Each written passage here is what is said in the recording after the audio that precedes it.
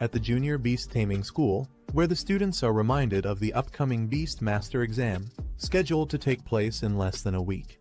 Tomorrow is the crucial day of the Beast Master Qualification Assessment. Inside the classroom, the teacher addresses the students, congratulating them on forming contracts with their first beasts. He emphasizes the importance of resting well and preparing thoroughly to achieve good results. After delivering his advice, he dismisses the class. Later, a group of students discusses the upcoming assessment.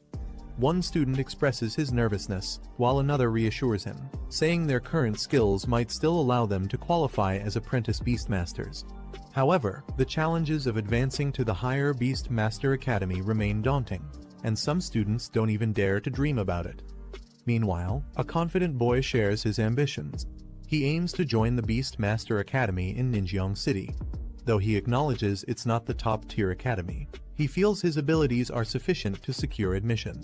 In contrast, another student worries about failing the apprentice exam, fearing a life of mediocrity if he doesn't succeed. Our boy Lin Zi reflects on the Beastmaster Qualification Assessment, knowing it will be held soon. He is a time traveler who entered this world just a week ago by traveling through time and space, taking over this body. As he sorts through the memories of his new host, he learns about the dark history of this world. Hundreds of years ago, during a catastrophic event, dimensional rifts opened, unleashing hordes of ferocious beasts. Despite the overwhelming threat, humanity fought back with resilience. Through brutal battles, they eventually discovered ways to tame these beasts, turning them into powerful allies for survival and combat. From the chaos of the past, the Beastmaster profession emerged, becoming a key force on the world stage. These individuals gained recognition for their ability to tame and control powerful beasts. In this era, beast tamers were revered as symbols of power, status, and authority. For anyone who aspired to elevate their societal standing, becoming a Beastmaster was the ultimate goal. It was not just a profession, it was a ticket to the elite class of society. For the younger generation, their dream was clear: to become a spirit master, wielding immense strength and influence.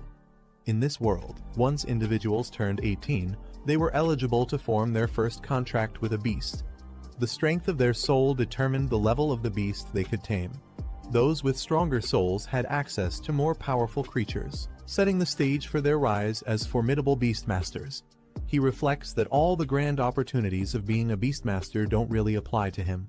Before he took over this body, the original owner had already formed a contract with a harmless little snowball beast that could only act cute. Frustrated, he realizes that the beast is not only non-lethal, but also incapable of evolving. It's a far cry from the powerful beasts that most beastmasters use to rise in status and power. This leaves him questioning if he's destined for an ordinary, mediocre life in this world. Feeling cheated by fate, he laments how others who time travel gain immense powers or world-destroying abilities, yet his own situation is so lackluster. He wonders why he ended up with such misfortune after coming to this world. As he broods over his unfortunate situation, a group of classmates approaches him. They mockingly tell him to stop worrying about becoming a beastmaster, suggesting that an ordinary office job would suit him just fine. They taunt him further, joking that he could use his harmless little snowball beast to sell ice cream at a mall entrance. They remark about selling iced mineral water, leaving Hid visibly angered. He glares at them but keeps his composure. Just then, a system begins to activate. A screen materializes before him, declaring that the achievement system has been successfully launched. Surprised and excited, he realizes this might be his long-awaited gold finger, the cheat ability often granted to travelers in other worlds. He wonders if it took so long to appear because it was charging, but now, everything could change. He is thrilled as the system activates fully, exclaiming that the heavenly sound of its arrival feels amazing. His gold finger has finally appeared. The system displays his current stats. His physique and spirit levels are slightly below average. His pet beast is the little Snowball, and he has no achievements or techniques yet.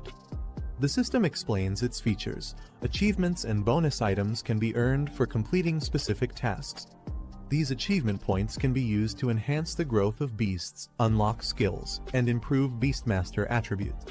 He is particularly thrilled at the idea of earning points and sees it as a game-changing opportunity. He turns his attention to his pet beast, Little Snowball. The system reveals that it has the Ice attribute, a Rank 1, Stage 1 beast. Its growth rate is currently 23.48%, and it possesses a skill called Cold Air Breath. Additionally, it can grow through fighting or consuming energy-rich items, and once it reaches 100% growth, it will evolve. He learns a crucial detail about Little Snowball. When its growth reaches 100%, it can trigger evolution. This revelation shocks him, as he had assumed that evolving was impossible for his pet beast. Curious, he delves deeper into the system's information. It reveals two possible evolutionary paths for Little Snowball. Giant Route. This path focuses on enhancing melee combat capabilities and physical strength while sacrificing control over ice elements. The next form, the Snow Monster, can evolve up to rank 5, making it a formidable brute force fighter. Queen Route. This path amplifies the beast's talent for ice element affinity and spell casting abilities while weakening its melee attributes. The next form, the Ice Crystal Spirit, can evolve up to the King rank, granting it immense magical prowess. He is stunned to realize that Little Snowball, which was thought incapable of evolving, might actually possess a hidden evolutionary route. He reflects on the possibilities, thinking that if this is true, he might not have to resort to mundane jobs like setting up an ice cream stall after all. Instead, he begins to wonder if he truly has a chance to become a Beastmaster. The system confirms that the Queen route could lead Little Snowball to evolve into the Ice Crystal Spirit, a form capable of reaching the prestigious King rank. The conditions for this evolution include achieving a 100% growth rate and obtaining rare items like Ice Element Essence and Spirit Jade. Excited by the potential, he decides to take immediate action. He plans to use achievement points to upgrade Little Snowball and help it grow. The system lists several achievements, including contracting the first pet beast, passing the Beastmaster qualification assessment, and enrolling in a Beastmaster Academy. Each achievement offers rewards, but for now, only the reward for contracting his first pet beast is available to collect. He eagerly claims the reward, receiving 100 achievement points and a spirit crystal. With excitement building, he turns his focus to Little Snowball, determined to use the achievement points to help it grow. He initiates the process, channeling the points into Little Snowball. Bright lights engulf the little creature, and the system announces a level up. Little Snowball's stats improve. With a surge of energy, Little Snowball successfully evolves to rank 1, stage 2, achieving a 100% growth rate. He is thrilled, seeing proof that his efforts and the system's capabilities are real. He marvels at the results, exclaiming how the level-up process actually works. The system informs him that he has consumed 77 achievement points, leaving 23 remaining. Little Snowball appears slightly stronger, but the protagonist can't help but feel underwhelmed by the brief and dazzling special effects. He jokes that as an F-class beast, Little Snowball's status isn't entirely unjustified. The system reminds him that for Little Snowball to continue evolving, he'll need 20 Ice Element Essences and 1 Spirit Jade. These items are rare and expensive, making the task more challenging. Despite the obstacles, he is determined to gather the resources and advance Little Snowball further. He begins planning his next steps, securing money and heading to the pet shop to buy the materials necessary for Little Snowball's evolution. As he walks, one of his classmates mocks him again, taunting him about selling ice cream with his snowball. Ignoring the jeers, he calmly reassures Little Snowball not to take such insults to heart. With determination, he declares that tomorrow's Beastmaster qualification assessment will depend on their combined efforts, signaling his resolve to prove everyone wrong. However, the mocking classmate sneers, calling him trash. He snaps back, the classmate revealed to be a member of the powerful Zhong family, the second largest family in Zhongning City. He responds, saying the Beastmaster final exam will prove who is truly worthless. Zhong Hao taunts him further, claiming that someone with a useless beast shouldn't even bother. Another classmate joins in, laughing that he should stick to selling popsicles instead. A girl named Guan intervenes, warning Zhong Hao not to cross the line. Zhong Hao, recognizing her, pretends to back off but continues to insult Lin Zi indirectly. He mocks her for associating with someone he considers trash and implies she would be better off siding with someone of higher status, like him. He reassures Guan, telling her there's no need to argue with the bullies. He confidently states that they'll understand the truth when the time comes. Afterward, he informs Guan that he needs to visit the pet store to prepare for tomorrow's qualification assessment. She agrees to head home on her own, wishing him luck. As he arrives at the store, Lindsay is struck by the high cost of evolution materials, lamenting how months of savings disappear in a single purchase. Returning from his errands, he is greeted by Guan, who invites him over for dinner at her house. She mentions her mother asked her to extend the invitation. He agrees, saying he'll join later. As the conversation shifts, Guan hesitantly brings up the Beastmaster qualification assessment happening the next day. She asks if he will accompany her to the event. Lindsay calmly replies that he also needs to participate, surprising her. Excited, she encourages him to show up strong and make an impression, especially against Zhong Hao and his gang. He reassures Guan, confidently promising to handle the situation. She smiles, takes her leave, and he watches her go, determined to make tomorrow's assessment a turning point. Later, sitting at home, he reflects on the high cost of the ice element essence and spirit jade. Addressing little Snowball, he mentions that leveling up in the future will require even more resources. He lays out the materials, encouraging little Snowball to eat and evolve. Watching his pet beast consume the items, he gently reminds it to take its time, as no one will compete for the resources. Suddenly, little Snowball begins to glow and expand, signaling the start of its evolution. Surprised, the Lindsay exclaims, wondering if this is truly happening. A sudden glow from little Snowball. He steps back, surprised, as an overwhelming burst of energy surrounds them. Little Snowball begins to change, evolving into a new form. Amidst the dazzling spectacle, little Snowball transforms into the Ice Crystal Spirit, a Rank 2, Stage 2 beast. The system lists its new skills, including Icicle and Extreme Cold Domain, and reveals that its next evolution would be into the Snow Maiden, requiring even rarer materials to advance further. He is ecstatic, declaring the evolution a success. He proudly admires the Ice Crystal Spirit, realizing that this marks a turning point in his journey. He checks his pet Snowball's stats, and is surprised to see that its rank has directly jumped to Rank 2, Stage 2. This level of growth is unexpected since the average strength of pets at his school typically lies between Rank C and Rank E. Snowball radiates an icy aura that surprises Lindsay with its intensity. Holding it in his arms, he shivers and comments on how cold it feels. As he observes Snowball's surroundings, the icy energy continues to grow stronger, creating a frosty explosion around them.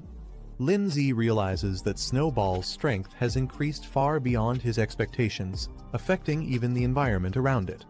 The achievement notification confirms Snowball's evolution, granting Lindsay 100 achievement points and a Strength Crystal Roman 11 as rewards for reaching this milestone. He reflects on the materials he used for Snowball's evolution. He notes that without the system prompt guiding him, no one would have considered feeding such rare resources to a weak pet beast. Confident in his decision, he activates the system to extract his rewards. 2 items materialize in front of him, a glowing spirit crystal and a strength crystal. The spirit crystal enhances spiritual strength, which determines the number and level of pets he can contract. The strength crystal boosts his physical fitness, a crucial attribute for survival. Without hesitation, Lindsay consumes the strength crystal. As he absorbs the strength crystal, a surge of power courses through his body. He feels a transformation beginning to take effect. His physique becomes visibly enhanced, surrounded by a powerful aura of energy. The system panel displays his updated stats. His physique has doubled from 1 to 2, his spirit from 0.8 to 1.8, and his spirit power from 80 to 180. Snowball's rank is confirmed as Ice Crystal Spirit, Rank 2, Stage 2, while his achievement points have risen to 123. Testing his newfound strength, Lindsay punches the air, feeling the cold no longer affect him. Instead, a steady stream of energy flows from within, marking a significant breakthrough in his abilities. He tests his enhanced strength by punching a wall, leaving a deep crack. He reflects on the importance of physical strength, even for those who rely on their pets. In dangerous situations, being physically strong can significantly increase survival chances. Meanwhile, Snowball clings to Lindsay's leg, making adorable noises. Lindsay smiles confidently and decides to take the next step in their evolution. Determined, he boldly declares, "Just go all in," and decides to use all his achievement points. As he channels his energy into Snowball, a radiant light surrounds them both. The system confirms the upgrade Snowball has reached Rank 1, Stage 2, with a 100% growth rate. He uses 123 achievement points, pushing Snowball to Rank 2, Stage 4, with a growth rate of 24%. Snowball now radiates an icy and confident aura, indicating its immense power. Lindsay smirks, confident about the upcoming evaluation. He knows the Advanced Association will be shocked by their progress. The next day, Lindsay walks through the bustling city streets alongside his sister Guan. She asks if he's ready, and Lindsay confidently replies that he's not only ready, but also determined to obtain the Beast Master qualification today. Guan beams with excitement, noting how motivated Lindsay has become. She comments that the old him would have never participated in something like this. He smiles and responds, "People will always change." Meanwhile, some students nearby notice them. One points out Guan, calling her a talented third-year student at Pinghai No. One middle school, and questions why she's always with someone like Lindsay, whom they consider a loser. Another student mentions that Zhu Hong confessed his love to Guan the previous day and was rejected. Frustrated, one girl expresses her disbelief, questioning what makes Guan so special and why others seem to admire her. One of the students hushes the others, reminding them to keep their voices down. Lindsay, overhearing their comments, reveals internally that Guan is his cousin. Despite being a genius and admired by many at Pinghai No, one middle school, Guan doesn't seem to care about others' opinions. As they walk together, Guan asks Lindsay if he really plans to use Little Snowball in the qualification assessment. Lindsay smiles confidently and assures her, "Of course, don't underestimate Little Snowball." Guan playfully suggests celebrating if they pass the assessment, and Lindsay jokingly hugs her, causing her to exclaim in surprise. She mentions a store she has wanted to visit for a long time. Suddenly, they are interrupted by a loud voice calling out to Guan, demanding her to stop. A young girl points at her, accusing her of stealing her boyfriend.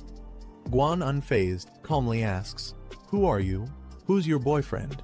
Guan identifies the girl's so-called boyfriend as Zhu Hong.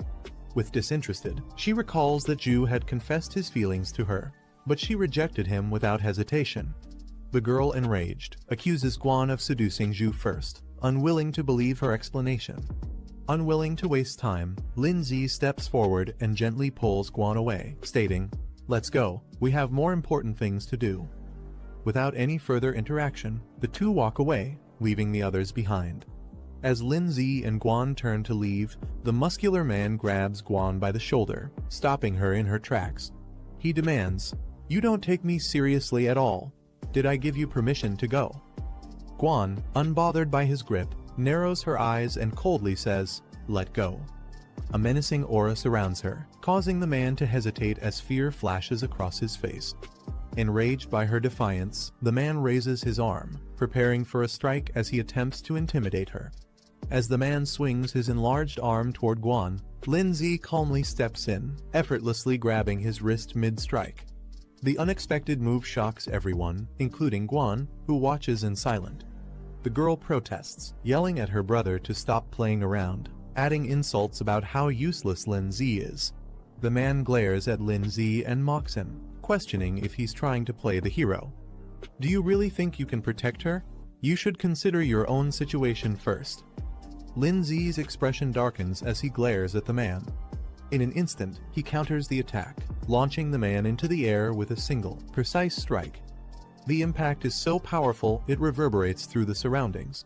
The man crashes to the ground with tremendous force, shocking his sister, who screams, "Brother," as she rushes toward him. Lindsay stands unfazed as Guan watches from a distance. Lindsay adjusts his jacket with a calm demeanor and tells the onlookers, "I'm her brother. If you need something, just ask me." The man's frustrated and bruised.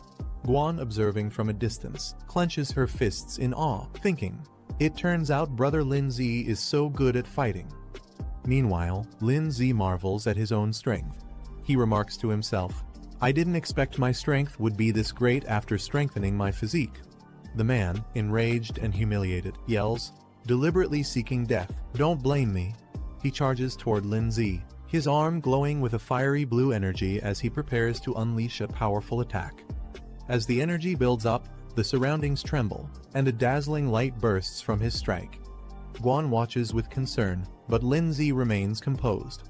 Suddenly, the man's summoned beast, a ghost wolf, its spectral form exudes a chilling aura, and its system stats reveal it to be a rank 2, stage 1 beast. The man smirks confidently, pointing at his ghost wolf. He mocks Lin-Zi and Guan, saying 2 high school students like them could never compete against his rank 2 beast. Guan observes the situation, realizing her pet beast is only at rank 1, stage 7. Though she has some faith in it, she understands the huge power gap. She admits the chances of victory are slim but resolves to fight anyway, knowing there's no alternative. As Guan starts preparing herself, she notices Lin-Zi moving forward. Surprised, she calls out, asking him what he's doing. Lin-Zi glances back at her, confidence as he takes charge of the situation. Guan hesitates and asks Lin-Zi if he's planning to use Little Snowball and another plan she suspects. He confidently assures her not to worry, that her qualification assessment must not be jeopardized. He tells her to leave everything to him. The girl mocks Lin-Zi, ridiculing him for his so-called qualifications and how someone like him dares to speak so boldly. She urges her brother to take action and teach Lin-Zi a lesson. The man, unfazed by Lin-Zi's confidence, orders his ghost wolf to attack. The wolf charges forward with immense power. Lin-Zi steps forward, his hand glowing with power as he prepares to confront the ghost wolf. The ghost wolf leaps toward him with blinding speed. The wolf's attack connects with a burst of light. Suddenly, Snowball unleashes its ability.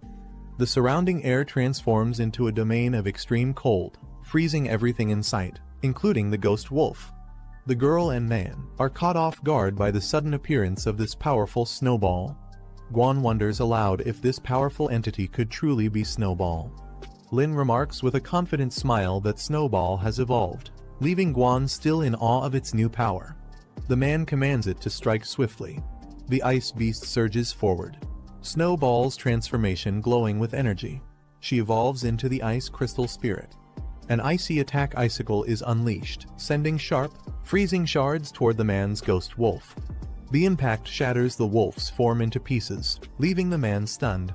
He stares at the scattered ice fragments in disbelief, muttering, "Impossible," regaining his composure. The man yells at Snowball's master, Lin-Zi, questioning how a mere high schooler's pet, only at rank 1, stage 9, could instantly defeat his rank 2 pet beast. The man panics, realizing they've underestimated Lin-Zi's pet beast. He hurriedly tells his sister they need to leave, admitting their miscalculation. Before they can retreat, Lin-Zi blocks their path, calmly but firmly making it clear they aren't allowed to leave. The man and sister are frozen in fear as Lin-Zi unleashes a massive icicle attack, covering the ground in ice and leaving them stunned and powerless. The man, now completely overwhelmed, bows his head and apologizes. He admits his mistake and pleads for forgiveness, addressing Lin-Zi as Big Brother. Lin-Zi reminds him that his apology is directed at the wrong person. Realizing his error, the man turns to Guan, apologizing sincerely for his behavior. He assures her it won't happen again and vows to teach his subordinate a lesson for causing this mess. The sister watches her brother in disbelief, softly calling out to him, clearly shocked by his sudden regret. The man, frustrated with his sister's hesitation, scolds her and forces her to apologize quickly. As the situation de-escalates, Guan dismisses their apology, telling them to leave immediately. The man quickly agrees and grabs his sister to retreat. Lin-Zi standing next to Snowball, who now looks stronger and more composed. He gives a slight nod, acknowledging the resolution. The man and sister hurriedly flee the area. Guan excitedly praises Lin-Zi, amazed at how he defeated a rank 2 ghost wolf. She asks how he managed it and wonders if Snowball, now the ice crystal spirit, can evolve further. Lin-Zi acknowledges her excitement, but reminds her they have little time and need to hurry to the qualification exam venue. Snowball cheerfully follows as Lin-Zi strokes her head, radiating confidence. in the Imperial Beast Association building, where a crowd has gathered. Among them, several onlookers marvel at the magnificent Origin Stone, a mysterious artifact central to their training and examinations. At the Imperial Beast Association, Guan and Lin Zi observe the Origin Stone. Guan marvels at its size, while Lin Zi notes that it doesn't seem extraordinary at first glance. As the qualification begins, Lin Zi reflects on the importance of this test. It's the final assessment of the year, and failure would mean losing the chance to become a Beastmaster. Determined, he resolves to succeed. A representative addresses the candidates, explaining the process. Each participant has received a bronze medal, with rankings low, medium, high, and superior indicating their level. These medals are the key to accessing the Origin Stone realm. The representative explains the rules. Candidates must choose the difficulty level of their challenge. Higher difficulties offer greater rewards but come with increased risks. The rewards include enhancements like increased spirit, physique, and pet growth rates, as well as unlocking additional pet slots. The Origin Stone displays the rewards for each level: low, medium, high, and superior, with superior offering the most significant benefits. The crowd reacts with mixed emotions. Some are inspired, dreaming of passing the superior difficulty, while others doubt their chances, knowing the difficulty of even the high level. One participant resolves to clear the lowest level and secure their promotion. Guan turns to Lin Zi, curious about his choice. Lin Zi remains silent, deep in thought, as he considers his decision. The examiner advises the candidates to carefully select their difficulty level, as it will affect their future development. Guan hesitates, contemplating her decision as she stares at the options on her medal. The Origin Stone displays the choices made by the participants. Most choose low and medium difficulties, while only one person selects high, and another dares to pick superior. The crowd reacts in disbelief, mocking the person who chose the superior level, calling it reckless. They doubt whether such a person can handle the challenge, laughing at their audacity. The crowd mocks the superior selection, joking that someone might have accidentally pressed it by mistake, calling the decision foolish. Meanwhile, Lin Zi, holding his medal, displays a confident smirk. He is determined, silently declaring that whoever challenges him will fail to apply to the Imperial Beast Academy this year. Guan notices Lin Zi selecting the superior difficulty and is shocked. She expresses her concern, warning him that failure would cost him the chance to apply to the Imperial Beast Academy this year. Lin Zi, however, remains confident, reassuring her with a calm smile that he knows what he's doing and has it under control. Nearby, the crowd starts speculating about the person who chose superior difficulty. They assume it must have been a mistake or that the person is overconfident and foolish. The examiner questions Lin Zi, wondering if he ignored the earlier advice to carefully consider his choice. Lin Zi, holding his medal, confidently states that his decision was made after careful thought. The examiner's demeanor darkens as he skeptically asks if Lin Zi truly believes he can pass the superior difficulty. Lin Zi, unfazed, firmly responds with determination in his eyes, "Of course."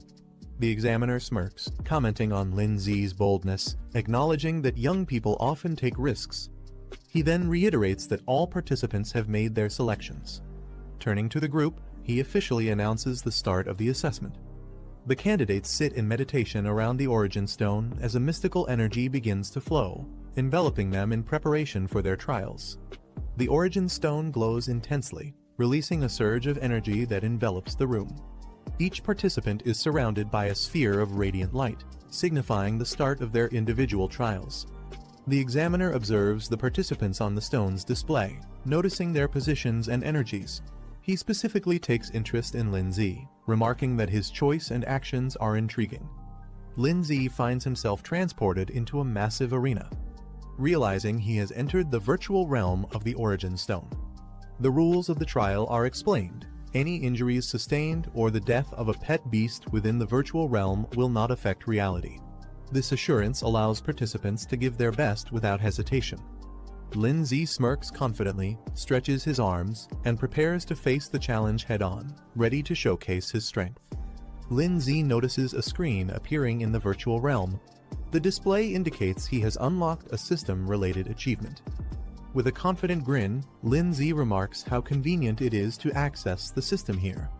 The screen confirms his reward: 100 achievement points and a spirit crystal. He taps the screen to claim the rewards, stating that the spirit crystal and points will be useful for the trials ahead. After claiming his rewards, Lin Z notices the system displaying an increase in his attributes. His stats have been significantly boosted, along with a notable enhancement in Little Snowball's abilities. Smiling confidently, Lin Z clenches his fist and thinks to himself that his chances of victory have increased dramatically.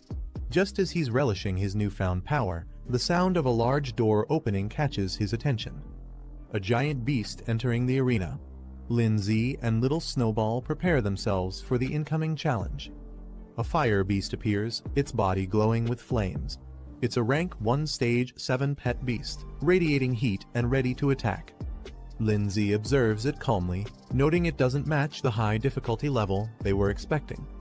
The fire beast launches a blazing attack, spewing a fiery blast toward Lin Z and Snowball. Unfazed, Lin Z smirks and counters the attack with Snowball's evolved powers. He commands, unleashing ice crystal chains, which instantly freeze the fire's momentum. Snowball charges up its energy, surrounded by icy spikes, and launches a concentrated attack. The explosion of frost collides with the fire beast's flames, creating a massive burst of energy.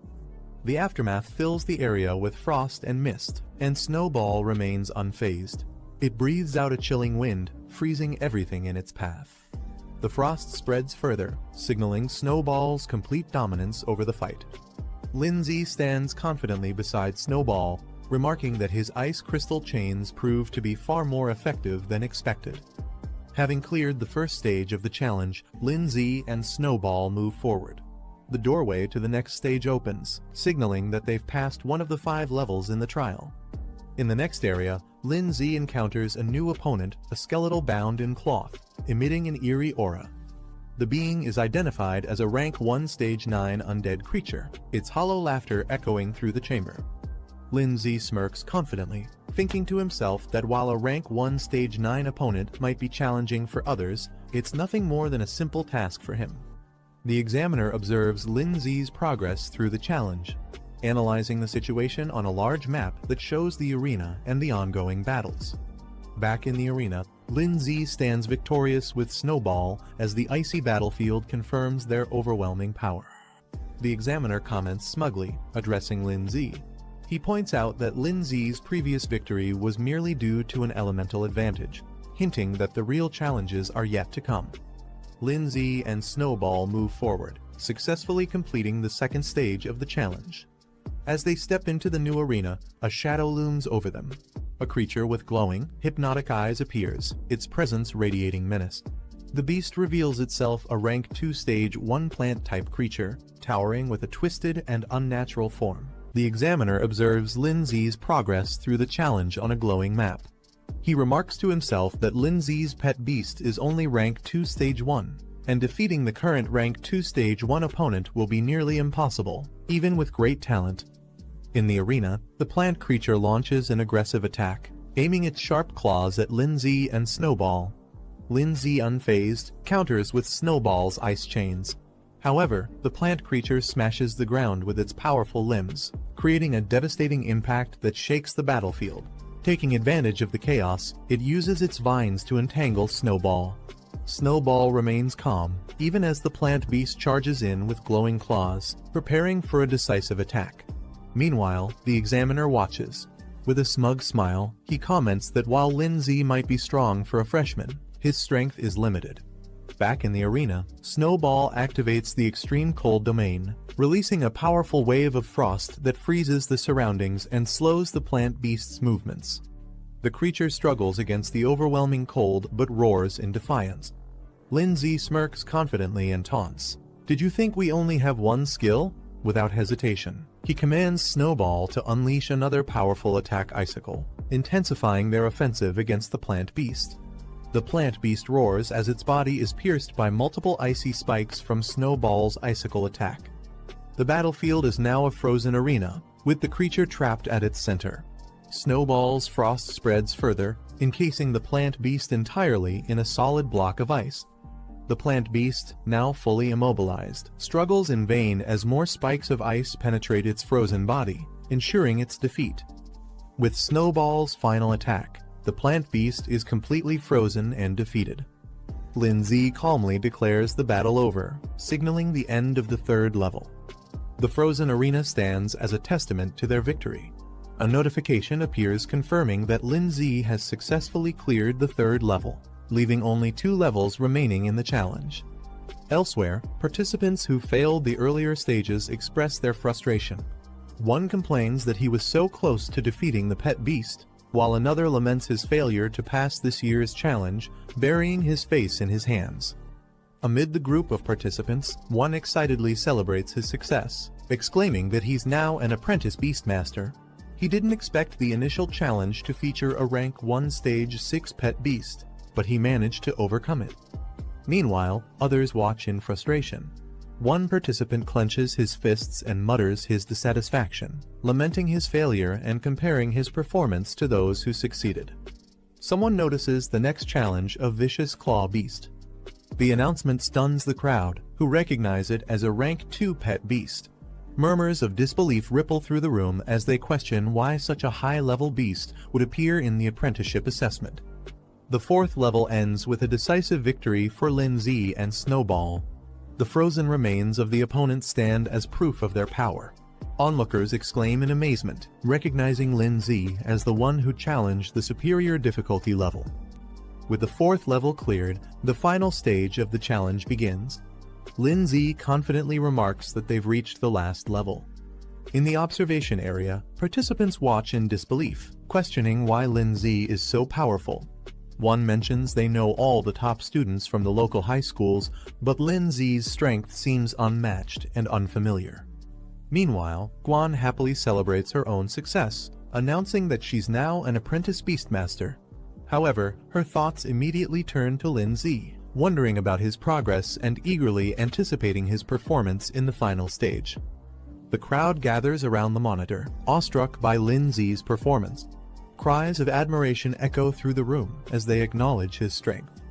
Guan, watching closely, realizes that Lindsay has cleared the 4th level on superior difficulty. She clenches her fists in excitement, calling it incredible. As the final stage begins, the roar of the beast resonates through the arena. A massive saber-toothed lion emerges. Its sheer size and ferocity shock the onlookers. "It's a rank 2 stage 5 beast," someone exclaims in disbelief. Others remark how impossible it is for a newcomer to defeat such a creature. Guan, though visibly concerned. Lindsay watches calmly as Snowball prepares for battle, commenting that he's finally facing a worthy opponent. Snowball summons another icicle attack, its sharp fragments shooting forward with incredible speed. The enemy's movements are lightning fast, making it difficult for Lindsay to track. He's caught off guard, realizing the speed of the saber claw assault as it closes in on Snowball. Snowball braces herself against the powerful attack, the clash sending shockwaves through the area as both sides fight for dominance. Snowball takes a direct hit, showing signs of wear as the intense battle continues.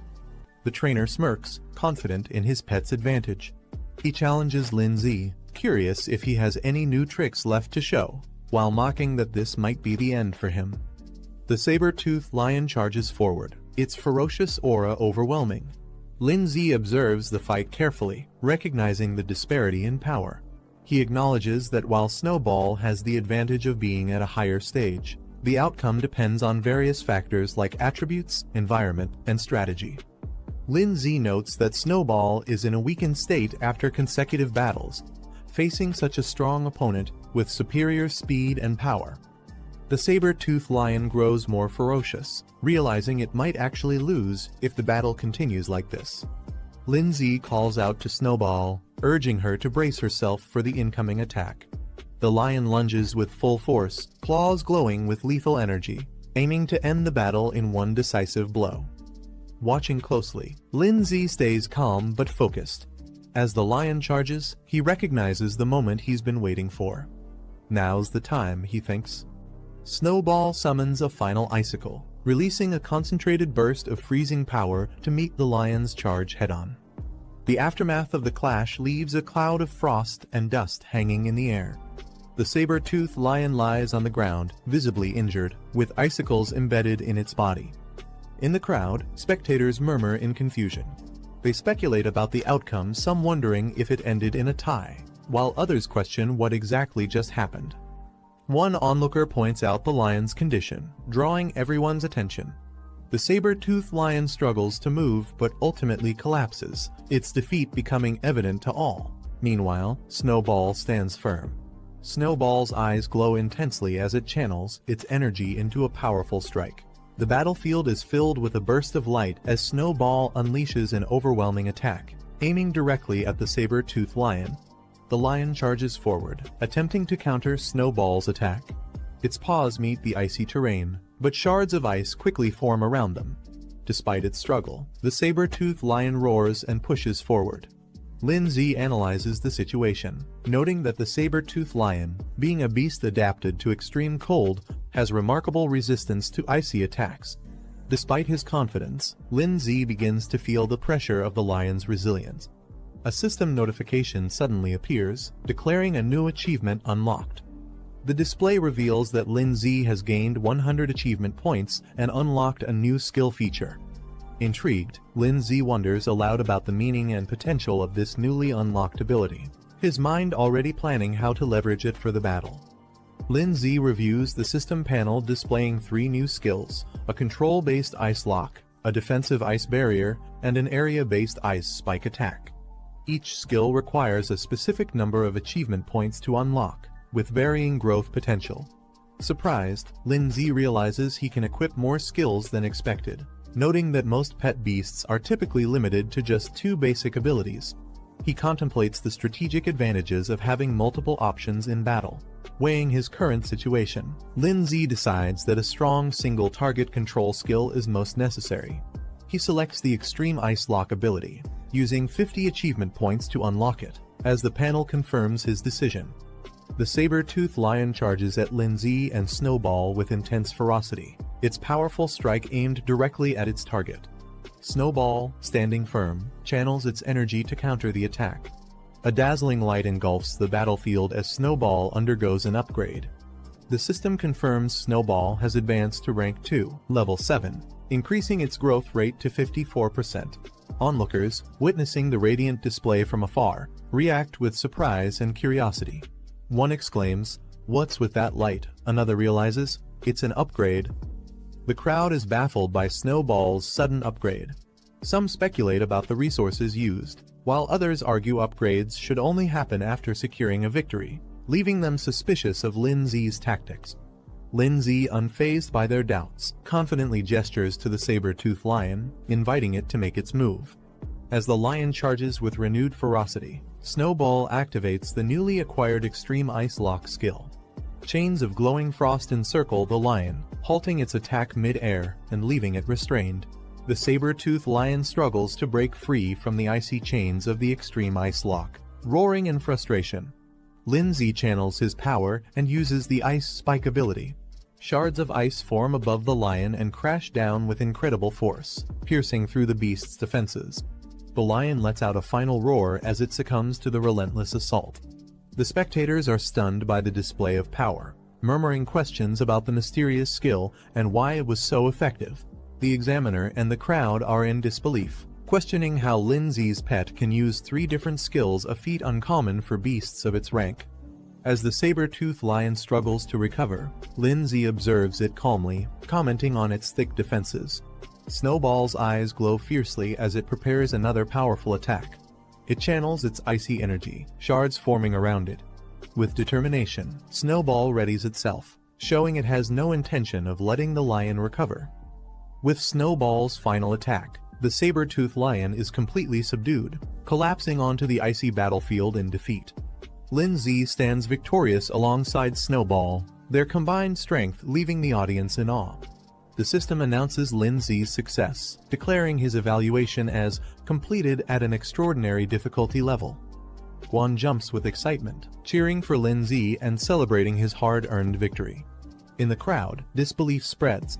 Some accuse Lindsay of bribing the examiner, unable to accept his unexpected win. Others speculate about his methods, still skeptical of his capabilities. The examiner, however, remains composed. He acknowledges Lin Zi's exceptional talent, remarking that while he's seen many young beast tamers, none have impressed him as much as Lin Zi with his silent yet commanding performance. After the battle, Lin Zi's stats receive a significant boost, reflecting his successful completion of the challenge. Snowball's status is displayed, now ranked at level 3, stage 1, with an impressive 84% growth rate and mastery of 3 powerful skills. The examiner, still observing, acknowledges the extraordinary difficulty of the test and how much Lin Zi's capabilities have grown as a result. The performance leaves him and others deeply impressed. The system displays another notification. Lin Zi is now eligible to form a contract with a second beast, marking a major milestone in his journey. Lin Zi reflects on his next step, deciding which beast to form a contract with as his second companion. He considers his options, planning to visit a pet shop to explore the possibilities. The system announces Lin Zi's rewards, 200 achievement points and a spirit stone, acknowledging his successful completion of the trial. The notification also signals the conclusion of the evaluation. As the trial ends, Lin Zi opens his eyes, finding himself back in the real world. A crowd gathers around him, their silence filled with curiosity and astonishment at his extraordinary performance. Lin Zi sits calmly, unaffected by their reactions. Lin Zi finds himself surrounded by curious classmates, bombarding him with questions about how he accomplished such an extraordinary feat. They're particularly amazed by Snowball, an ice element beast they've never encountered before. Guan, overcome with joy, rushes to Lin Zi and hugs him tightly, exclaiming how she always believed he would succeed. Lin Zi, initially surprised by her reaction, smiles warmly. The examiner approaches Lin Zi, acknowledging his impressive performance. As the surrounding crowd watches, students murmur in surprise. It's rare to see an examiner apologizing to a student. However, Lin Zi remains calm and unbothered. The examiner directly addresses Lin Zi, offering him a spot in the Beastmaster Association. He further explains the benefits, mentioning that Lin Zi could secure a high-ranking position with exclusive privileges. Even top graduates don't easily receive such offers. Guan, standing beside Lin Zi, urges him to accept, recognizing the rarity of this opportunity. The competition for a spot in the Beastmaster Association is intense, like crossing a narrow bridge against thousands of others. Lin Zi considers the offer. Accepting would mean all his academy expenses, including tuition and living costs, would be covered. It would also raise his status in everyone's eyes. However, he knows there's no such thing as a free lunch. Opportunities like this always come with hidden costs. Facing the examiner, Lin Zi politely declines, stating he has already made up his mind and will decide his future after graduation. His firm response leaves the examiner and the surrounding students momentarily stunned. After Lin Zi declines the offer, another student eagerly steps forward, asking if he can take the spot instead. The examiner ignores him, his focus still on Lin Zi.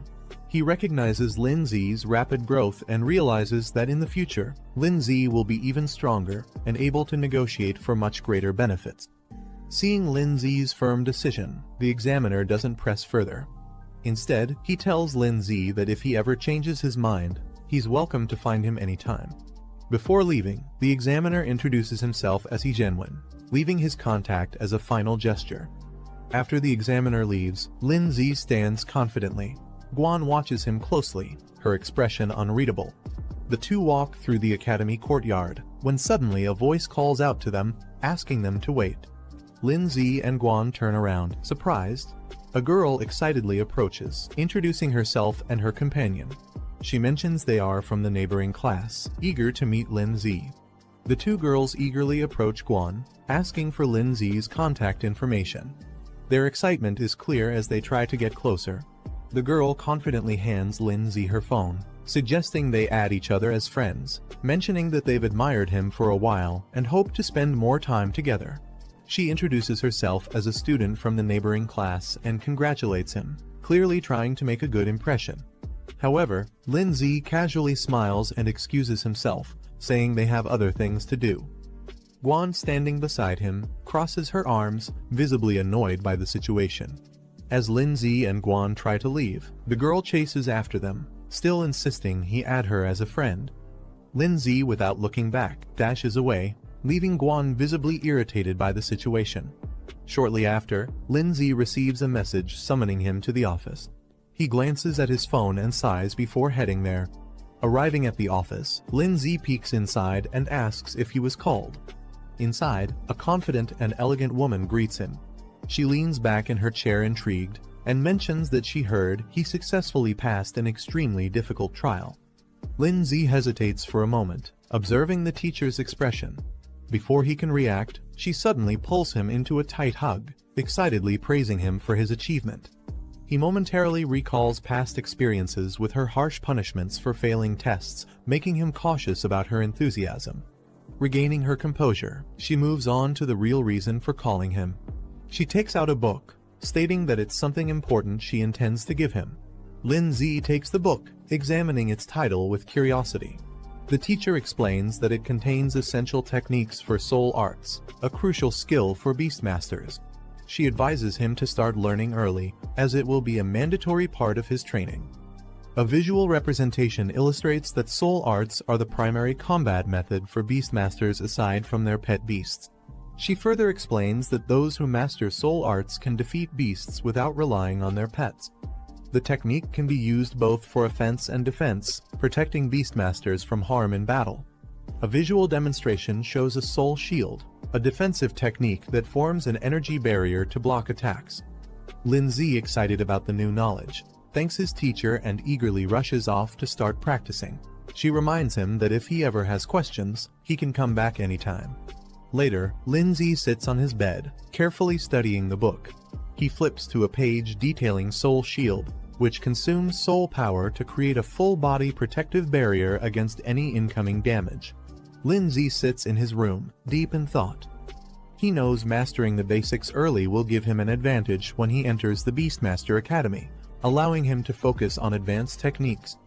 Determined, he begins meditating, channeling his energy as a powerful blue aura swirls around him.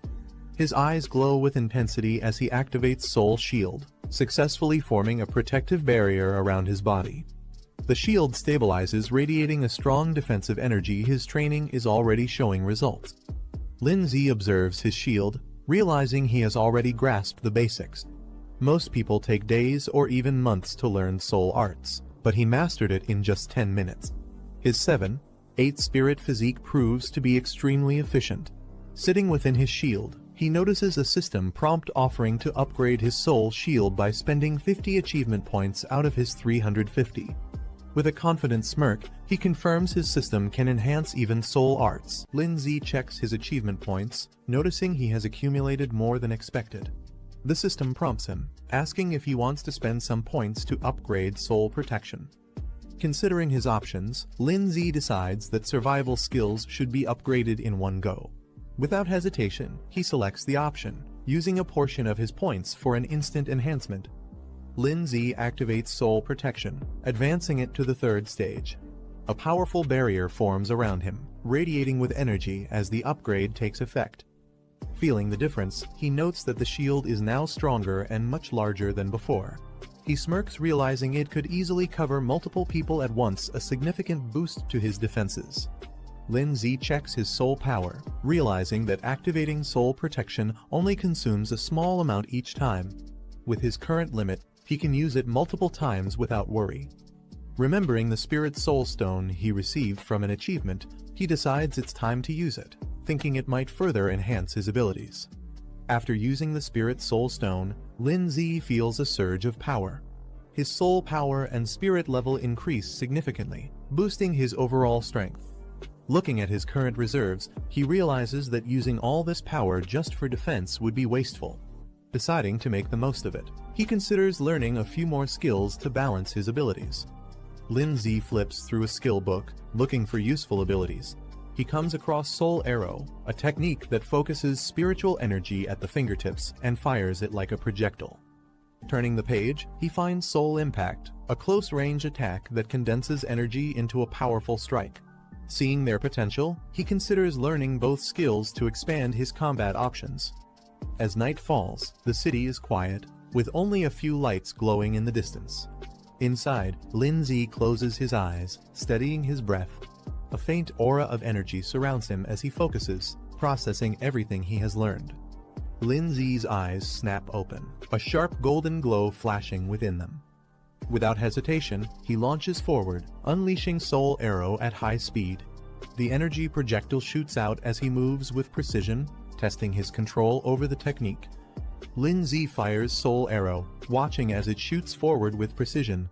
Though the attack isn't highly destructive, he notes its accuracy is impressive, making it a reliable long-range option. Satisfied with the test, he moves on to the next skill, Soul Impact. Clenching his fist, golden energy gathers around it. Lin Zi gathers energy into his fist, golden flames surging around him as he unleashes Soul Impact. The force explodes forward, sending shockwaves through the room. Testing its power further, he throws a punch, consuming 30 soul power in an instant. The impact is strong, confirming that this close-range attack will be a devastating addition to his arsenal. Lin Zi observes the aftermath of his soul impact, surprised by the sheer damage it caused. The wall in front of him is shattered, proving the technique's destructive potential. A system notification appears, informing him that he has successfully learned 3 soul techniques and has been rewarded with a soul recovery potion, which can instantly restore all his soul power. Lin Zi looks at the shattered wall, satisfied with soul impact's effectiveness. He decides to save his soul recovery potion for a crucial moment, knowing it could be a game-changer in battle. Feeling confident, he spends 100 achievement points to upgrade Soul Arrow and Soul Impact to level 2. With his skills now stronger, Lin Zi decides to save his remaining achievement points for emergencies. With his skills upgraded, he shifts his focus to his next goal, earning money to buy a second pet beast. The next day, he heads to the mission center, a place where trainers take on tasks to earn rewards.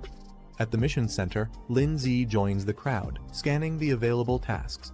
The screens display various missions, each offering different rewards. Confident in his abilities, he decides to start with basic level missions. Given his current strength, completing them shouldn't be a problem, and it's a good way to earn money quickly. Lin Zi scans the mission list, evaluating the rewards.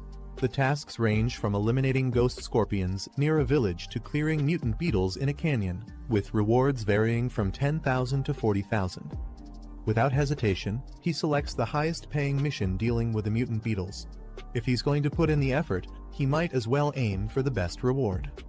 After selecting the mutant beetle mission, Lin Zi is notified that, as a beginner beast master, he has been automatically assigned 3 teammates for safety, and the reward will be split among them. Annoyed, he punches a training dummy, frustrated that he has to share the earnings. He was confident he could handle it alone. A mission map appears, marking the target location, Iron Bell Canyon. He needs to arrive before 2 p.m., ready for the hunt. Lin Zi arrives at Iron Bell Canyon, where his assigned teammates are already waiting. The canyon is rugged, with flags marking the mission site. A man with green hair, identified as Zhang Jin, a low-tier beast master, smirks upon seeing Lin Zi. Mocking him, he comments that Lin Zi took long enough to arrive and questions if he's even graduated yet. Another teammate, Zhao Mingxian, a muscular low-tier beast master, frowns upon seeing Lin Zi. He questions why they got stuck with someone inexperienced, clearly unimpressed. Before the situation escalates, Yu Zuyun, the only female in the group, steps in with a smile. She tells them to relax and not be too harsh on Lin Zi, lightening the mood with her friendly attitude. Yu Zuyun playfully tells Lin Zi to just follow her lead, reassuring him. Lin Zi responds with a relaxed smile, admitting that he hasn't graduated yet and will be relying on them for this mission.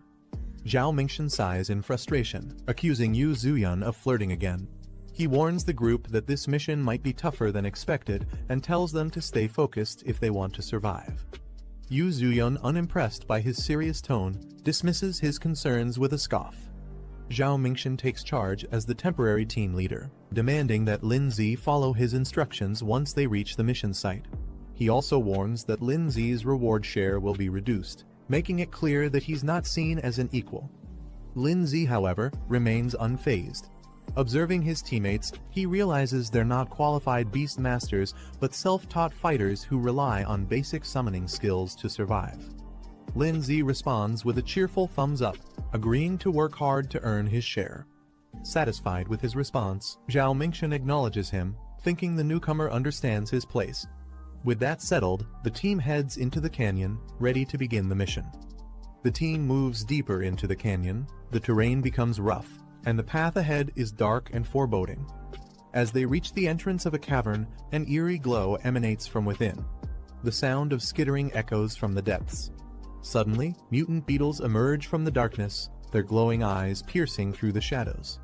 Among them, a larger, more menacing beetle appears.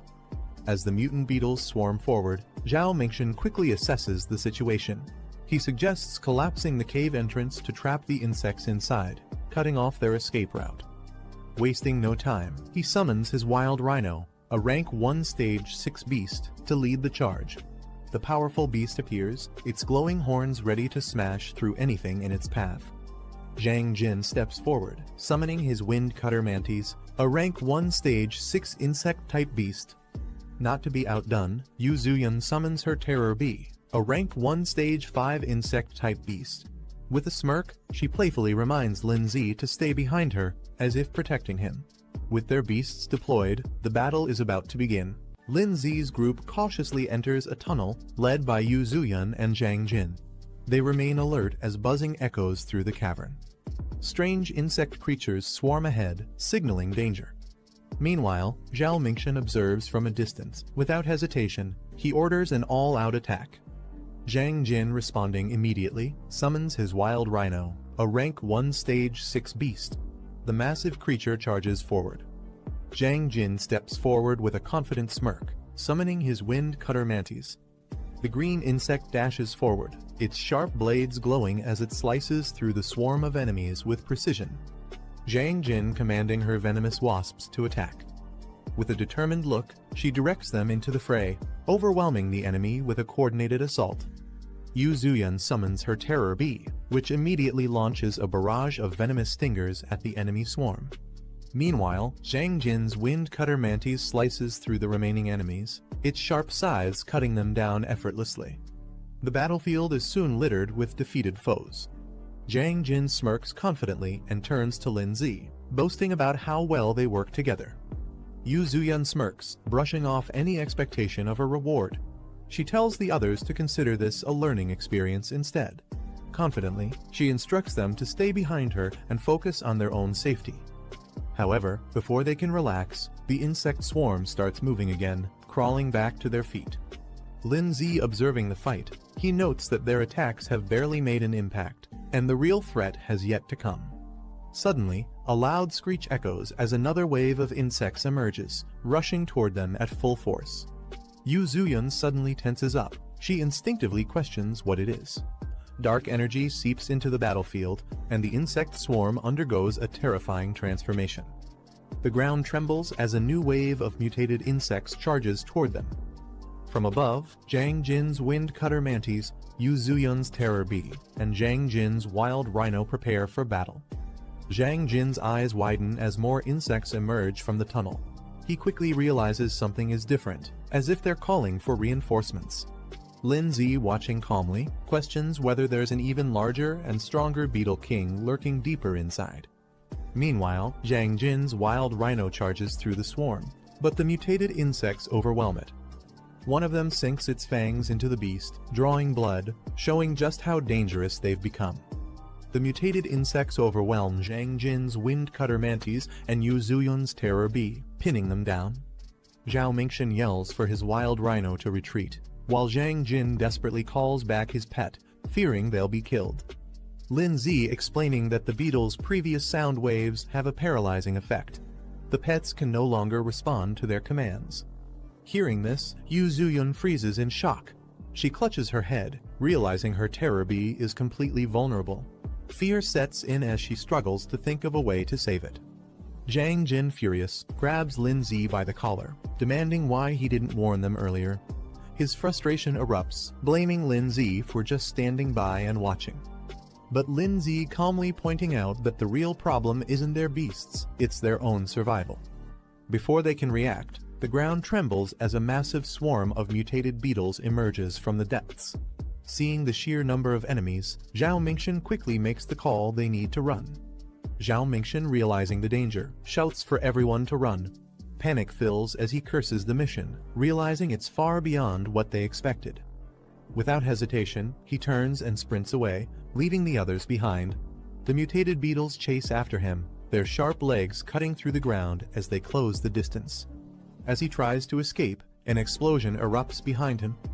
The force sends him stumbling forward, and his eyes widen in fear something even more dangerous is coming. Just as the swarm is about to overwhelm them, Lin Zi calmly steps forward. A glowing barrier forms around the group, shielding them from the incoming attack. Zhang Jin watches in disbelief, recognizing it as soul art, a technique only students from the Beast Academy should know. Shocked, he questions how a high schooler like Lin Zi could use it.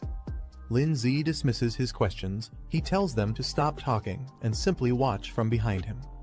Zhang Jin watches in shock, unable to process what he's seeing. Lin Zi calmly summons his ice crystal spirit. Both Zhao Mingxian and Yu Zuyan stare in disbelief. They have never seen a beast like this before. While the others are still in awe, Lin Zi analyzes the enemy calmly. The beetles, despite their numbers, are at most rank 1, stage 7, making them manageable. However, without any large-scale attacks, the others stand no chance of fighting back. With a confident smirk, Lin Zi reveals his true strength.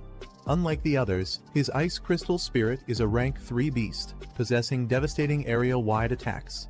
As he raises his hand, his beast activates extreme cold domain. A chilling wave of ice spreads across the battlefield, instantly freezing the entire insect swarm in place. The once overwhelming horde is turned into an icy grave. Lin Zi glances back at the stunned group, casually reminding them that they still have a chance to retrieve their beasts if they're willing to abandon their rewards. Zhao Mingxian, Zhang Jin, and Yu Zuyan hesitate. The reality of their situation is now painfully clear. Zhao Mingxian, now overwhelmed, raises his hands in surrender. He offers all their rewards in exchange for safe passage, pleading to be allowed to retrieve their beasts and leave peacefully. Before a response comes, Zhang Jin steps forward, furious. He can't believe Lin Zi is still pressuring them even after proving his dominance. Mocking Lin Zi, he questions if he really thinks he's some legendary student who passed an impossible trial. Lin Zi's expression remains calm but firm. Without hesitation, he confirms his identity.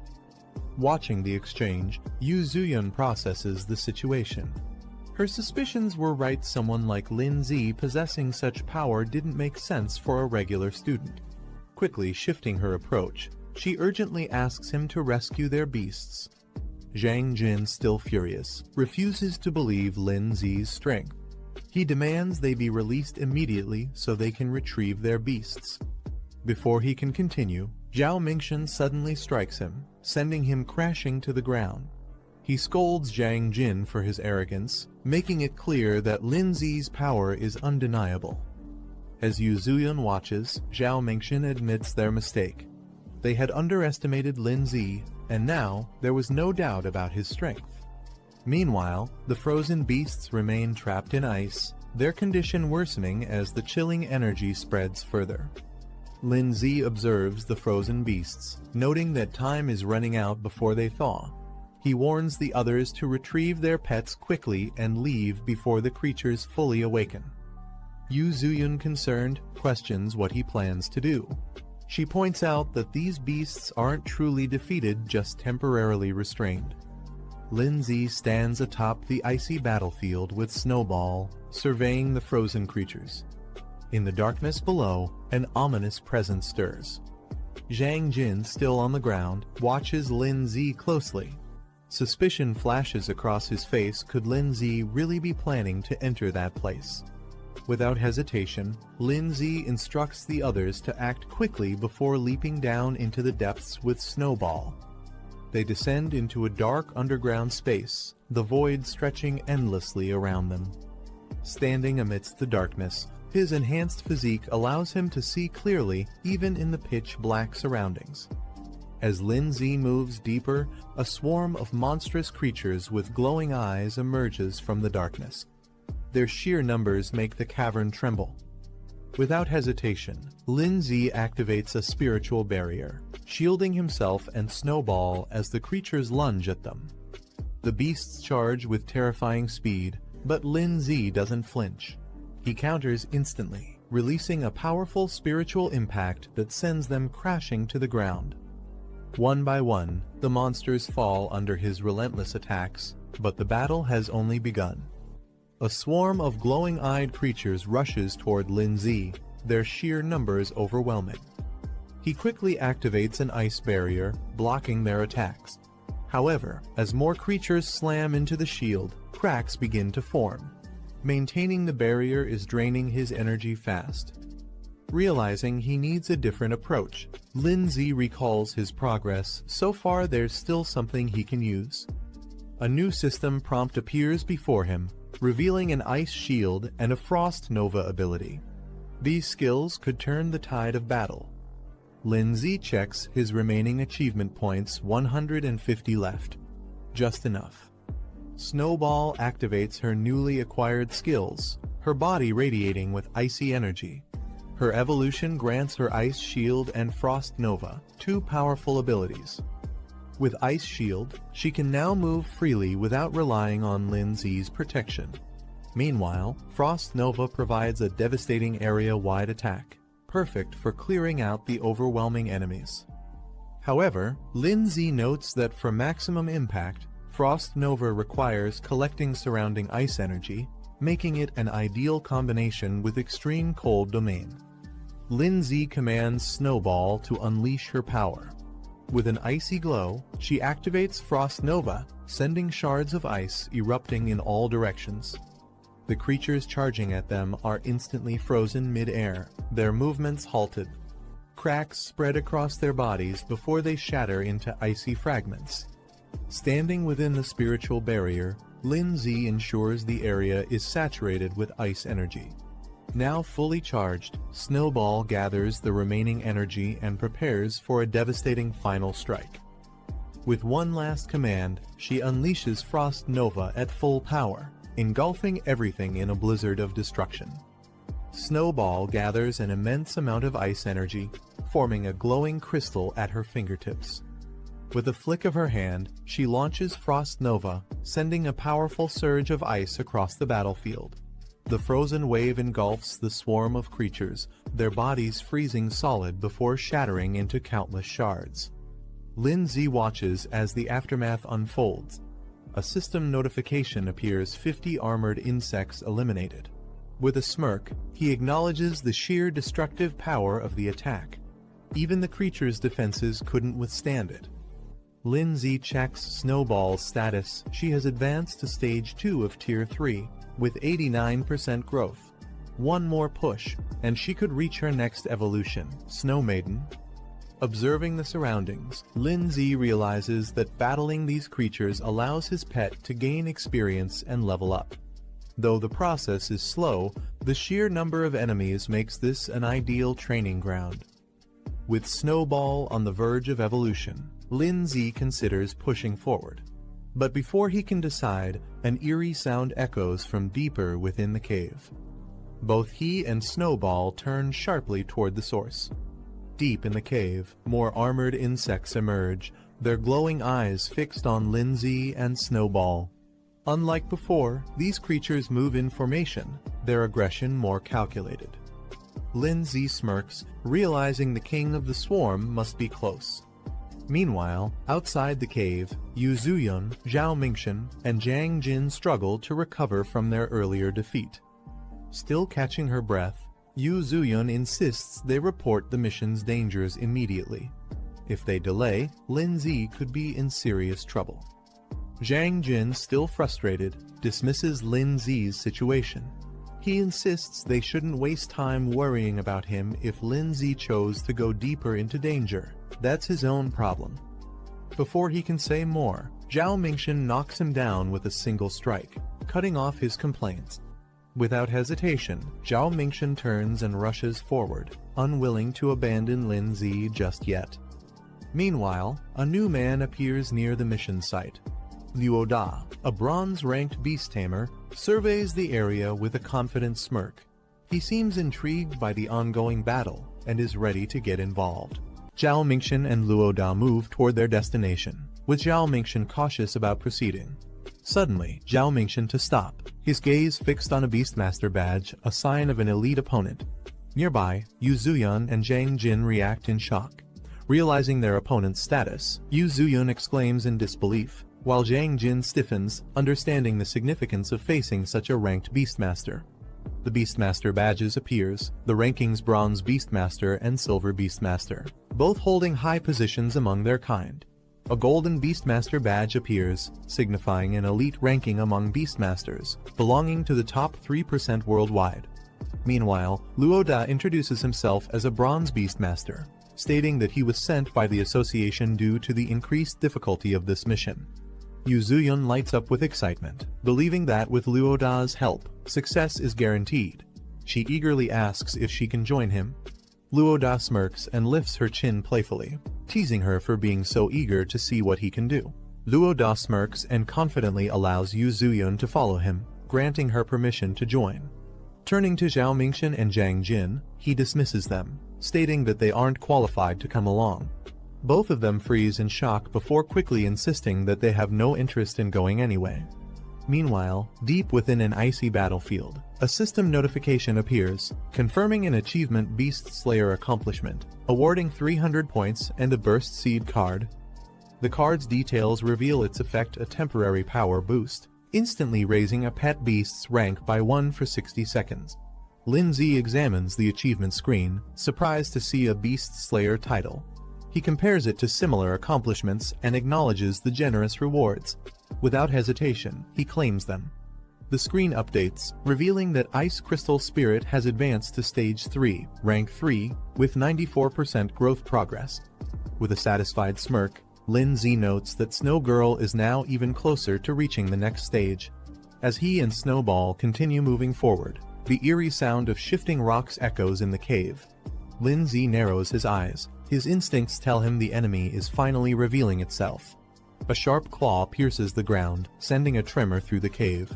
Lin Zi's eyes widen as a massive armored insect appears before him, its glowing green eyes locked onto its next prey. Taking a step back, he mutters in disbelief, this thing is far bigger than he expected. Recalling the mission details, he realizes that the Bell Claw insect's crisis was reported only a week ago. That means this beast has recently evolved, making it even more dangerous. The Bell Claw insect lets out a terrifying screech, its status revealed insect type, rank 4, stage 1, marking it as a significant threat. Lin Zi quickly assesses the situation. If he retreats now, he'll leave empty-handed. That's not an option. He decides to take a risk, planning to drag this fight out strategically. Before he can act, a massive figure crashes down from above, radiating power. The impact sends debris flying, shaking the cave with overwhelming force. A rock golem suddenly charges into the battlefield, knocking aside smaller creatures as it lands with a heavy impact. From a distance, Yu Zuyun and the others spot Lin Zi and rush over, relieved to see him unharmed. Lin Zi reassures her he's fine but is surprised they returned. Noticing an unfamiliar face, he questions who the newcomer is. Luo Da smirks and tells Lin Zi to step back, warning him that this place is far too dangerous. He then reveals the true identity of their opponent, the Bell Claw Insect King, a feared creature of legend. The Bell Claw Insect King stands menacingly, its glowing green eyes locking onto its prey. It's an extremely rare rank 4 beast capable of controlling entire swarms. Luo Da immediately recognizes its significance. As Lin Zi prepares to engage, Luo Da stops him, insisting that he took on this mission alone, and that this boss belongs to him. Turning his back to Lin Zi, Luo Da smirks and asks if Lin Zi even knows who he's dealing with. Before the conversation can continue, the Insect King lunges forward, launching a devastating attack with blinding speed. Luo Da confidently faces the Bell Claw Insect King, his rock golem standing beside him. With a smirk, he questions what gives the creature the audacity to challenge him. The Insect King roars in fury and lunges forward, its razor-sharp claws gleaming as it prepares to strike. Unfazed, Luo Da casually watches as the rock golem intercepts the attack. Just as the clash intensifies, an unexpected move occurs. Frost chains suddenly form. binding the Insect King in place. Lin Zi stands with Snowball, casually observing Luo Da, who acknowledges him as an apprentice beastmaster. Recognizing Lin Zi's name, Luo Da seems intrigued, recalling that he passed an advanced trial. However, he boasts about his own achievements, emphasizing his extensive combat experience and training beyond just trials. Lin Zi brushing off the conversation, stating that he'll also reach that level soon. Luo Da is momentarily stunned, trying to grasp Lin Zi's confidence. Before the argument continues, Yu Zuyun urgently shouts, warning them of incoming danger from behind. The Bell Claw Insect King spins violently, its massive claws slashing through the air. Luo Da sighs, annoyed by the situation. He turns to Lin Zi, telling him to watch closely. This is the difference between them. Activating his soul art, Luo Da commands his rock golem, causing fragments of stone to float and merge. The golem's power surges, its fists now engulfed in flames, evolving to rank 4, stage 2 for a devastating attack. Lin Zi watches in surprise, realizing that Luo Da's soul art grants his beast a powerful enhancement. The rock golem, now strengthened, launches itself into the air, its fiery fists aimed at the Bell Claw Insect King. With a thunderous impact, the golem crashes down, sending flames and shockwaves across the battlefield. As the dust settles, the Bell Claw Insect King is seen struggling on the ground, momentarily weakened by the devastating attack. Luo Da smirks, boasting that mastering a high-level enhancement soul art is not something just anyone can achieve. He turns to Lin Zi, emphasizing the gap between their abilities. Before Lin Zi can respond, the Bell Claw Insect King's eyes glow red, its body surging with energy.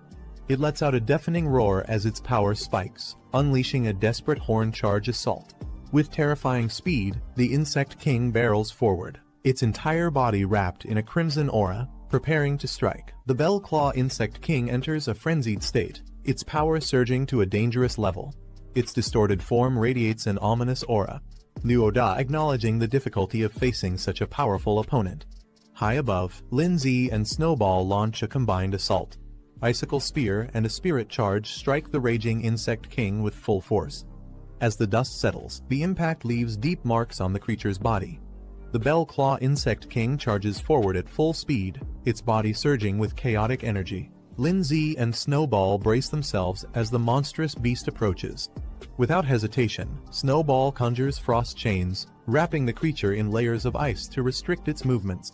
The chains tighten, but the Insect King resists, letting out a piercing screech as its body trembles under the freezing grip. However, the beast retaliates, its body emitting a violent pulse, shattering the surrounding ice. Sensing the danger, Lin Zi quickly reacts, calling for Ice Shield. A massive ice attack crashes down, sending shards of frozen energy toward the Bell Claw Insect King. Luo Da watches as his beast struggles under the pressure. Realizing the situation is turning against him, he acknowledges how difficult this battle has become. The Bell Claw Insect King, refusing to be defeated, retaliates with a powerful counterattack, launching a fierce strike. However, before it can land a decisive blow, Luo Da's rock beast charges in at full speed. The aftermath of the clash leaves the battlefield in ruins, smoke and debris filling the air. Yu Zuyun, overwhelmed by the intensity of the battle, urges the group to retreat. She panics, insisting they'll all die if they stay any longer. However, Luo Da refuses to back down so easily. Gritting his teeth, he declares that they must at least take down the enemy before thinking of their next move. But before he can act, Lin Zi steps forward with determination.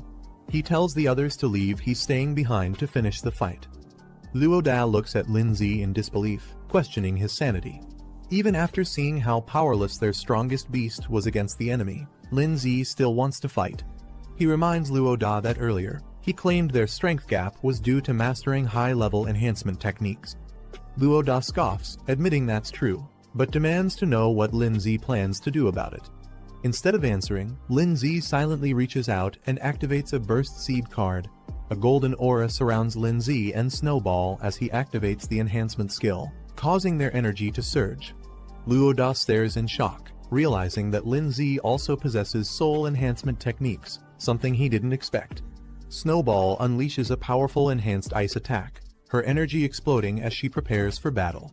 Luo Da and Yu Zuyun are left speechless. Luo Da struggles to comprehend Lin Zi's true strength, while Yu Zuyun watches in disbelief. Lin Zi activates his Burst Seed card, unlocking a temporary boost that pushes his strength to stage 4, level 3. He notes that he only has 1 minute, but with his soul techniques, it should be enough.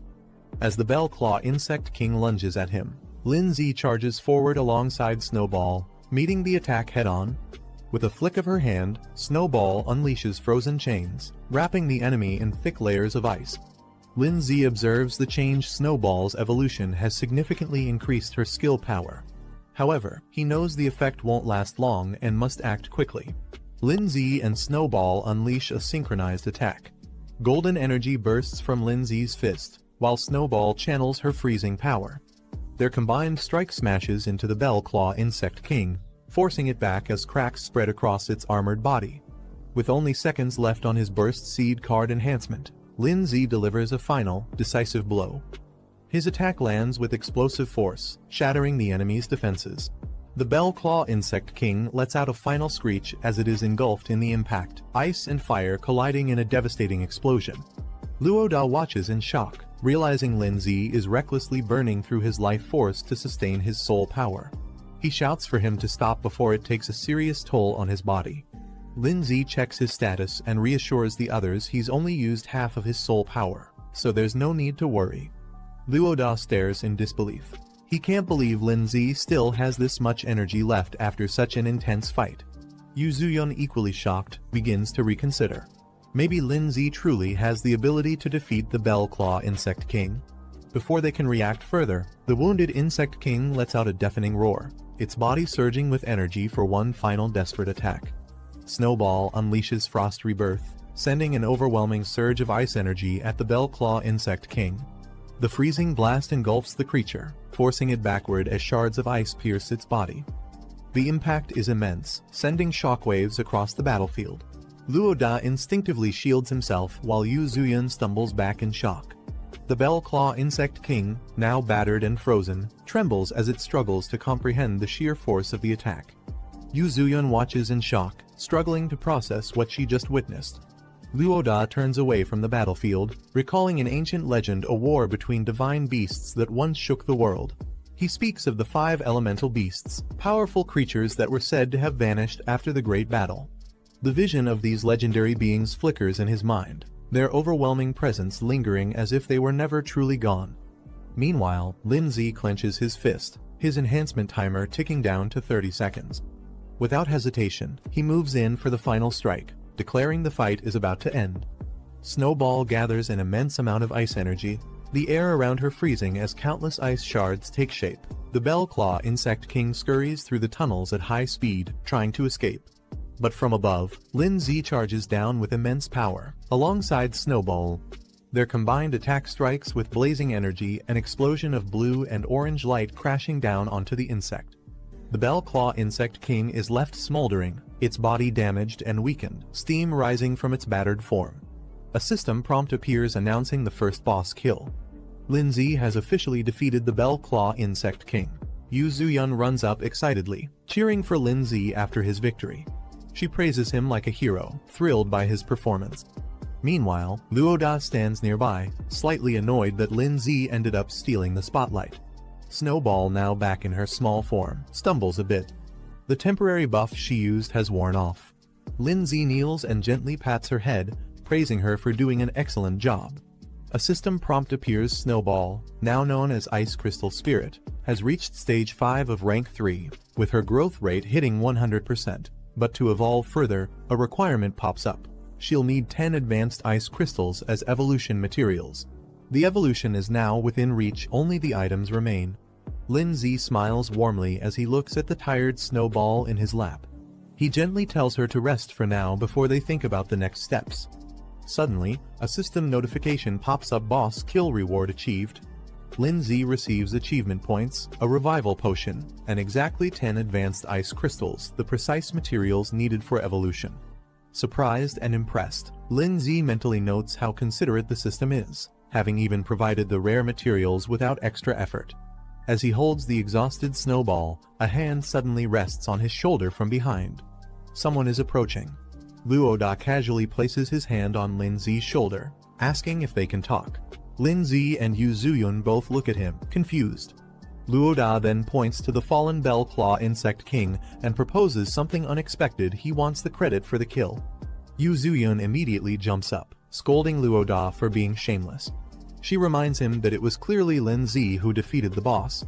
But Luo Da, unfazed, raises one finger and confidently offers 100,000 as a trade for the kill credit.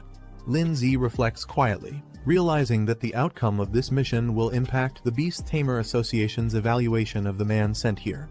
For Lin Zi, though, what matters most right now is earning money. 10W could buy him a strong new pet. Luo Da then approaches him, casually asking if he's interested in making a deal. Lin Zi doesn't respond immediately. He knows if he accepts too fast, Luo Da might not offer better terms. Trying to convince him, Luo Da explains that 10W is already half a year's savings for him. If Lin Zi accepts the mission reward, he'd only get 5W this way. He actually earns more.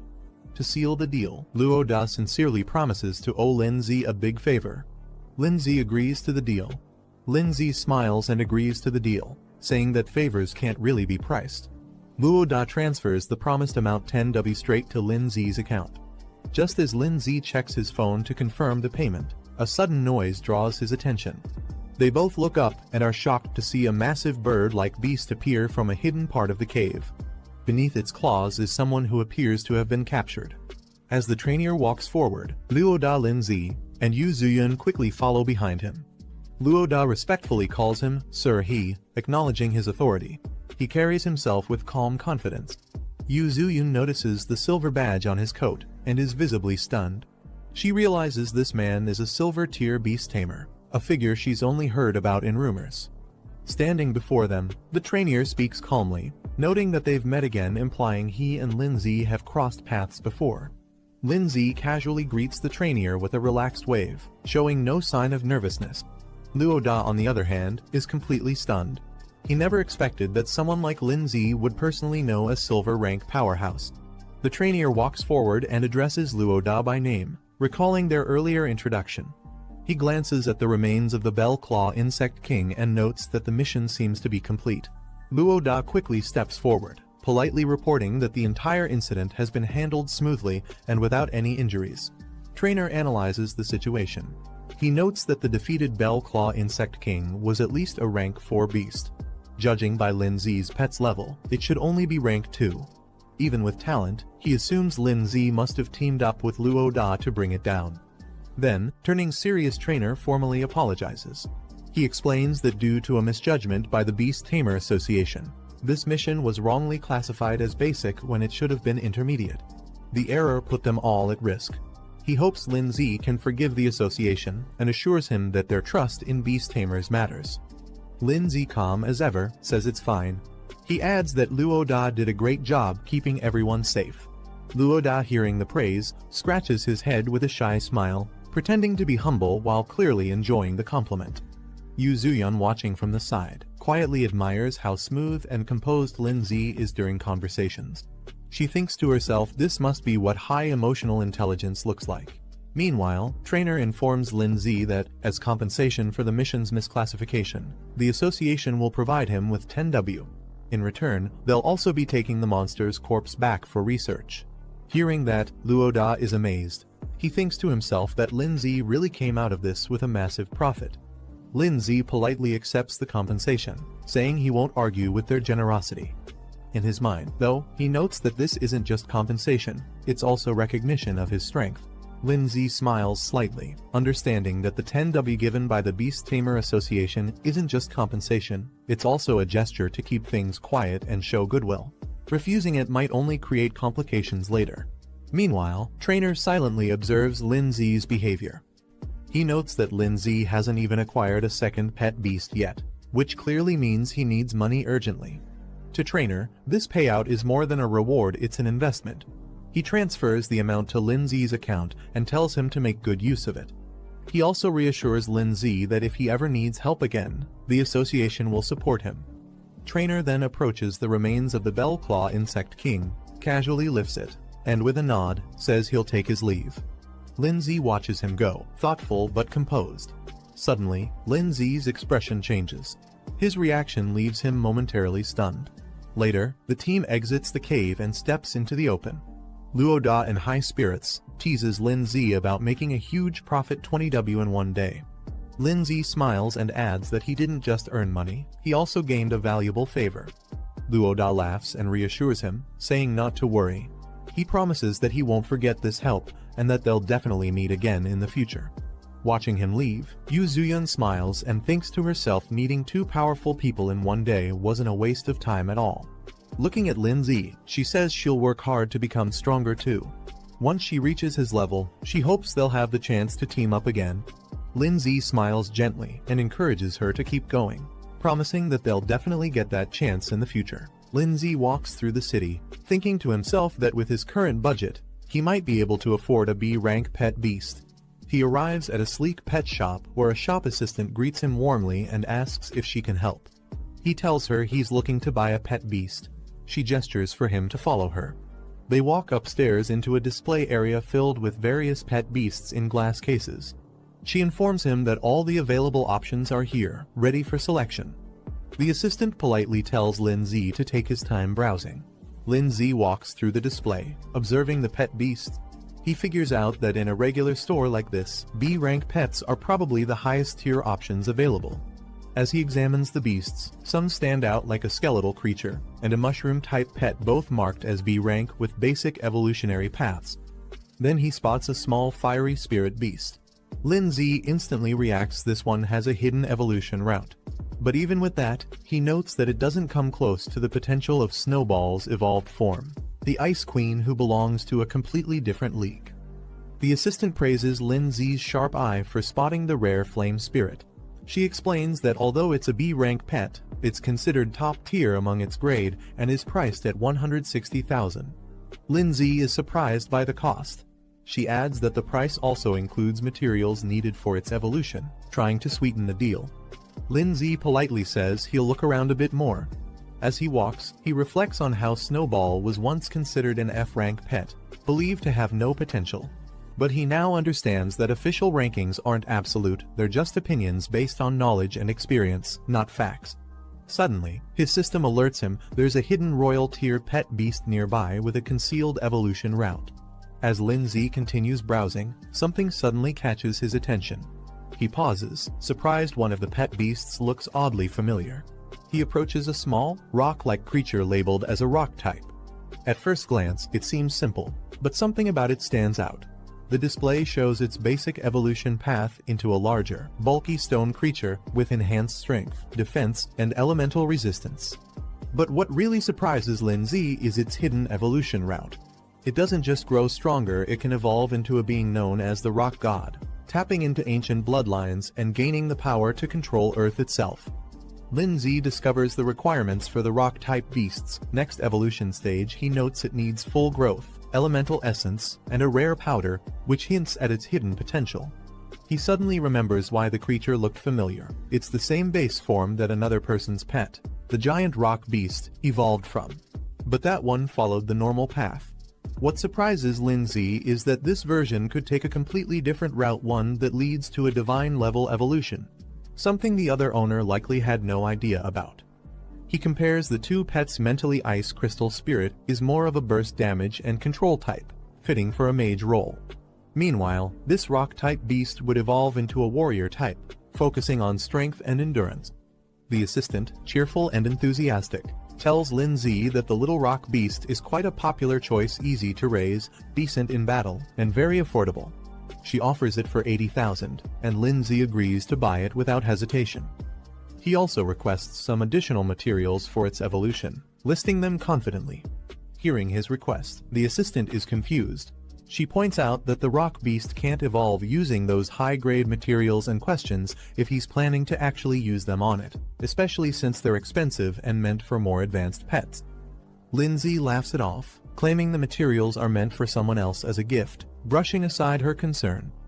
Lin Zi checks his remaining balance, only 20,000 left. He's a bit frustrated that the evolution materials cost more than the pet itself. The assistant completes the transaction and hands him the sealing orb. The little rock beast is sealed inside with a brilliant glow, confirming the contract. As the bond is formed, a notification pops up. Lin Z has successfully signed his second pet beast, and earns plus 300 achievement points for it. That evening, Lin Z prepares for training. He sits cross-legged with the materials laid out in front of him, and begins the summoning. The little rock beast appears in a flash of blue energy, its growth rate currently at just 12%. Lin Z checks his available achievement points, 800 total, and realizes he needs to raise the pet's growth to 100% before anything else. He spends 220 points, boosting the rock beast to stage 2 with full growth. A bright light surrounds the creature as it levels up instantly. Lin Z sits comfortably with the rock beast in front of him. Looking at its cute and clumsy appearance, he thinks to himself, no one would expect this little guy to carry a hidden god tier evolution path. He then instructs the rock beast to eat the evolution materials he prepared. The creature immediately reacts, charging forward and gobbling down one of the items. But before it can evolve fully, Lin Z reminds it there's still more to consume, pointing at the second item that remains untouched. Lin Z watches as the rock beast stubbornly shakes its head, refusing to eat the remaining evolution material. Surprised and annoyed, Lin Z scolds it, reminding the creature how expensive those materials were. To his shock, the little beast even throws a tantrum, stomping around in protest. Lin Z is left speechless. "You're actually mad now," he mutters in disbelief. Just then, a summoning light appears. The rock beast pauses, tilting its head in confusion as someone is about to arrive. A dark energy pulses through the room. Snowball appears, her expression cold and ominous. Lin Z quietly observes, noting that Snowball seems to have recovered well. Without warning, the rock beast launches itself forward in a full-speed charge, its small body engulfed in rage. The impact as it crashes headfirst into Snowball with a loud burst. After the impact, Snowball stands firm, calmly holding an ice blade in her hand. The rock beast, now on the floor, looks defeated. But instead of staying down, it suddenly bursts into dramatic, exaggerated sobbing, flapping its tiny arms and crying loudly.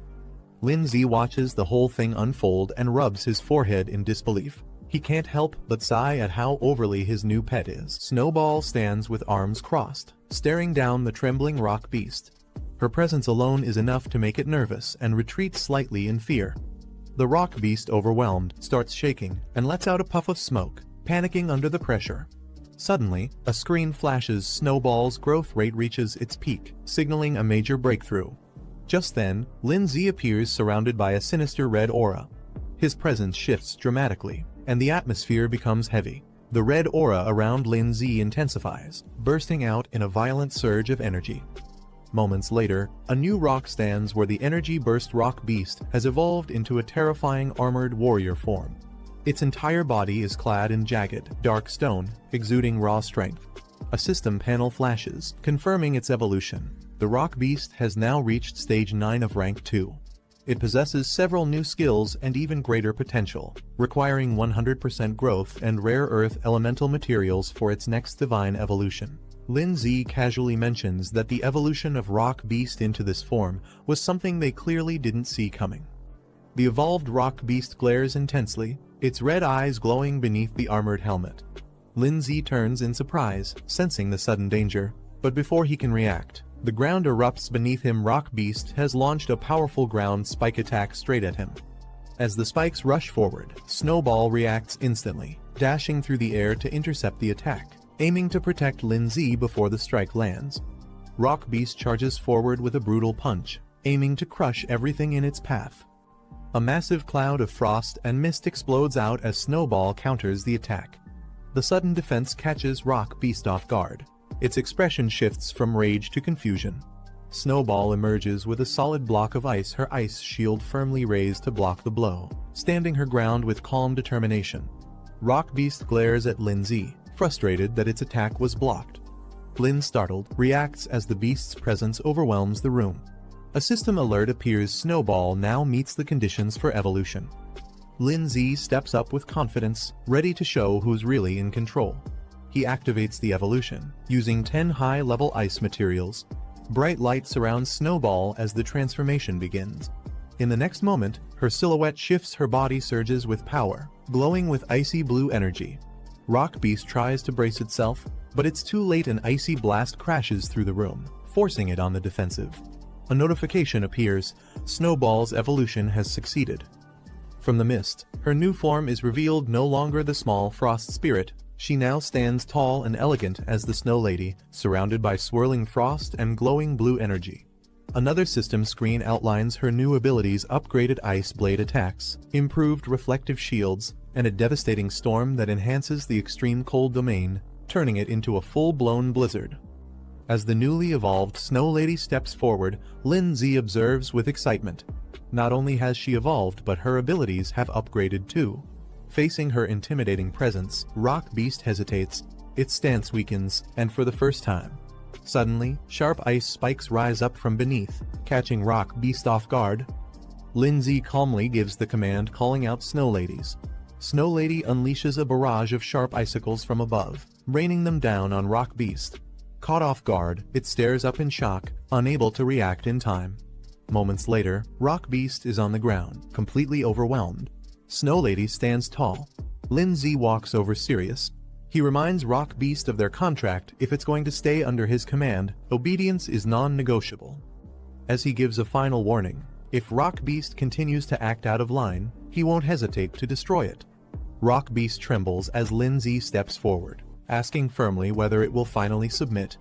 With pressure still looming from the icicles above, Rock Beast quickly bows its head in agreement. But Lindsay doesn't let it off easily. He warns that next time, there won't be any second chances. Under the cold rain of icicles, Rock Beast gulps, completely intimidated. The beast clings tightly to Lindsay's leg like a child begging for forgiveness, while Snow Lady watches silently. Lindsay opens the door, only to be immediately confronted by a muscular man in a black tank top. The man is furious, demanding to know why Lin caused such chaos in the middle of the night. He points out the damage done to his home, especially the ruined wall. Trying to smooth things over, Lindsay puts on a nervous smile, apologizing and offering to cover the damages. But the man doesn't buy it. He snaps, saying this isn't the first time, and demands compensation not just for repairs, but for his mental stress too. He throws out a number, at least 300,000. Lindsay is stunned at the demand. 300,000. His face twists in disbelief. But the angry neighbor confirms it, insisting Lin must pay up within 3 days.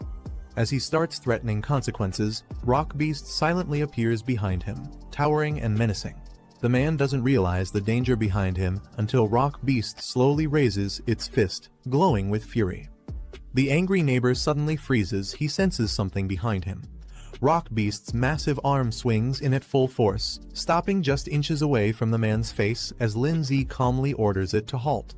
Shaken and sweating, the man stares at the beast in disbelief. He stammers, asking if this terrifying creature is Lindsay's pet. He bows his head and quickly apologizes, trying to play it off as a misunderstanding. Rock Beast glares silently at the neighbor, its glowing red eyes narrowing with threat. Shaking, the angry neighbor quickly backs down, waving his hands nervously. He mutters that there's no need for compensation anymore, it's all a misunderstanding. Lindsay simply smiles. He reassures the man that it's no big deal, as long as they don't fuss over small things. Later that night, Lindsay sleeps peacefully in bed. Snowball, now in her evolved ice crystal spirit form, lies beside him. Nearby, Rock Beast sits on the floor. Morning light shines through the windows, and the city awakens. Inside the room, Snowball is playing a song on her phone. The cheerful, loud music suddenly startles Lindsay, who bolts up in surprise as the lyrics echo through the room. Guan makes a call, reminding Lindsay that today is the entrance exam for Zhongning Beast Tamer Academy. She suspects he's forgotten again. Startled, Lindsay quickly answers and realizes his mistake. Guan urges him to hurry and meet at the school gate. Later, a crowd gathers outside the academy near a bus. As Lindsay arrives, someone in the crowd spots him and calls out. From a distance, Guan waves her hand high and signals to her brother, calling him over with a cheerful smile. Some students stand in front of the academy, annoyed that Lindsay arrived late for something so important. One of them mocks him, saying he clearly overestimates himself. Lindsay walks up calmly, brushing off their comments. Someone nearby defends him, reminding the others that he cleared a high-difficulty trial. Moments later, his teacher, furious, slaps Lindsay for being late again. She accuses him of oversleeping. Lindsay laughs it off, saying he's just been really tired lately and tries to play it cool despite the scolding. The teacher questions Lindsay about whether he's been seriously training his soul arts. She seems strict but concerned. Guan, watching from a distance, notices the interaction and feels a bit confused seeing them talk. The teacher then gathers all the students and begins addressing them formally. She reminds them that they're top students from Pinghai No. 1 high school, and this entrance test will be even more challenging. She encourages everyone to do their best, saying she'll be waiting for their good news. The students cheer together, full of excitement and energy as they prepare to depart. The mood is uplifting as everyone raises their hands in encouragement. Back in a quiet moment, the teacher looks at Lindsay with high expectations, silently hoping he can become a shining example for their school. The bus begins its journey through winding mountain roads. Inside, Guan starts a conversation with Lindsay, asking why he hasn't been replying to her messages and what he's been so busy with lately.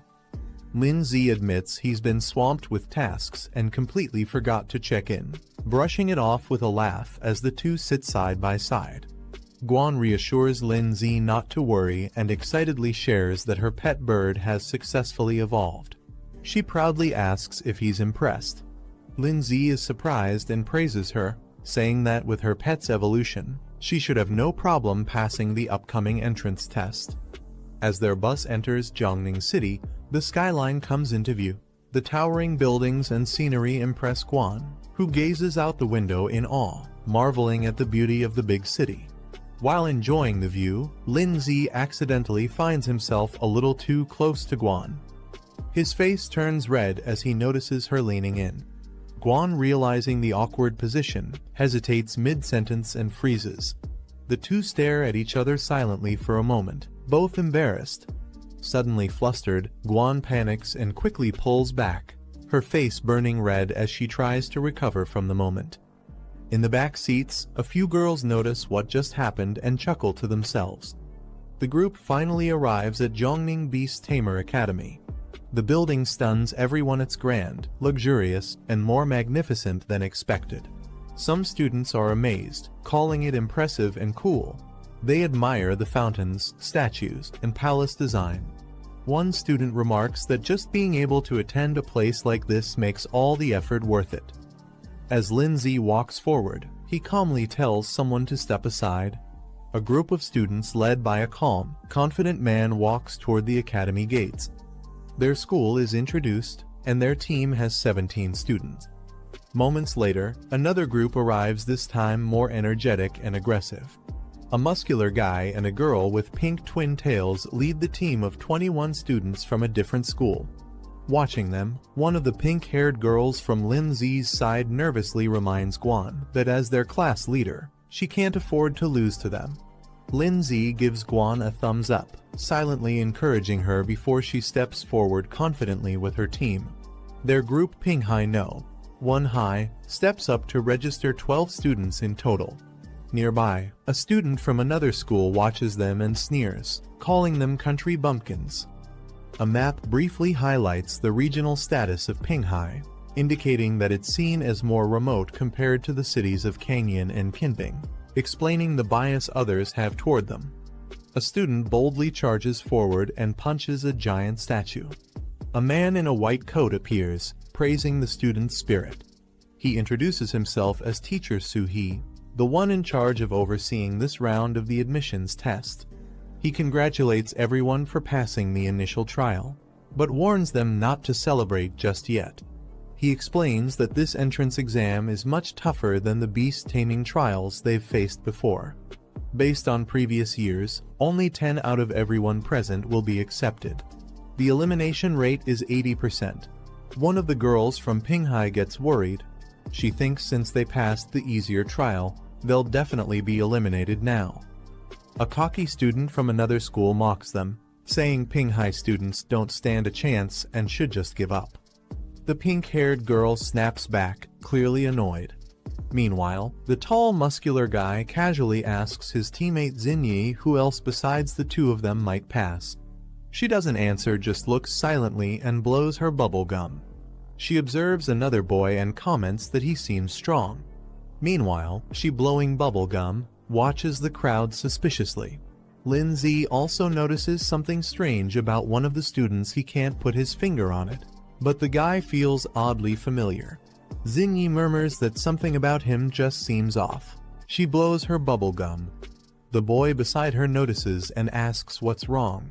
She brushes it off, saying it's nothing. He examines Lindsay, that one of the students present seems to have an unusually deep and unreadable strength. The boy scoffs in response, dismissing Lindsay's concern. He arrogantly claims that students from Pinghai are far below their level and not worth worrying about.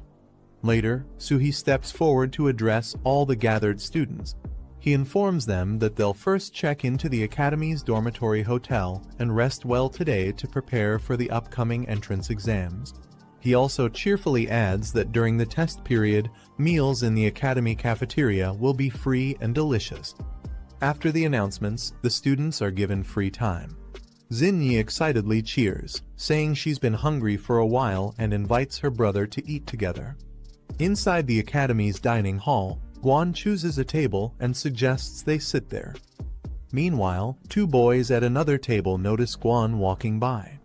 One of them is stunned by her appearance and starts whispering about how attractive she looks.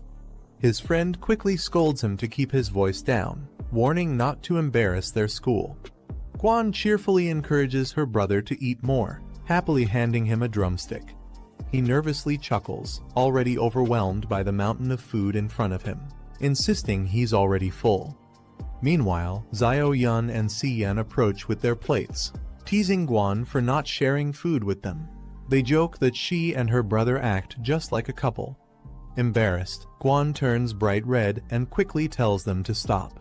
One of the boys at the nearby table is shocked to see that Lindsay is now surrounded by even more girls.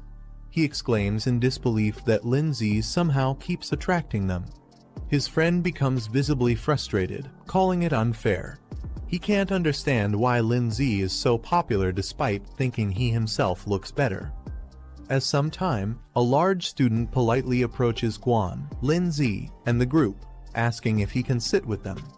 Guan glances up at him silently. The student is allowed to sit at the table. He takes a seat beside Lindsay and introduces himself with a friendly smile, saying he's from Kinping High and his name is Zhuxing. Curious, Lindsay looks over and asks what he wants. While eating, Zhuxing mentions he heard rumors about a high schooler from Pinghai who managed to clear an extremely difficult level. He wonders aloud if that student came to the academy as well. Xinyi and the other girls question Zhuxing's intentions, accusing him of trying to gather intel before the exams even begin. Zhuxing nervously waves his hands, claiming he just wants to make friends. He admits that since he's not particularly outstanding, gaining information is his best shot at having a chance in the upcoming tests. Guan responds bluntly, saying they don't have anything to share and tells him to leave. Embarrassed but trying to stay friendly, Zhuxing laughs awkwardly and says they shouldn't be so harsh. He adds that he already has a general idea of the capable candidates among the current exam group. Zhuxing points out a silver-haired student entering with 3 girls and introduces him as Lai Pengyun, the top student from Kinping High. He explains that Lai Pengyun is a recognized prodigy who recently cleared a high-difficulty trial. His contracted beast, a venomous plant-type monster, has already reached Tier 3. Hearing this shocks Xinyi and her friend. They're stunned that a high schooler could own a Tier 3 pet beast. Zhuxing casually adds that Lai Pengyun also comes from a well-known wealthy family, which supplied him with rare materials for beast evolution. The girls quietly admit there's no way their Tier 1 pets could compare to someone like him. Guan silently reflects on the gap between her own pet beast and the Tier 3 one they just saw, realizing that her bird is still stuck at Tier 2, Stage 7. Meanwhile, Zhuxing points to another girl in the dining hall, Guo Xiningi, the twin-tailed girl. He explains that she's known as a troublemaker from Kongwu City. She only formed her first contract in her senior year, but still managed to pass a high difficulty assessment in just 1 month. Her pet, a steel pattern baby dragon, has already reached Tier 2, Stage 8. The girls at the table are stunned. One questions how a pet could grow that fast in just 6 months, while the other speculates she might have already had it at Stage 7 when they bonded. Lindsay casually explains that if someone has high enough spiritual power, they can directly contract with stronger pet beasts without needing to level up slowly. Hearing this, Xinyi looks curious and confused, not fully understanding what he meant. Then, with a playful expression, she strikes a flashy pose. Lindsay, caught off guard by her sudden cuteness, can only stare blankly. Zhuxin continues, mentioning that there's another top student from Kangwu City named Tan Yong, who is partnered with a rare dual-attribute pet. This revelation shocks Xinyi and her friend, who react in disbelief upon hearing that dual attributes are involved. Guan calmly explains that their teacher once mentioned such rare beasts exist, but are usually found in extremely dangerous regions and are almost impossible to tame. Lindsay, thinking to himself, recalls that the monster called Rock Ghost belongs to both ghost and rock types. He considers how valuable it would be to develop a dual-attribute pet like that. Zhu Xing finishes sharing all the information he knows and then asks the group if they can tell him who the student is that passed the super difficult trial.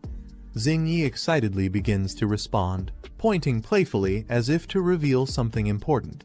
But before she can say more, Lindsay, still eating, calmly interrupts and says that the person he's asking about isn't here today. They notice someone's absence and quietly comment that the person didn't show up today. Lindsay calmly dismisses Zhu Xing, implying that he's not needed here and their group isn't close to his family. Zhu Xing gives up questioning and politely says he won't press further, then leaves. As he walks away, Zhu Xing thinks to himself that they're clearly hiding something.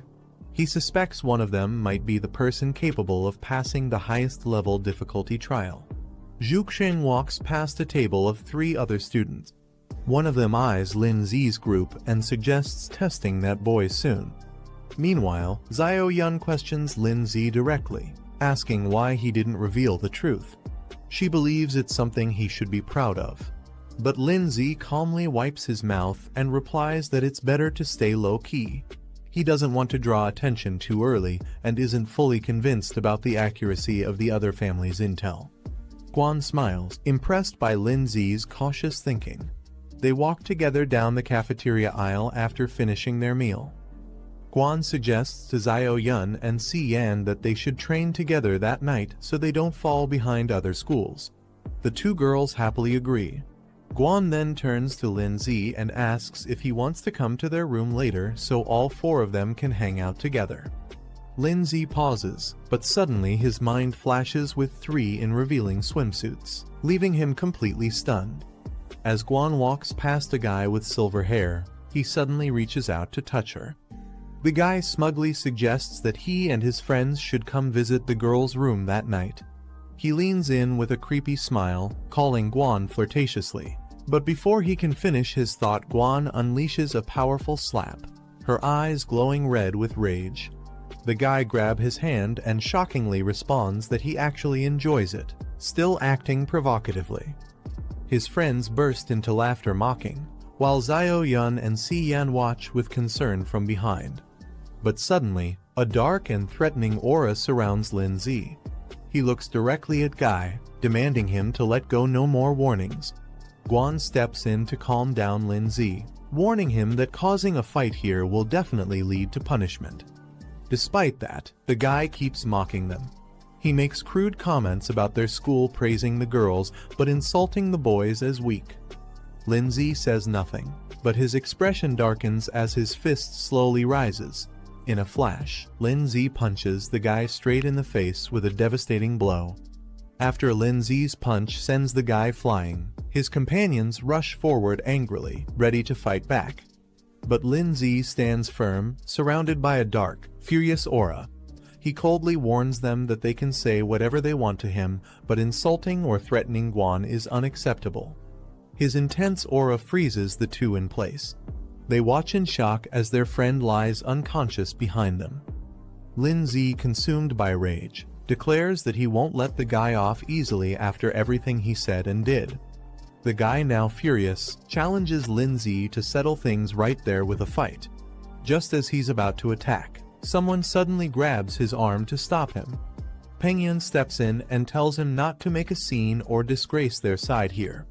The haired guy is shocked and calls out to him in frustration. Pengyun calmly acknowledges Lindsay's punch, saying it was powerful and suggests both sides should consider things settled. But Lindsay doesn't agree.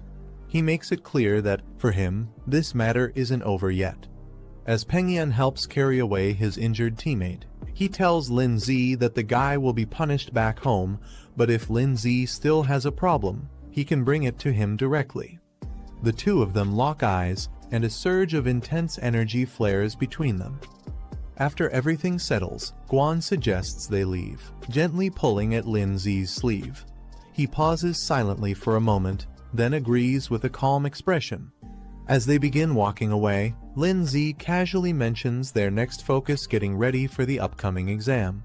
Xiao Yun cheers behind them, calling Lindsay cool as the group exits together.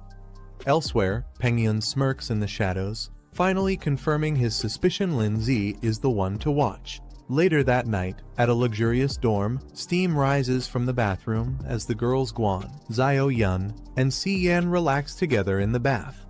Guan looks annoyed as all three squeeze into the tub, asking why they barged in together.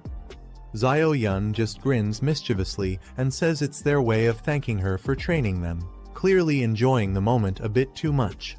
Si Yan happily shares that their pet beasts have now reached Tier 2, meaning they're finally strong enough to win upcoming battles.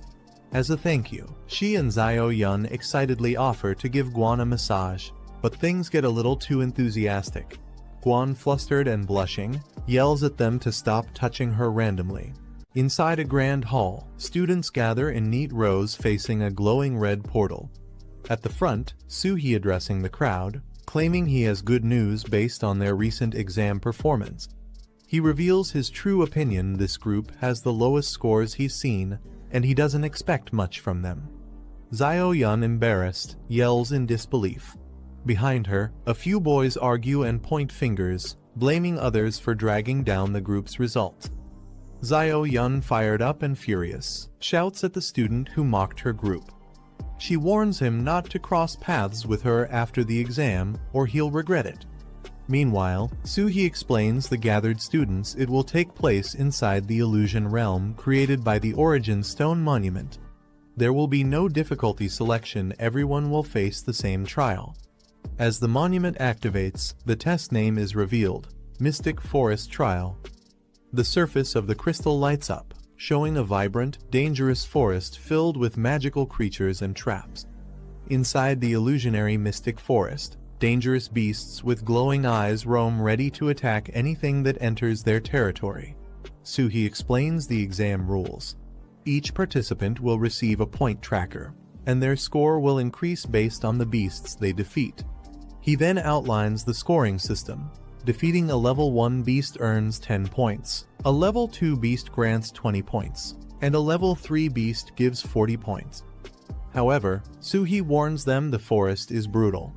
If their pet or the student themselves is eliminated, they'll be considered disqualified. He adds that in the forest's center, there's a ranking monument displaying the top 10 players' scores and their current locations, making them both targets and competitors. As students process the exam details, some begin to panic. One of them voices concern about the presence of level 3 beasts, worrying they'll be instantly eliminated if encountered. Suhee continues the announcement. The exam will last 4 hours, and at the end, only the top 10 scorers will be selected based on points. Suddenly, Lai Pengyun raises his hand and asks a sharp question: can they only hunt beasts to earn points? Suhee grins darkly and praises the question. Then, he reveals the twist. Defeating other participants is allowed, and if they do, they'll inherit all of their opponent's points. The students react in outrage. Many can't believe such brutal rules are allowed. Some argue that it encourages betrayal among classmates. One student proposes forming a group to eliminate competitors from other schools to secure a top spot. A boy cracks his knuckles with a smirk, excited by the chance to fight without holding back. Meanwhile, Xinyi, blowing bubble gum, observes the chaos around her calmly and with little interest. Suhee silences the crowd. He tells them the real battlefield is far crueler and gives everyone the option to withdraw now if they're scared. He adds that the top-ranked student will receive the title of freshman leader, along with special privileges after enrollment. Lin Zi narrows his eyes with focus in his mind. He's eager to see who among the new students will prove themselves the strongest. A montage of standout candidates appears: Xinyi, Lai Pengyun, the muscular brawler, Lin Zi, and Guan. All of them potential contenders for the top rank. Guan, looking thoughtful, hopes to meet up with Lin Zi in the trial. Even if she can't make it to the top 10, she wants to support him however she can. Before entering the illusion, Lin Zi calmly instructs Guan to use her bird-type pet's flight ability to find him quickly and regroup once inside the trial zone. She gives a confident nod, her eyes gleaming with determination. She's ready. Suhee stands on stage, instructing everyone to stay calm as the trial is about to begin. A bright red burst signals the opening of the illusion realm. The transfer begins. Inside the illusion forest, Lin Zi appears first. He calmly surveys the area, standing tall among the trees. Lin Zi scans the forest carefully, remaining alert to any signs of movement. He spots a tall red monument in the distance and recognizes it as the ranking stone. Glancing at his wrist device, it shows his current score is 0 and the countdown timer is active. He notes that players can only view their own score, not their ranking. This forces everyone to eventually approach the central stone, making it the most dangerous area later on. The red pillar in the center displays the top 10 scores, but only if players actively go to update it. If someone doesn't, their location will still show. Lin Zi realizes the true goal of this exam is to pit students against each other. The one with the most strength makes the rules here. He reminds himself that it's just a game. As his spirit beasts materialize behind him, he focuses having fun is what matters most. Suddenly, a sharp object comes flying toward him. Two-headed snakes rush at Lin Zi, but a glowing barrier blocks them. Lin Zi stays calm, barely reacting. He notes the barrier consumes little soul power, so he keeps it active as a precaution. Suddenly, Rock Ghost slams into the ground, summoned by Lin Zi. Lin Zi decides to observe the golem's performance without revealing his own strength. He wants to test the creature's dual attribute potential. The rock ghost stares down the retreating two-headed snake, which backs away in fear. Lin Zi tells it to stop chasing, explaining the low-tier beasts aren't worth the effort due to low points. The rock ghost clenches its fists, excited by Lin Zi's suggestion to find tougher enemies to fight. Lin Zi remains calm, but quietly worries whether Guan Ning will be able to locate him smoothly. A fiery centipede lies defeated behind Guan Ning, who looks up with hope that everything goes smoothly. She checks her watch. 30 points, time remaining, 3 hours 45 minutes. She lets out a relieved breath. Pointing ahead, Guan Ning commands her flaming bird, "Go, flame bird," and it takes flight. The flame bird soars through the sky, heading toward the red stone pillar. Guan Ning clutches her hand to her chest. Her eyes look around as she quietly mutters, "Lin Zi, where are you?" Guan Flame Bird glides high above the trees, scanning from the sky. Through her glowing eyes, Guan sees what the bird sees. Her vision locks onto the landscape ahead. Elsewhere in the forest, a student's small beast clashes with a massive red snail in a heated fight. Another student flees in panic as a weird frog-flying creature lunges at him from behind. A group of strange monkey beasts clap and cheer wildly, possibly having just evaded the flame bird's pursuit. The flame bird returns to Guan, who realizes her pet can't stay too far from her for long. Guan determines her only option is to try her luck near the stone monument. She believes Lin Zi is strong enough to reach the top 10 and might show up on the ranking list. Without hesitation, she mounts a large yellow bird and launches into the sky. She jumps off the yellow ostrich mount mid-run. The bird runs off in a panic as she launches a surprise strike. Based on memory, she recalls this golden-back ostrich to be around rank 2, stage 5. Her flame bird swoops down in a blazing dive, burning through the sky with overwhelming power. She's confident it can win easily. The ostrich is engulfed in flames and collapses instantly. Guanning notes that she just earned 20 points with no effort. Just as the flaming ostrich falls, a boomerang crashes in, striking it down before it lands. Guan is startled. She looks around in shock, questioning who launched the attack and stole her kill. A large hand grabs the returning boomerang effortlessly. Standing confidently is a muscular beast man named Otto the Wildman, a humanoid pet beast of rank 2, stage 4. The guy watches smugly from behind. The guy grins as he smugly greets Guan, remarking on their fated reunion. She angrily confronts him for stealing her kill, but he just shrugs it off, saying there are no rules against it. He enthusiastically orders his pet Otto to attack, shouting for him to crush her flaming bird. Otto launches into the air with immense power, about to strike down with brute force. Guan shouts urgently, warning her flaming bird to dodge the incoming attack. A golden boomerang hurtles through the air, aimed directly at her. Guan realizes too late that it's targeting her, not the bird. The impact knocks her off her feet, leaving her vulnerable and dazed. The guy grabs her from behind and mocks her with a sinister smile, saying she won't be able to command her bird anymore now. He smugly explains how humanoid-type beasts like his have high intelligence, allowing them to act independently while his commands are just suggestions. His beast grabs Guanning flaming bird tightly, restraining it completely. The guy creepily whispers to Guanning, enjoying her helpless state before she gets eliminated. On the other side of Lindsay, he checks his wrist display. His current score is 40 points, and 3 hours 28 minutes remain in the exam. Rock Ghost silently finishes off another beast and tosses the body aside, while Lindsay calmly walks ahead without turning back. He casually checks his wrist tracker again as he hears strange sounds from deeper in the forest. A strange-looking creature called Big Belly Beast appears. It's a round, heavy-looking beast being led by a player. He spots them and smirks, thinking this will be an easy score. Zhu Xing checks his wrist tracker, revealing he already has 60 points. He advises himself not to get too relaxed. He suddenly notices the arrival of Lindsay. Recognizing him, he mentions they've met in the cafeteria before. Lindsay smiles calmly, thinking to himself that this guy probably doesn't know his identity. Since he seems informed, he could be useful. Rock Ghost stands proudly, drawing Lindsay off. He wonders if it's a rare beast since he's never seen one like it before. Zhu Xing watches from a distance, assuming Lindsay isn't the same Lindsay who passed the advanced trial.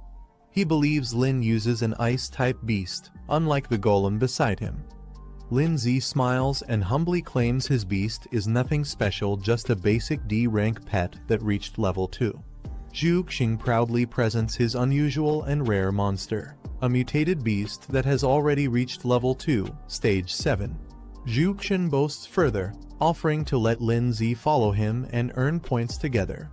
He promises that if Lin listens to him, he'll easily get into the top 10. Lindsay excitedly celebrates, thinking he's finally found a teammate to rely on. However, Zhu Xing secretly grins, thinking Lindsay is a fool. He plans to use Lin's strength and then betray him once he's no longer useful.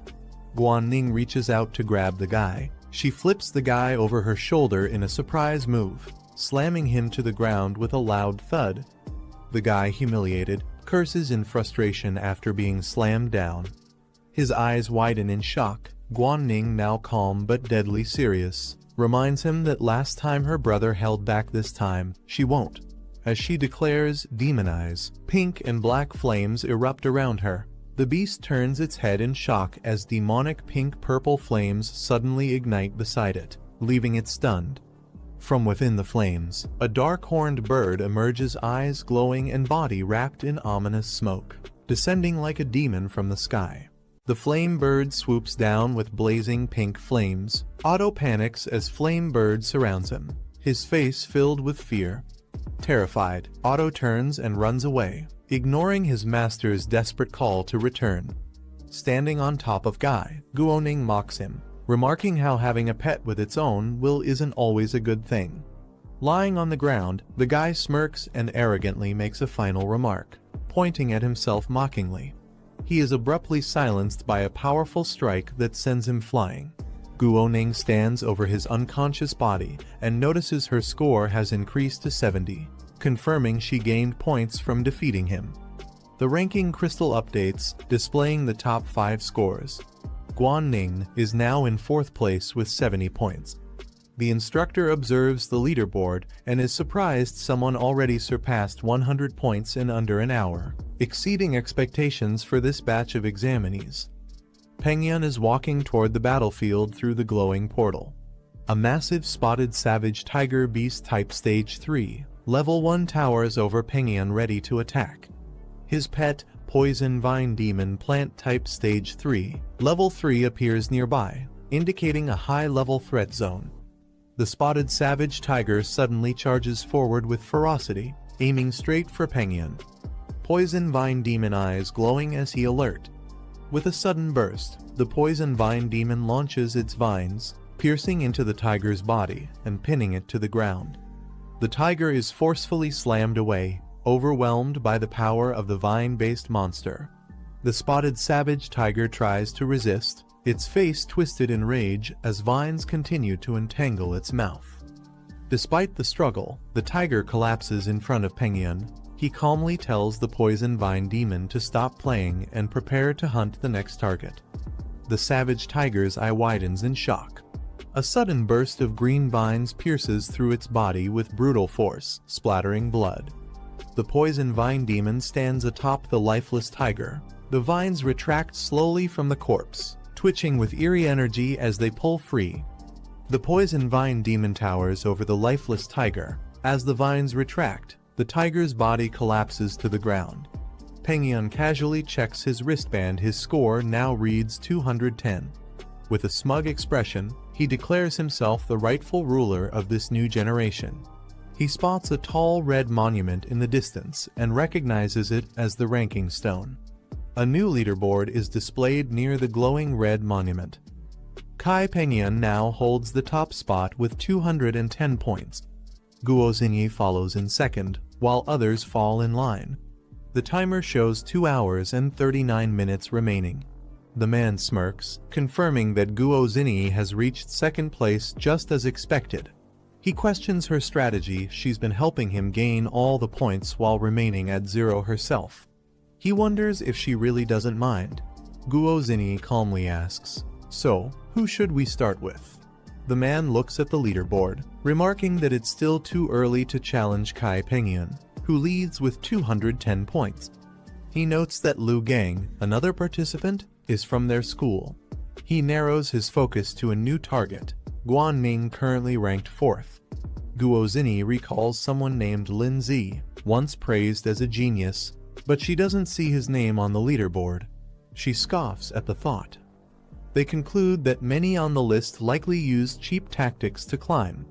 The girl notes that Guanning is nearby, and they decide to move toward him. Guanning points toward the east, deciding the direction to proceed. The flame bird lands as she follows behind. She calculates 2 monster targets. Nearby on the left is a wind cutter mantis, and on the right, a man-eating flower. She's evaluating which one to take on next. She looks determined, wondering where Lin Zi is and deciding which direction she must take to find him. Meanwhile, Lin Zi walks calmly through the forest alongside Andre. They encounter a new enemy, a creature labeled as Withered Vine Beast, ranked 2ND tier, level 4. Andre cheerfully tells Lin Zi to handle the beast first and promises to assist shortly. He smirks to himself, planning to swoop in and steal the kill after the creature is nearly defeated so he can claim the points. The rock beast launches a powerful strike toward the withered vine beast. The enemy is swiftly eliminated, signaled by a red icon showing its defeat. Rock beast remains silent, staring at the defeated enemy while Lindsay watches calmly in the background. Andre stands silently and stunned by what just happened. Suddenly, his face twists in shock as he realizes the armored creature killed the enemy instantly before he could even act. The screen shows a countdown timer with just 2 hours and 20 minutes remaining. The leaderboard reveals the top participants. Lindsay is shown in 9th place with 120 points, a sharp rise from his previous position. A total of 17 participants have already completed the challenge. The instructor observes the screen, surprised by Lindsay's rapid progress, jumping from rank 33 to rank 9 in under 2 hours. He recalls rumors about Lindsay being from a family known for overcoming high-difficulty trials. He realizes the reason behind their success. Lindsay and Zhuxiang are working together as a team. As they walk through the forest, Zhuxiang complains that Lindsay and his pet, Rock Beast, keep eliminating enemies too quickly. Zhuxiang asks to be given a chance to fight at least one. Lindsay simply apologizes, showing no intention of slowing down. He explains that since the graduation exam affects their school advancement, he always commands Rock Beast to go all out in battle. Then, turning casually to Zhuxiang, he offers to let him handle the next one if he wants points too. Annoyed, he grits his teeth, thinking Lindsay is getting too full of himself. He plans to take Lindsay down in the next fight and steal all his points. Suddenly, a warning appears on the screen. A dangerous elite beast has appeared in the area. Lindsay looks at the alert and wonders if defeating a rare ranked beast might offer more points, showing interest in maximizing his score. From the bushes, a golden glow starts to emerge, accompanied by a rustling sound. The group moves closer and discovers a massive golden tree. Lindsay, Zhuxiang, Big Mouth, and Rock Beast all stand in awe at the sight. Zhuxiang exclaims in shock, "It's a golden tree, something extremely rare." He guesses it must be a special bonus reward for those who find it. Without warning, 2 thick golden roots erupt from the ground. Zhuxiang is grabbed and flung into the air, while Lindsay back off, caught off guard. Zhuxiang is wrapped tightly by the golden root, hanging upside down. He shouts in shock as he's dragged toward the tree. The face of the golden tree begins to morph, revealing a fierce expression carved from its bark. The tree reveals its monstrous form with multiple writhing limbs and a skull-like face.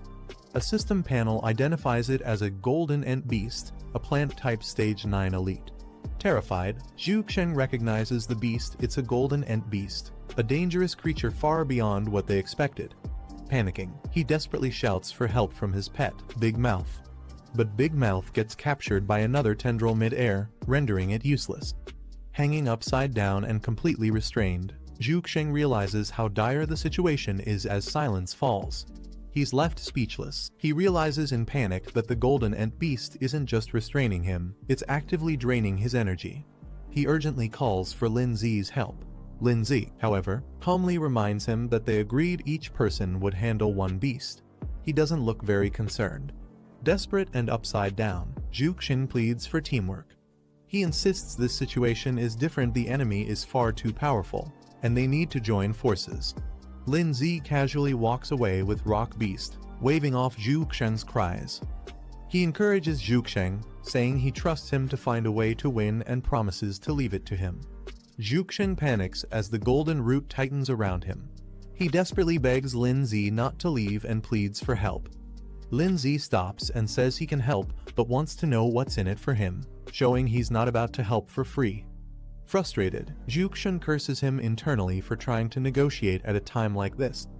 But realizing he has no choice, he offers to share secrets he knows about others. Interested, Lindsay turns to face the golden tree and simply replies, "Talk." He blurts out a major secret he knows about the exclusive soul skills of Lai Pengyan and Guo Zinyi. He begs Lindsay to save him first. Lindsay processes the intel, thinking it's important. He compares the soul skills to Rhoda's enhancement techniques. Then, he calls out to his pet, Rock Beast. Responding to the command, Rock Beast prepares to attack. Lindsay instructs it to use its crushing strike and aim for the enemy's abdomen. Rock Beast dashes forward with full power, ready to execute a powerful attack against the Golden Ant Beast. As Rock Beast charges in, the Golden Ant Beast quickly counters, striking the ground with multiple vine in a defensive barrage. Rock Beast weaves through the incoming attacks, dashing aggressively with glowing red eyes, closing the gap between it and the monster. Just as Rock Beast leaps in for a blow, a thick golden limb intercepts, swatting it away with incredible force before it can strike the target. Rock Beast is slammed hard against the ground by the golden root. Rock Beast launches a fierce strike with incredible speed, aiming directly at the Golden Ant Beast. Golden vines shoot up in response, clashing with explosive force and completely intercepting the attack. In an instant, Rock Beast is wrapped tightly by multiple vines, completely immobilized and restrained in mid-air.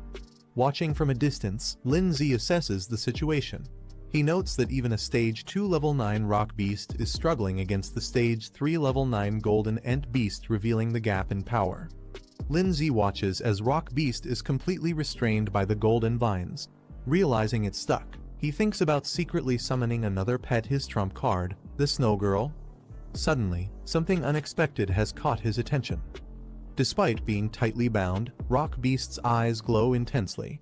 It lets out a low growl, resisting the pressure as its body begins to react. Lindsay shouts out in alarm, calling Rock Beast's name. Rock Beast begins to power up. Lindsay shouts at it, demanding it break free with everything it has. The Golden Ant Beast notices the rising energy and reacts. Its vines surge forward, tightening around Rock Beast in a panic. The monster wraps Rock Beast completely, entangling it into a massive vine cocoon, trying to suppress it with overwhelming force. Rock Beast's body begins to disintegrate into energy, vanishing inside the vine prison. Zhu Xing screams in horror. He believes Rock Beast is finished, completely absorbed by the Golden Ant Beast. Lindsay stands before a glowing portal as a countdown reads 1 minute and 54 seconds. The number of current participants is shown to be 27. Inside the observation room, the instructor watches closely. He reflects on Lindsay's decision to challenge a high-difficulty trial, curious to witness the true strength this young prodigy possesses. The Golden Ant Beast tendrils writhe through the air. Suddenly, dark and purple energy begins to spiral upward, forming a chaotic vortex. Lindsay looks surprised as he notices a sudden change in his surroundings. In a burst of energy, the Rock Beast, Lindsay's pet, undergoes a powerful transformation. Now enveloped in glowing blue energy, its form becomes humanoid and shadowy, radiating strength. A system notification appears, announcing the unlocking of a new skill, Ghost Spirit Form, active for 30 seconds. Zhu Xing, now trapped by the Golden Ant Beast, hangs upside down in shock. He stares at the transformed Rock Beast, unable to comprehend what he's seeing. From a distance, Lindsay observes that the dual attribute beast now possesses unique abilities. He's eager to test how powerful the Rock Beast is in this new ghost spirit form. The Ant Beast lets out a furious roar and charges forward. Its glowing golden tendrils lash out wildly, launching a fierce assault. The transformed Rock Beast, now in its ghost spirit form, swiftly dodges the incoming attacks. The tendrils pass right through it without causing any damage. Zhu Xing watches in shock as the Golden Ant Beast continues its rampage, but its attacks prove useless. Lindsay realizes that the Rock Beast, in this state, has no physical body, allowing it to completely negate all physical attacks and control effects. Lindsay looks at the system interface that displays the Rock Beast's skill list. One of the skills, Shatter Impact, is currently disabled, but others like Stone Projectile and Earth Spike remain usable. He calmly issues a command to the Rock Beast. He instructs it to use its Stone Projectile skill and target the enemy's eyes and abdomen for maximum damage. Responding immediately, the Rock Beast in Ghost Spirit form charges energy into its hands. Blue aura surges around it, ready to launch with precision. The stones are fired with immense force, striking the Golden Ant Beast directly. The Golden Ant Beast lets out a cry and stumbles backward, visibly injured. Its body twists in pain while Zhu Xing still trapped. Lindsay observes calmly, but his thoughts are serious. He realizes that the level difference between them and the Golden Ant Beast is too great. The damage they've dealt so far isn't enough to bring it down. Zhu Xing, panicking, yells for his pet Big Mouth to run while carrying him away. Big Mouth bolts forward with surprising speed, dragging Zhu Xing to safety. While bouncing along, Zhu Xing curses his luck. He's not worried about injuries, he's worried that if Lin Zi dies, all the points Lin earned would go to waste. From the distance, Lin Zi watches them retreat. Big Mouth bounces off into the woods with Zhu Xing on its back, disappearing into the forest. The golden ant beast roars again, unleashing a barrage of golden tendrils. Lin Zi calmly calls out the name of Snowball. The tendrils rush toward him, but he stands firm. With a burst of energy, Snowball appears beside Lin Zi, surrounding them both in a shimmering blue aura. Snowballs begins activating her power. She unleashes her powerful ice magic. Giant frozen cyclones erupt around her as a snowstorm covers the battlefield. The golden ant beast roars, caught off guard by the sudden temperature drop. Amid the swirling ice, the transformed rock beast now with his first form steps forward. Lin Zi gives the order, and the rock beast launches forward at full speed. It activates the skill Shatter Impact, channeling all its power into a destructive charge. With a loud crash, the rock beast smashes directly into the golden ant beast's face. The collision explodes with energy, delivering a devastating strike as the monster lets out a deafening scream. Snowball prepares wave of ice magic, her pink eyes glowing as she channels her frost energy.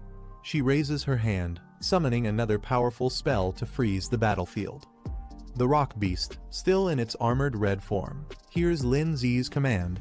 The rock beast pierces through the frozen battlefield, its shadowy form crashing into the golden ant beast again. Lin Zi steps forward with determination in his eyes. He clenches his fist and declares it's not over yet. With a final burst of strength, Lin Zi launches a powerful blow directly into the golden ant beast's face. The impact explodes with golden energy, combining his force with the rock beast's assault. The battlefield falls silent as the golden ant beast collapses, shattered and defeated. Ice fragments and broken tendrils scatter across the field, while Snowball and the rock beast stand victorious. A system prompt appears, confirming the golden ant beast has been eliminated. Its glowing eyes fade as the battle officially ends. Lin Zi receives confirmation of the kill, and the victory is sealed. The rock beast evolves to stage 3, unlocking a new advanced form of its ghost spirit mode. This new form doubles its previous power and duration, allowing it to copy Lin Zi's movements and abilities for 10 seconds at the cost of 100 achievement points. Lin Zi opens the reward panel and grins. He praises the usefulness of the new skill, feeling that spending achievement points on it was completely worth it. He reflects on how the rock beast's ghost spirit form boosted their combat strength by over 100%, and even managed to level up during the battle. He's thrilled by the gains. This was a massive win. The screen displays Lin Zi's total score. 180 points remain, with 1 hour and 20 minutes left on the clock. The instructor watches from the headquarters, stunned by Lin Zi's performance. He especially notes the appearance of Snowball, the frost-type pet. If his guess is right, she's a rare beast with incredible potential. He wonders how Lin Zi was able to tame such a creature. Meanwhile, Lin Zi reflects to himself. Defeating a rare stage 3 beast granted a massive 60-point bonus. He'll have to start being careful to not attract too much attention. But just as he's thinking this, he suddenly senses something strange nearby and questions what's going on. Zhu Xing and his pet Big Mouth arrive back at the battlefield, shocked to see the shattered remains of the golden ant beast. With wide eyes, Zhu Xing yells in disbelief. He can't believe that Lin Zi actually managed to defeat the golden ant beast all by himself. But his confusion quickly turns to curiosity. Pointing at Snowball, who's still standing beside Lin Zi, he asks who she is. He wonders if she's another examinee, and which academy she belongs to. Lin Zi, caught off guard, realizes he forgot to unsummon Snowball. Internally panicking, he knows he can't keep up his low-profile act now that Zhu Xing has seen her. Zhu Xing is still stunned as he points at Snowball. He loudly wonders what's going on, assuming she must be a humanoid ice-type beast that somehow defeated the golden ant beast herself. He begins analyzing it, further questioning whether Snowball is an independent beast or someone's summoned pet. He nervously speculates that if she's a pet, then her master must be nearby and dangerously strong. Zhu Xing panics even more. Realizing she's an ice type, he wonders if her master could be the rumored Lin Zi. If that's true, then Lindsay's strength is clearly far above their level, and they might be the next targets. Lindsay stands silently, unable to say anything. Watching Zhuxing spiral into his own exaggerated assumptions, he just internally sighs, knowing things are now way off script. A system warning suddenly appears, fake summon attacking us. Snowball, facing the others, seems to be preparing for something. Lindsay and the rock beast turn their attention toward her. Snowball looks genuinely confused, tilting her head as question marks float around her. Zhuxing grows more anxious. He points at Snowball and nervously tells Lindsay that she's staring directly at them. Lindsay silently nods, trying to keep calm. Without warning, Snowball unleashes a flurry of icicles into the air. Massive ice spikes rain down toward their direction. Snowball calmly gathers energy in her hand, casting another wave of ice magic. Zhuxing begins panicking. He thinks if both he and Lindsay die here, it'd be an embarrassing end. He decides it's safer to sacrifice someone else's pet before running. Zhuxing shouts at Big Mouth. The creature looks confused as Zhuxing lunges toward it with the intention of using it as a shield. Zhuxing yells that it's for protection, trying to justify his selfish survival tactic while his pet is left stunned. Snowball calmly announces she's fine and voluntarily returns to her summoning space. The rock beast also appears. A message displays, "You too, return." Zhuxing, still panting from panic, leans against Big Mouth, who looks just as exhausted and confused. Zhuxing wipes his sweat and smirks proudly. Perfect, he thinks. Not only did he survive the crisis, but he also earned points. Zhuxing, drenched in sweat, asks if things are finally safe. He's startled to see Lindsay. Lindsay calmly rises from inside Big Mouth. Protected by a glowing barrier, he casually asks if he can come out now, revealing he's been safe the whole time. Zhuxing panics again, yelling at Big Mouth not to release him yet because the threat might still be behind them. Internally, he's confused. Lindsay should have been digested by now, yet he's perfectly fine. Big Mouth makes a strange sound as it struggles with something. Big Mouth suddenly spits Lindsay out, sending him tumbling onto the grass. Zhuxing watches in shock, trying to understand how Lindsay managed to survive inside his pet. Lindsay calmly adjusts his jacket and casually comments that maybe Big Mouth just had trouble digesting him.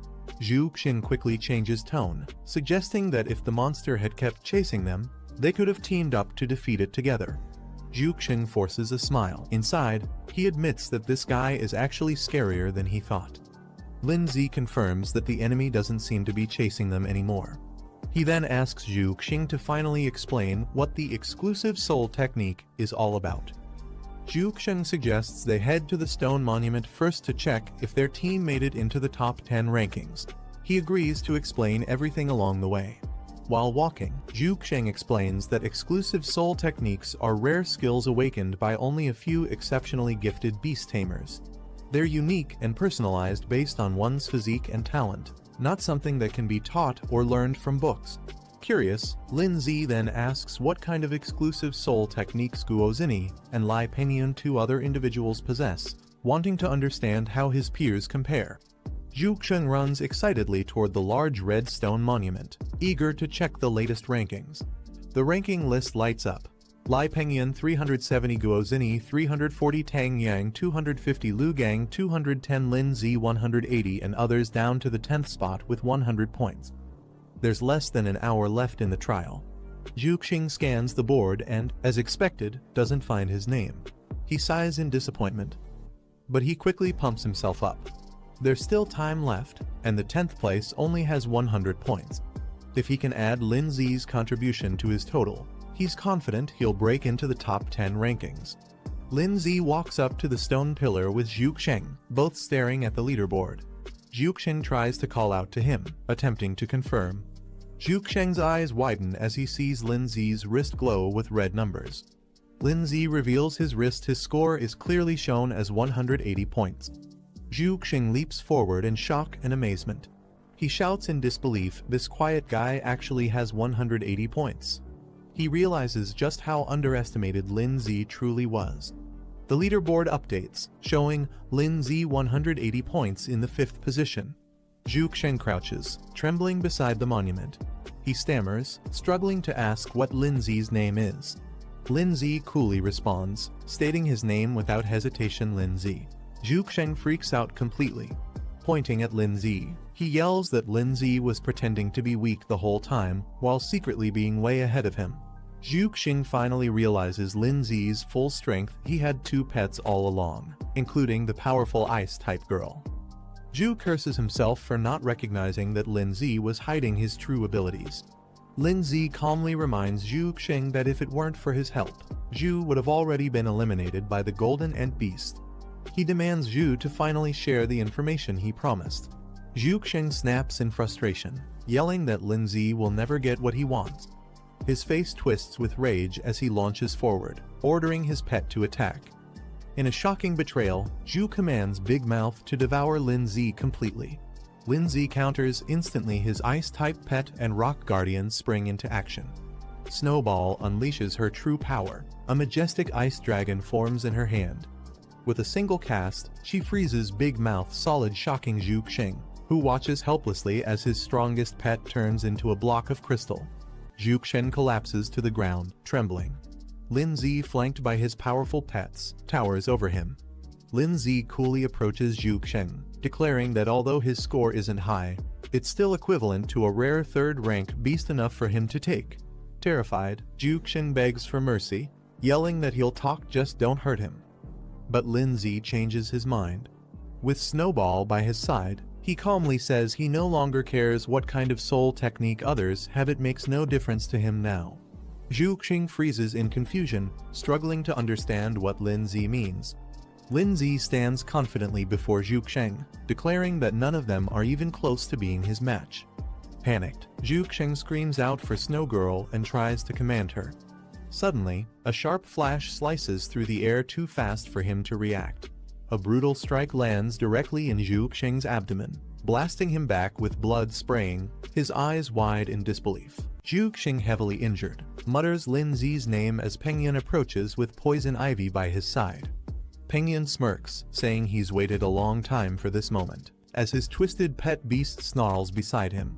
Zhuxing yells out in panic, warning his boss that Lindsay is dangerous and has a powerful ice pet beast. Lindsay calmly stares forward, recognizing the new arrival. He notes that their unfinished business will now be settled. Pengyun turns away, dismissing the green beast and telling it to retreat. Zhuxing laughs confidently. He proudly claims that even though he lost, his points were handed over to the boss. The poison ivy smirks and begins to vanish in a puff of smoke. Thick fog spreads around the area as the creature disappears completely. The leaderboard updates, showing Pengyun at the top with 430 points, while Lindsay remains in 5th place. Pengyun steps forward confidently and demands that Lindsay reveal his full strength. He wants to settle who truly deserves the top spot among beginners. Lindsay calmly responds, saying he has no interest in such a title and is willing to let Pengyun have it. Pengyun smirks, interpreting Lindsay's words as a sign of surrender. He bursts into mocking laughter, calling Lindsay a coward. He declares his plan to eliminate all the top contenders: Guo Zini, Tan Yang, Lu Gang, and Guan Ning. With a twisted expression, Pengyun confesses he finds destroying others utterly thrilling. The thought alone excites him. He suddenly snaps to a realization: Guan Ning is nearby and the perfect next target. Lindsay looks at the ranking screen and notices something alarming. He realizes Guan Ning, Guo Zini, and Tan Yang are all in the same area. He quickly deduces Guan Ning is in danger. Realizing the urgency, Lindsay dashes off toward the east, aiming to protect Guan Ning. Pengyun mocks him for running and commands his pet beast to intercept Lindsay. The poison ivy leaps high into the air, attempting to cut Lindsay off mid-route. But before it can block him, the poison ivy attacks first, restraining Rock Beast tightly with its chains. The vine entangles Lindsay mid-air, binding him tightly within its coils. Pengyun mocks him, claiming he's nothing more than an overrated name. He orders the poison ivy to drain Lindsay's energy completely, warning him not to try escaping again. Lindsay grits his teeth, cursing under his breath as his energy begins to flare. Pengyun arrogantly dismisses Lindsay, unaware that Ice Queen is rapidly closing in behind him. He turns in shock, realizing her presence too late. In an instant, Ice Queen freezes him solid with a powerful burst of ice magic. The poison ivy halts its attack, stunned by its master's sudden incapacitation. The Ice Queen prepares another wave of sharp ice crystals. Rock Beast lunges and shatters the ice sculpture. Lin-Z calmly leans toward Ice Queen and reminds her, "I already told you." Without turning back, the trio Lin-Z, Ice Queen, and Rock Beast walk away, leaving the frozen Penguin statue behind. The poison ivy writhes weakly on the ground, still clinging to life despite being frozen and shattered. A man approaches and observes the scene, surprised by the creature's resilience even after a brutal defeat. This man, identified as Liu Gang, grins confidently. He sees an opportunity, comparing the situation to hunters being hunted in turn. Liu Gang raises his hand, aiming for the frozen statue of Penguin. He declares that the points are his now. Liu Gang summons his iron-armored dragon, a rank 2 stage 9 beast, and commands it to attack the frozen Lai Penguin directly. Confident, Liu Gang mocks his opponent, saying even if pet beasts can be revived, the same can't be said for their master. The dragon beast shatters the ice statue with a powerful strike. Liu Gang smirks, believing this guarantees his first-place rank. However, as he checks his wrist, he's confused. His points remain unchanged, and he wonders aloud why they didn't increase. Liu Gang stands puzzled as he notices something strange. Despite his confident strike, the points haven't transferred and nearby. He turns around, suspicious, only to spot a vine creeping closer. Before he can react, the vine launches at him with fierce speed, stabbing directly into him in a surprise attack. Penguin calmly walks up, explaining that there's no harm in revealing secrets to someone already eliminated, as Liu Gang is ensnared. He reveals his terrifying secret technique, mimicry synchronization, as his face shifts into a monster form. Liu Gang is caught off guard, trying to call his pet for help, but he's already being constricted tighter by the vine. The iron-armored dragon attempts to respond to the command, but it's too late. It's already entangled and pinned down by the vine beast. A burst of smoke signals its defeat, as the vine completely suppresses the armored beast. Lin-Z swiftly approach from above. He spots them and immediately becomes alert. He warns them, saying that if they dare touch his little sister, they'll face consequences. With fierce determination, Lin-Z rushes down at high speed. His eyes burn with rage as he declares that they are as good as dead. On the ground, several people are already gathered. Lin-Z's sister is surrounded by creatures, including a beast, a dark spider, Xinyi and Tanyong standing guard. Suddenly, a small white dragon with horns appears. The screen displays its identity, Coiling Pattern Baby Dragon, Stage 2 Level 8, Dragon Type. Guan struggles to move, trapped within a water spell. She tries to break free but fails. Tanyong coldly tells her not to waste her strength. There's no escape from a spirit master's water prison. Behind him, a terrifying water ghost creature floats in the air. A label appears, Second Rank Spirit Master, Ghost Water Type. Tanyong confidently raises his hand, explaining that the water prison is impossible to escape from once activated. He turns to Xinyi, saying she can take over. He suggests that if she defeats Guan and claims her points, she'll have a real chance at becoming the top freshman. Xinyi smiles teasingly and questions if he's hesitating because Guan is too pretty to hurt. Tanyong doesn't respond, staying silent as Xinyi watches him curiously.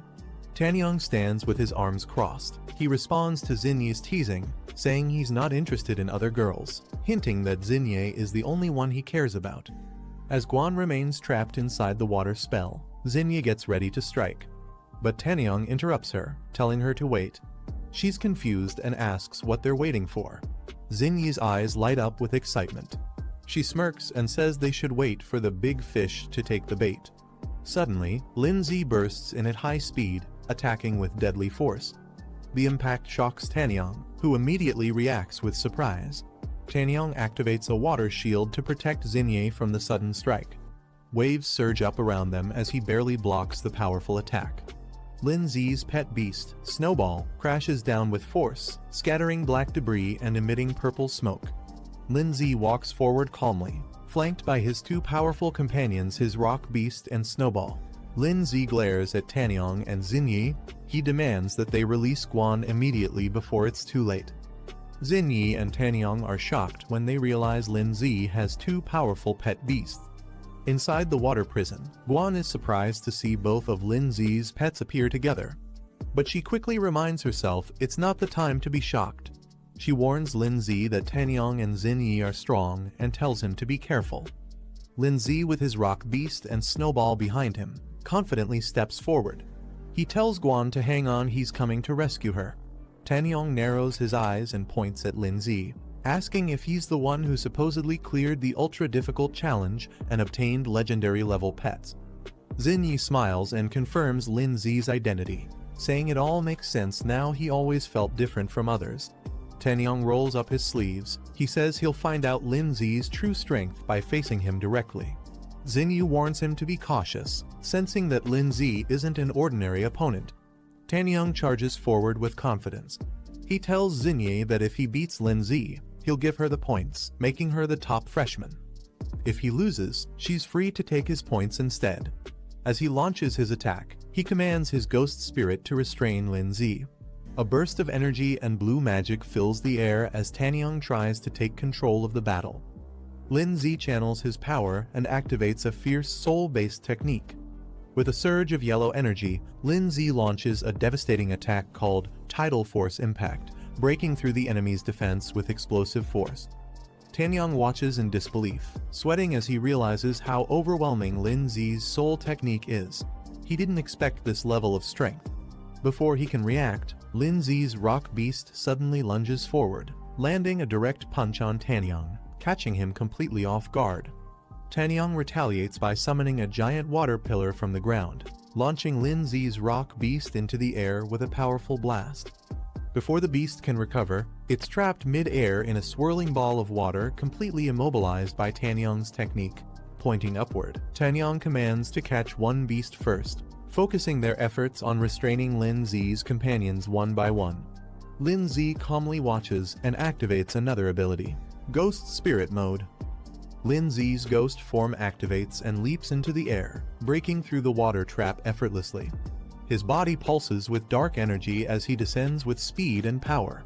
With precision, he strikes from above using a ground-piercing attack. Purple energy erupts, and spikes burst from below. Dark aura spreads around his spirit beast, which morphs into a shadowy figure and unleashes a powerful ghost skill, devastating the area with waves of cursed energy. Tanyang grins wildly and reveals that his spirit beast is also ghost type. Confidently, he declares that he too is immune to physical attacks, laughing as if the tables have turned. Xin Yi suddenly shouts a warning, telling Tanyang to watch out behind him. Tanyang turns too late, he's struck hard and sent flying into the air by a powerful blow. He glances back in shock and sees the ghostly spirit standing in a fierce battle stance. A label appears, Ghost Spirit Clone. It's revealed that Lin Zi had used a decoy to ambush Tanyang from behind. Lin Zi calmly watches as his ghost clone lands a solid blow, sending Tanyang crashing to the ground. He remarks that unfortunately, Tanyang isn't immune to physical damage. Tanyang grits his teeth, stunned by the sudden attack. In desperation, he yells to activate a sealing spell, Necro Spirit Seal, hoping to suppress Lin Zi's ghost power before things spiral further out of control. A powerful surge of energy erupts from his hand as the sealing technique activates, aiming straight toward Lin Zi's clone with explosive force. Tanyang activates a powerful sealing technique, aiming to suppress Lin Zi's ghost beast. The spell wraps the creature in glowing chains, pinning it down with magical energy. Lin Zi realizes the ghost form may be vulnerable to Tanyang's necromancer abilities. He calmly tells his beast to revert to normal form to avoid getting countered. Tanyang laughs confidently as Lin Zi's clone dissipates. He mocks the so-called genius, saying he's not as impressive as the rumors claimed. But Lin Zi remains calm. He raises his hand, declaring that it's time they witness his true strength. Lin Zi soars into the sky with a burst of blinding light. Xin Yi watches in shock as the sheer intensity of his energy leaves her frozen in place. Tanyang clenches his fists, realizing the truth: Lin Zi is far beyond what they can handle. He admits that if things continue like this, they won't stand a chance. Xin Yi's eyes widen with fear, cold sweat drips down her face as she realizes the terrifying gap in strength. In her mind, there's no doubt now they're going to be completely crushed. Xin Yi suddenly stops the fight, raising her hands and shouting for everyone to wait. Tanyong, standing behind her, looks ready to engage. She suggests maybe they should talk things over instead of fighting. Lindsay responds calmly, questioning if she really wants to negotiate now. Xinyi explains that most of them have already secured top 10 ranks in the competition, so there's no point in continuing to fight. She adds that they'll all be classmates soon, so it's better not to create conflict. Lindsay silently agrees, signaling Snowball to stand down. Snowball backs off as they decide not to escalate the situation. Xinyi urgently shouts for Tanyong to stop and release the captured girl. She runs toward him as Guan remains trapped in a water prison, struggling to break free. Tanyong hesitates and thinks logically releasing Guan is safer since any alliance between their opponents would put them at a disadvantage. Xinyi insists he do as she says. Tanyong, though annoyed, agrees with a sigh and casts the spell to release the water prison. The water restraints explode with a splash, and Guan is finally freed, dropping to the ground with force as the spell breaks. Guan rushes into Lindsay's arms, thanking him for rescuing her. Lindsay reassures her that as long as he's around, no one can harm her. Lindsay then turns serious. He tells the others that although they were able to save his sister, their performance wasn't impressive enough to satisfy him. Furious, Tanyong's eyes glow red with rage. He yells that he won't forgive Lindsay and charges to fight, while shouting at Xinyi to get to safety. Xinyi suddenly raises her hand, surprising everyone. She confidently claims that she has a solution. Lindsay looks at her with confusion, unsure what she means. With determination, Xinyi announces that she can use her perception ability to help awaken someone's unique soul skill. Standing with Lindsay, Snowball, and Guan, he admits that her proposal isn't bad, it might just work. Tanyong angrily calls out to Xinyi, trying to stop her. He insists there's no need to help Lindsay, calling him an annoying brat. Shocked, Tanyong watches as Xinyi silently ignores him and walks forward with determination. He begins to suspect that Xinyi may truly care about Lindsay. With power surging around her, Xinyi stands confidently, shouting Lindsay's name as she prepares to activate her special ability. Suddenly, a voice interrupts and a hand is raised. Another person steps in, apologizing for being late and says they want to join in too. Pengyun appears in the distance with a powerful aura, surprising everyone. One of the students shouts in disbelief, realizing Pengyun is still alive. With a confident smirk, Pengyun says he's glad everyone is gathered here, it saves him the trouble of hunting them down one by one. Tanyong grits his teeth and clenches his fist in frustration. He didn't expect another strong enemy to show up, calling the situation truly annoying. Meanwhile, Xinyi suggests a strategy to Lindsay and the others. If they join forces, they might be able to defeat Pengyun and take the number 1 spot. Lindsay senses the atmosphere. Things are getting chaotic, and he realizes that the situation is no longer under control. A countdown timer appears, only 10 seconds left. From a control room, the instructor observes the students through a crystal projection. He notes that he'd like to retain these promising freshmen, but if they really start fighting, valuable talent could be lost. He turns to the group behind him and instructs them to act. He's only giving them 10 minutes to calm the students down and restore order. Tanyong questions Xinyi, surprised that she would genuinely want to help Lindsay. He suggests using Pengyun to suppress Lindsay instead and take advantage of the situation together. Xinyi apologizes and firmly declares that she truly wants to help Lindsay. Lindsay and Guan watch silently in the background. Tanyong is stunned. His mind spirals into shock, misinterpreting her actions as her falling in love with Lindsay. Furious and heartbroken, Tanyong screams in rage and vows to defeat both of them with his own hands. Pengyun, excited and ready for battle, invites everyone to attack him at once. But suddenly, a powerful voice commands him to stop. Everyone is stunned as they're told the competition is over, they've all been accepted. However, a special challenge has been arranged just for them. A glowing portal appears, and one by one, figures begin stepping through it. A group of elite second-year students emerges. The instructor explains that these are the academy's top-ranked students, and the new recruits must fight them. Winning grants glory. Losing means their names will be erased from the records. Guan protesting that the matchup is unfair. As freshmen, they haven't even settled into the first year, yet how could they possibly win against experienced second years? Tanyong and the others agree. They've already been through multiple battles and their spirit beasts are exhausted, making it hard to continue. Lindsay steps forward with a calm smile and simply says, "Let's go." Pengyun watches from afar, commenting that it's unfortunate. But since they couldn't eliminate the new students, they'll now be schoolmates and there will be plenty of chances to compete again in the future. An angry second-year student yells at the group, demanding they first pass the upperclassmen's test before celebrating.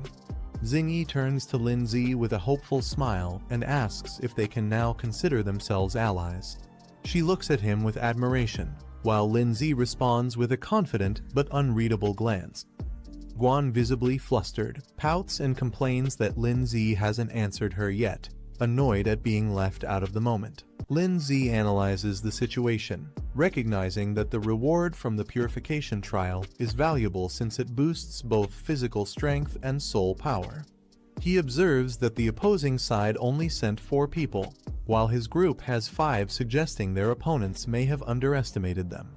He then turns to Xingyi and sets a condition. If she wants to be seen as a true ally, she must prove herself in battle. Lindsay explains that she'll have to fight either him or his sister's team to earn that trust. Guan instantly protests, expressing that she wants to stay by Lindsay's side. Lindsay gently assures Guan that he'll take on one opponent himself, and tells her and Xingyi to handle one together since they have a better chance as a team. One of the senior student named Zaidu steps forward and challenges them, asking who's ready to face him. He even jokes that they can come together if they're scared. Tanyong boldly volunteers, determined to prove his strength and protect Xingyi's dignity. Zaidu smirks at his courage and summons his powerful insect-type beast, a third stage slicing mantis. He warns that courage alone won't be enough to win. Pengyun chuckles sinisterly and announces he won't hold back, especially just because his opponent is a girl. A girl calmly summons her beast, a powerful thunder lion glowing with blue lightning. With a twisted smile, the girl taunts Pengyun, daring them to go all out and not to hold anything back against her. Lindsay evaluates the remaining group members. He notes that among the 2 girls, one of them appears relatively weaker and may need more support in the battle ahead. A flashy second-year student named Wu Yushin steps forward, striking a dramatic pose and teasing Lindsay. He jokes about their hairstyles and suggests they have a showdown. Lindsay responds casually, accepting the challenge with a confident, "All right." He politely tells the senior student to go easy on him, though his smile suggests he's more than ready for the challenge. Nearby, a blue-haired second-year girl comments that this batch of freshman girls looks cute and harmless, drawing attention from Guan and Xingyi. However, she declares she hates cute girls more than anything and refuses to hold back in the fight. Her name is Huey. Xingyi and Guan are both caught off guard by her intense energy. A powerful aura swirls around them. In the examination hall, many students slump in frustration after the results are announced. One blonde student sighs while another calls it unfortunate they didn't make the cut. A girl tearfully tells her friend Zioyan that they've definitely been eliminated. She's devastated, while Zioyan tries to comfort her. Zioyan agrees it's unlikely they'll pass, noting that the competition was filled with geniuses. Unless a miracle happens, they don't stand a chance. A boy who also failed is overwhelmed, clutching his head and shouting in despair. After going through the whole ordeal, he still got cut at the end. A silver-haired boy rubs his head, still feeling pain and frustration from the exam. He mutters about how sore he is. One of the instructor places a hand on another's shoulder. A boy named Gao Wangxiang steps forward and says he'll take over the next group of examinees. Another instructor recognizes him and greets him with respect. The instructor complains, saying Gao arrived too quickly to steal students he worked hard to select. Gao defends himself, stating that the current testing methods are too extreme and may cost them good talent. He mentions he still has 10 available spots open for admission. Gao Wangxiang smiles confidently, saying it's only fair to search for hidden talent from the group of students who didn't make it. There could still be some gold among them. The other instructor agrees to let him take charge and leaves the arrangement to Gao. Gao turns to the disappointed students and announces exciting news. Although they didn't make it into the top 10, he still has 10 open spots. Anyone who passes his test can still be accepted. The room erupts with joy. The previously rejected students are shocked and thrilled, excited by this unexpected second chance. Two girls excitedly hold hands, overjoyed that a miracle actually happened. One of them says they must try their best this time. Making it into the top 20 should be possible. The student clenches his fists, vowing that he won't miss this second chance. On the battlefield, Tanyong watches in shock as a massive tornado attack forms. He realizes the sheer gap in strength and yells that this is clearly a battle of overwhelming levels. A fighter taunts with a smug expression, calling him a loser and claiming victory. Bright blue energy blasts erupt violently. The girl standing beside a large beast acknowledges the opponent's stamina, but says the fight is over. Pengyun with glowing eyes glares forward with fury. The girl calmly questions if her opponent can no longer hear. A red demon warrior mocks the idea of genius and declares that true strength is what rules this academy. Huey scolds the younger girl, saying instead of wasting time on petty fights, she should focus on training and self-improvement. Inside the school, the instructors debate their methods. One criticizes the harsh elimination process, while the other defends it, believing only pressure reveals true talent. Gao chuckles confidently as he addresses his colleague. A powerful icy beast is unleashed, drawing attention as one instructor notes that someone has resisted the earlier strategy. A majestic creature called the Glacial Warhorse forms from ice, towering over a stunned Wu Yushin. Shocked and wide-eyed, Wu Yushin screams in disbelief, unable to accept what he's witnessing. Lin Zi looks on as the icy beast towers before Wu Yushin. He calmly addresses the headmaster.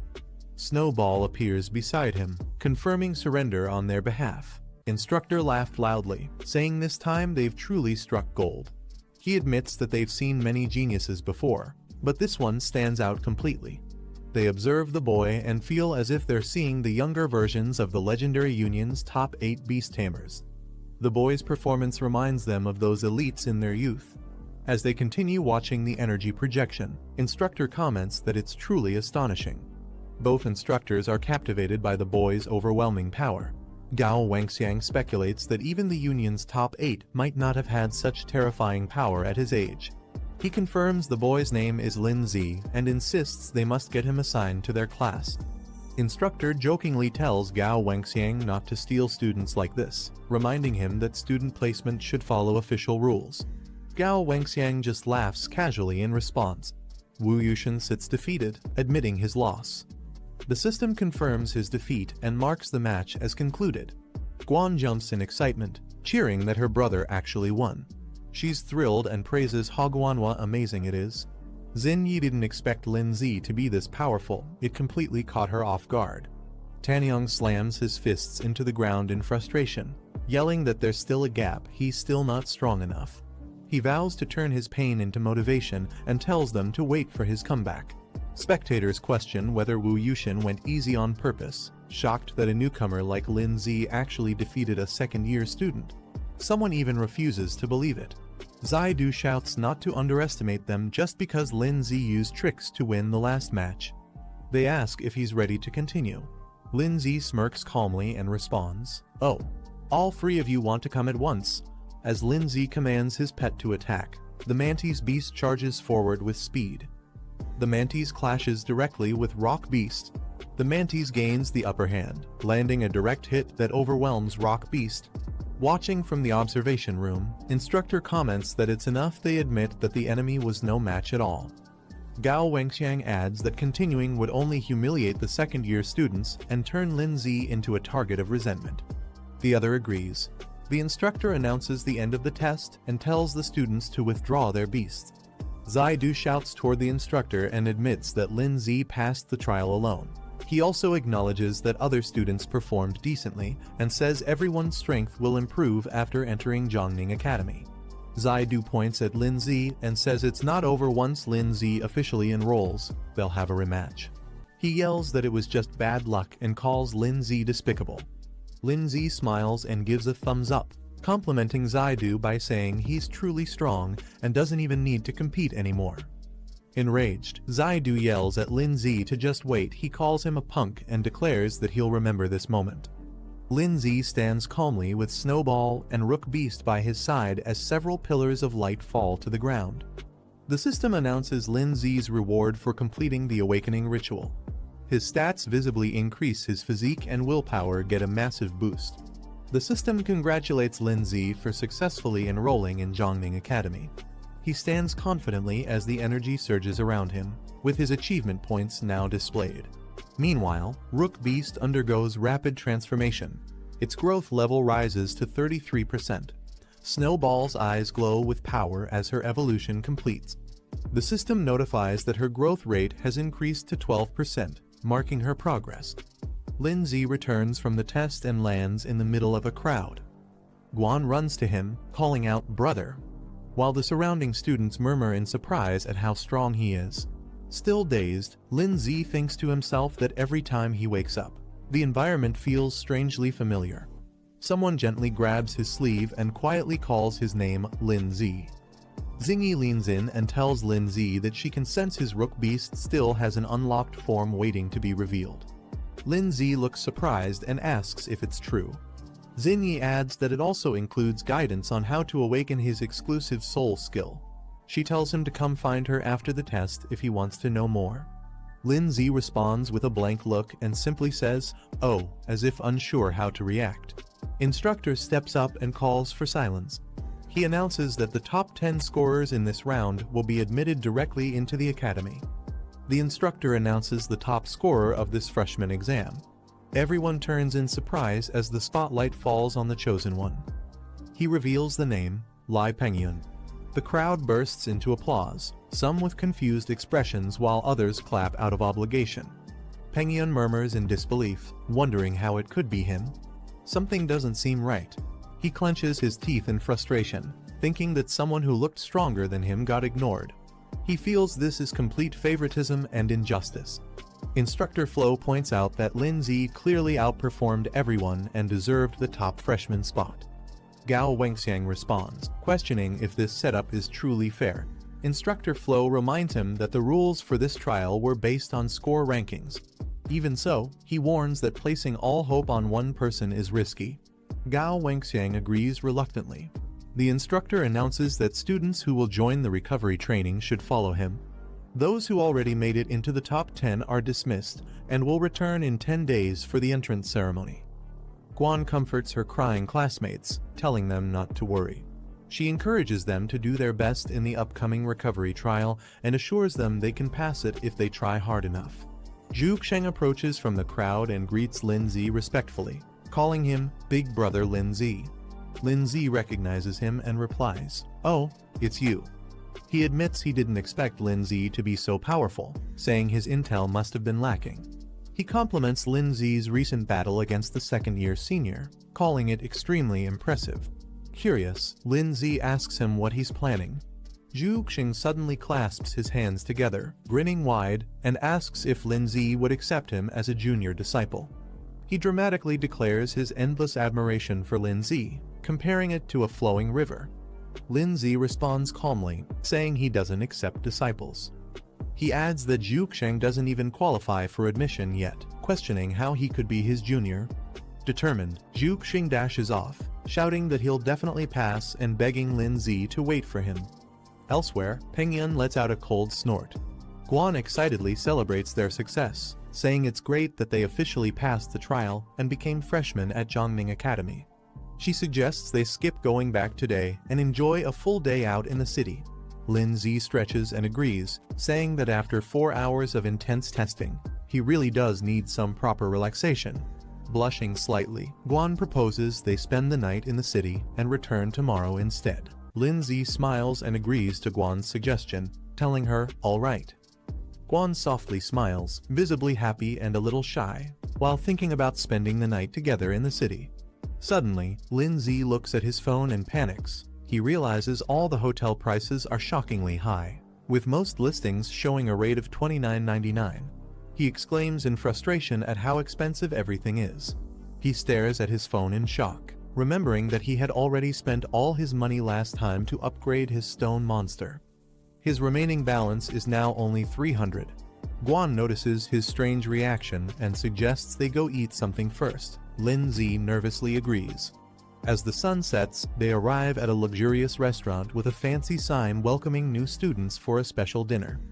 Lindsay looks around in disbelief, wondering how a place like this even exists. It's filled with summoned beasts and students all dining together peacefully.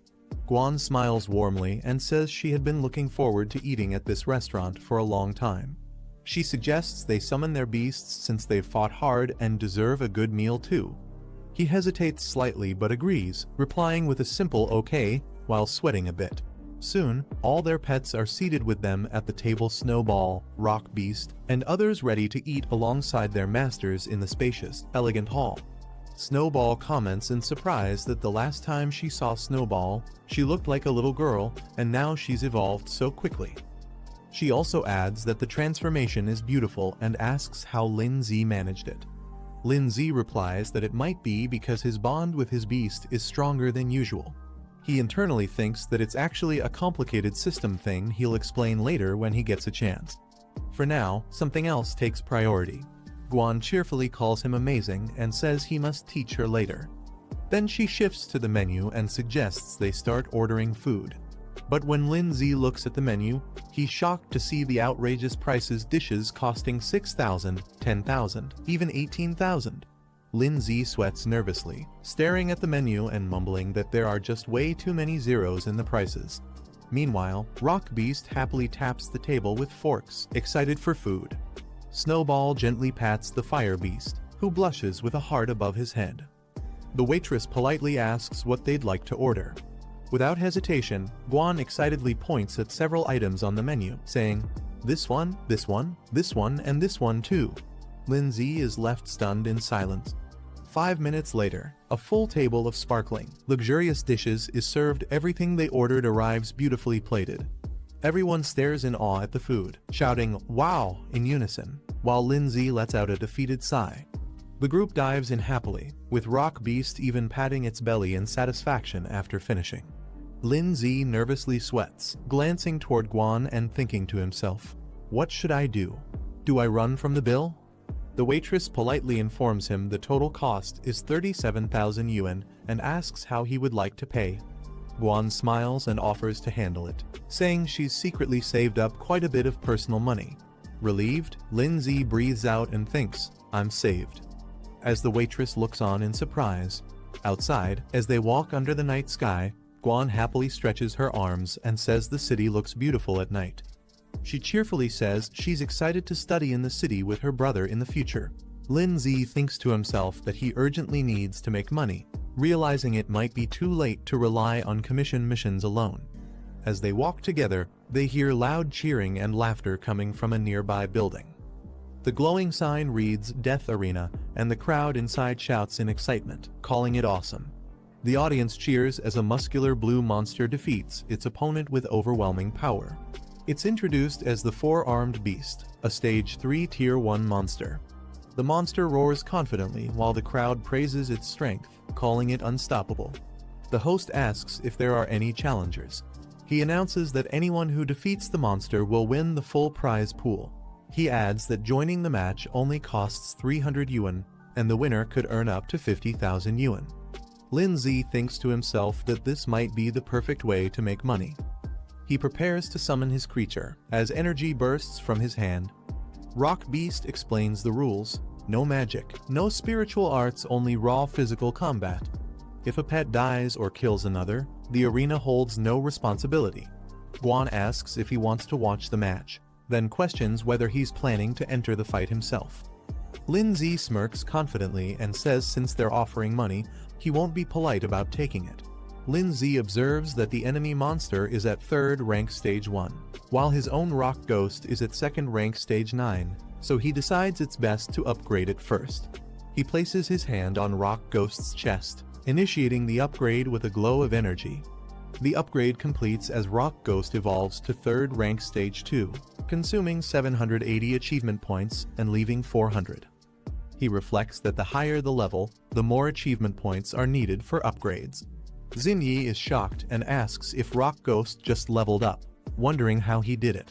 He casually replies that maybe Rock Ghost leveled up because he ate well, then leads them toward the arena. Xinyi cheers with confidence, saying she believes he can definitely win the match. He gives a confident smile. The host announces a new challenger has entered, hyping up the audience as Lin Zi steps toward the ring with Rock Ghost. The host is shocked to see Lin Zi and Rock Beast step into the arena, wondering why someone like him would join such a deadly match. The crowd mocks him, laughing loudly and saying he must be drunk or clueless. They also ridicule the Rock Ghost. Rock Ghost stays silent but emits a quiet growl in response to the crowd's mockery. Rock Ghost calmly watches as 4-armed beast steps forward. The man smirks and calls Lin Zi a kid, warning that if his pet, the 4-armed beast, accidentally kills him in the fight, he shouldn't be blamed for it. Lin Zi politely requests the man to go all out. He shows no fear, keeping his eyes half closed as he responds with confidence. The man scoffs and calls Lin Zi an ignorant brat who doesn't understand how strong his opponent truly is. A smug grin spreads across his face, underestimating Lin Zi's strength. Both sides finalize the agreement by signing a life and death contract. The man overseeing the match confirms the document and urges them to sign and stamp quickly. As soon as the contract is signed, the host loudly announces the start of the match. The man immediately commands his pet to take action and show some real strength.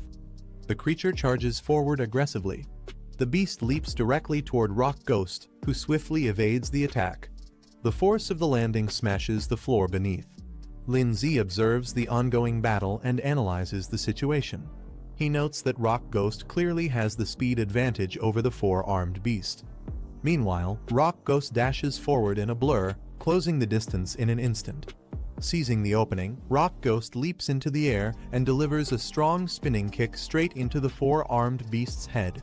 The blow forces the beast's head back, but it quickly regains balance and steadies itself. Rock Ghost follows up aggressively, closing in with glowing red eyes and sharp focus. But this time, the 4-armed beast reacts quickly and catches Rock Ghost's leg mid-strike. The 4-armed beast grips Rock Ghost by the leg and suddenly swings him high into the air. Rock Ghost is unable to break free, caught completely off guard by the beast's raw power. With a brutal motion, the 4-armed beast hurls Rock Ghost across the arena. Rock Ghost crashes violently into the ground, creating a massive crater on impact. In the crowd, Lin Zi watches silently as someone nearby exclaims in shock, noting the incredible strength displayed. The man grins confidently and admits that while the 4-armed beast doesn't know any special skills, its raw power alone is enough to overwhelm many high-level pets. Lin Zi watches the field and realizes the rules of this battle heavily favor the 4-armed beast. Since skills aren't required, pure physical might becomes the deciding factor, something the beast excels in. He now understands why the opponent was so confident. The 4-armed beast raises its massive fists and prepares to strike again, its powerful arms swinging down with crushing force. Rock Ghost quickly retreats, narrowly evading the incoming blow. The beast grabs Rock Ghost again and prepares to deliver a powerful overhead smash. Its arms swing high above its head, aiming to crush its opponent without mercy. As the beast slams down, the ground trembles from the impact. Rock Ghost crashes hard into the arena floor, headfirst, as an explosive burst of debris and force shoots outward. Watching from outside the ring, the man crosses his arms and sneers. He mocks Lin Zi, sarcastically asking if that was all his pet was capable of. The crowd erupts in laughter and applause, impressed by the 4-armed beast's last strike. Guan looks on with concern, calling out, "Brother."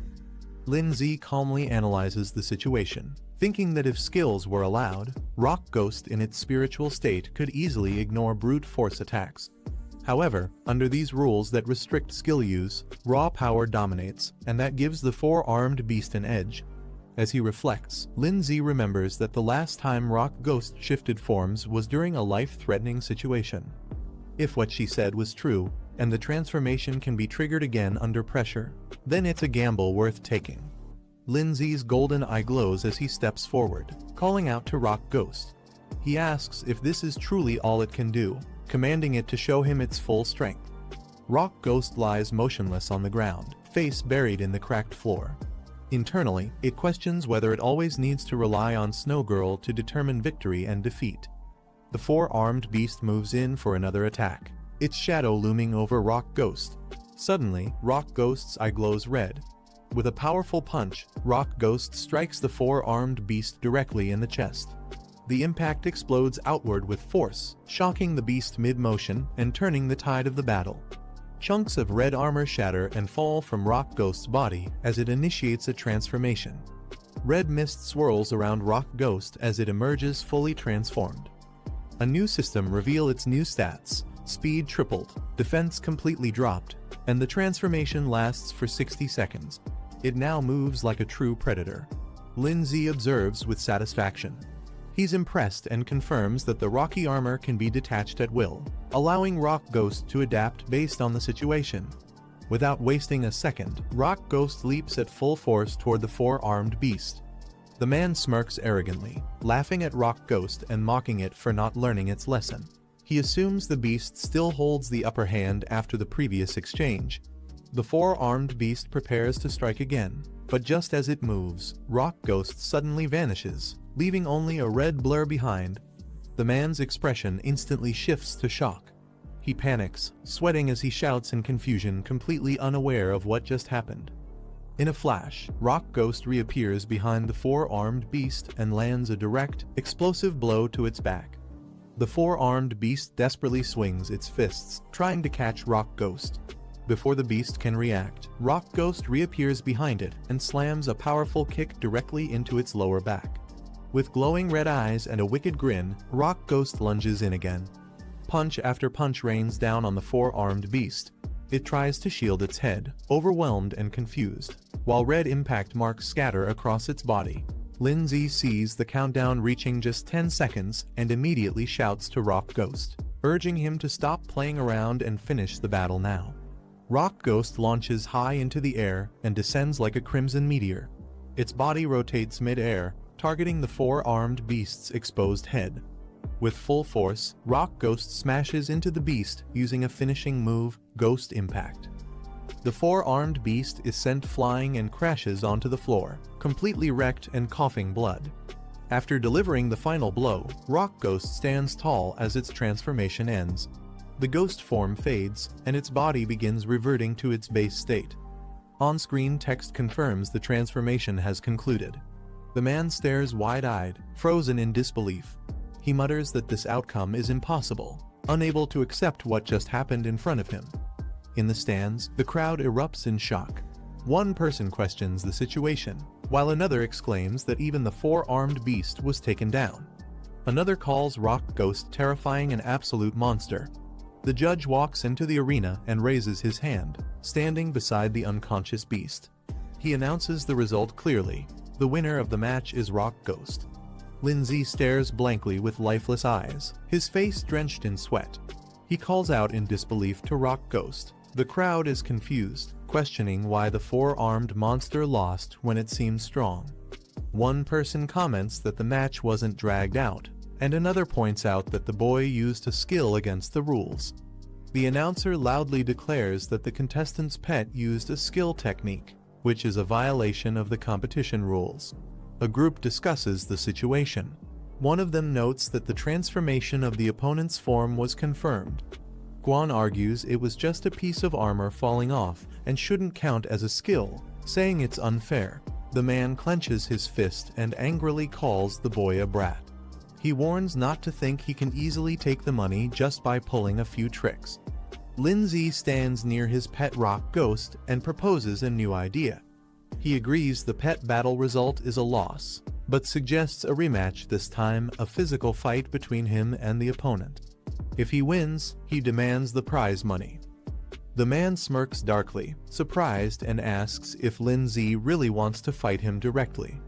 The announcer, shocked, exclaims that Lin Zi is challenging him to a real-life duel. He announces Lin Zi's identity: former professional freestyle fighting champion, Xinggu. The crowd erupts in excitement, cheering for the fight. They demand to see a bloody showdown. The fighter grins at Lin Zi and says this match will be more entertaining than a pet battle. Both prepare to fight in the arena, facing each other. Rock Ghost lowers its head silently. Lin Zi tells Rock Ghost that it has already won. He gently taps its shoulder and says it's his turn now. Rock Ghost, startled by Lin Zi's words, reacts with wide eyes. The announcer speaks into the mic while the man nods with confidence. He praises Lin Zi, saying he's the first in history to dare challenge Xinggu directly, and admires his courage and resilience. With excitement, the announcer shouts that if Lin Zi manages to defeat Xinggu, he can still take the prize money and leave freely. The crowd cheers as Xinggu prepares to fight. Guan watches from behind the ropes. Lin Zi glances back and nods calmly. Xinggu powers up with a fierce grin, lunges toward Lin Zi, and shouts for him to come at him. He says they should enjoy the fight to the fullest. Outside at night, lights glow across the city skyline. Xinyi asking if she might be developing feelings for the boy. As Tanyong and Xinyi walk along the sidewalk, she firmly says she only sees him as a brother. Tanyong responds with frustration, questioning what makes him worse than that brat, and reminds her she barely knows him. Tanyong continues, saying he just doesn't want to see her get hurt. Xinyi folds her arms and replies sharply that she'll decide her own matters. She tells him to go back and rest early. Tanyong stands quietly behind her. Tanyong looks back and quietly says Xinyi's name while watching her from a distance near a building. While walking alone through a back alley, Tanyong clenches his fists and declares that he will surpass Lin Zi someday. He tells him to just wait. Suddenly, Tanyong hears a faint cry for help and turns his head, surprised. A girl, trembling and cornered by a dark, shadowy creature, desperately asks who will save her. Her white beast companion lies unconscious on the ground. A system identifies the monster as Fire Flame System, Stage 1, Rank 2. Tanyong charges in and delivers a powerful kick to the shadow monster, shouting for it to get lost. The shadowy beast is sent flying backward from the impact. Tanyong holds the girl in his arms and asks if she's alright. He scolds the monster, questioning where such a beast even came from. While cradling the girl, he looks up and notices someone standing on a rooftop under the moonlight. He mutters, wondering what kind of monster this world even holds. A hooded man descends rapidly from above, landing hard in front of Tanyong, the girl, and the defeated monster. Tanyong steps forward, demanding to know who the hooded man is and if that beast was his pet. The man questions the meaning of monsters and suggests that if beasts used by humans are considered good, then those that act independently are evil. He asks who made that definition. Tanyong stays cautious and asks what exactly the man is trying to say. The man explains that some beasts are born free and powerful, and only become aggressive after being hunted or manipulated by humans. Their nature is misunderstood due to isolation and fear. Tanyong cuts him off and prepares to attack. He declares that if the hooded man is the one who controlled the beast to harm humans, he won't allow him to continue. He summons a weapon mid-air while charging forward. The man stares calmly and asks if Tanyong is the one named Tanyong.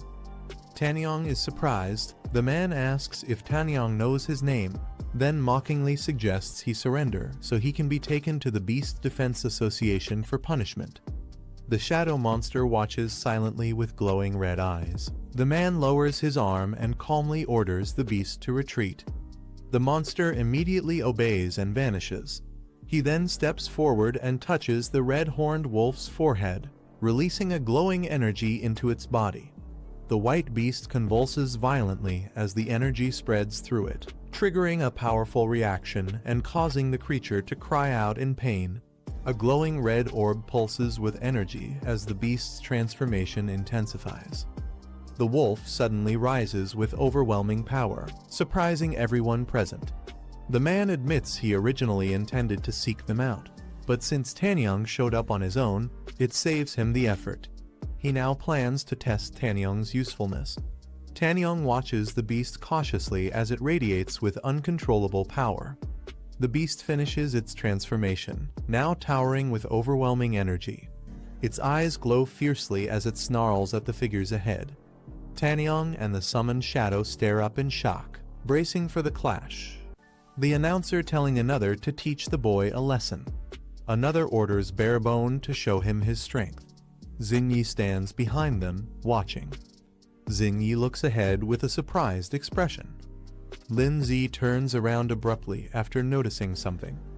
Xinyi cupped her hands and shouted loudly for Linzi, telling him to go for it.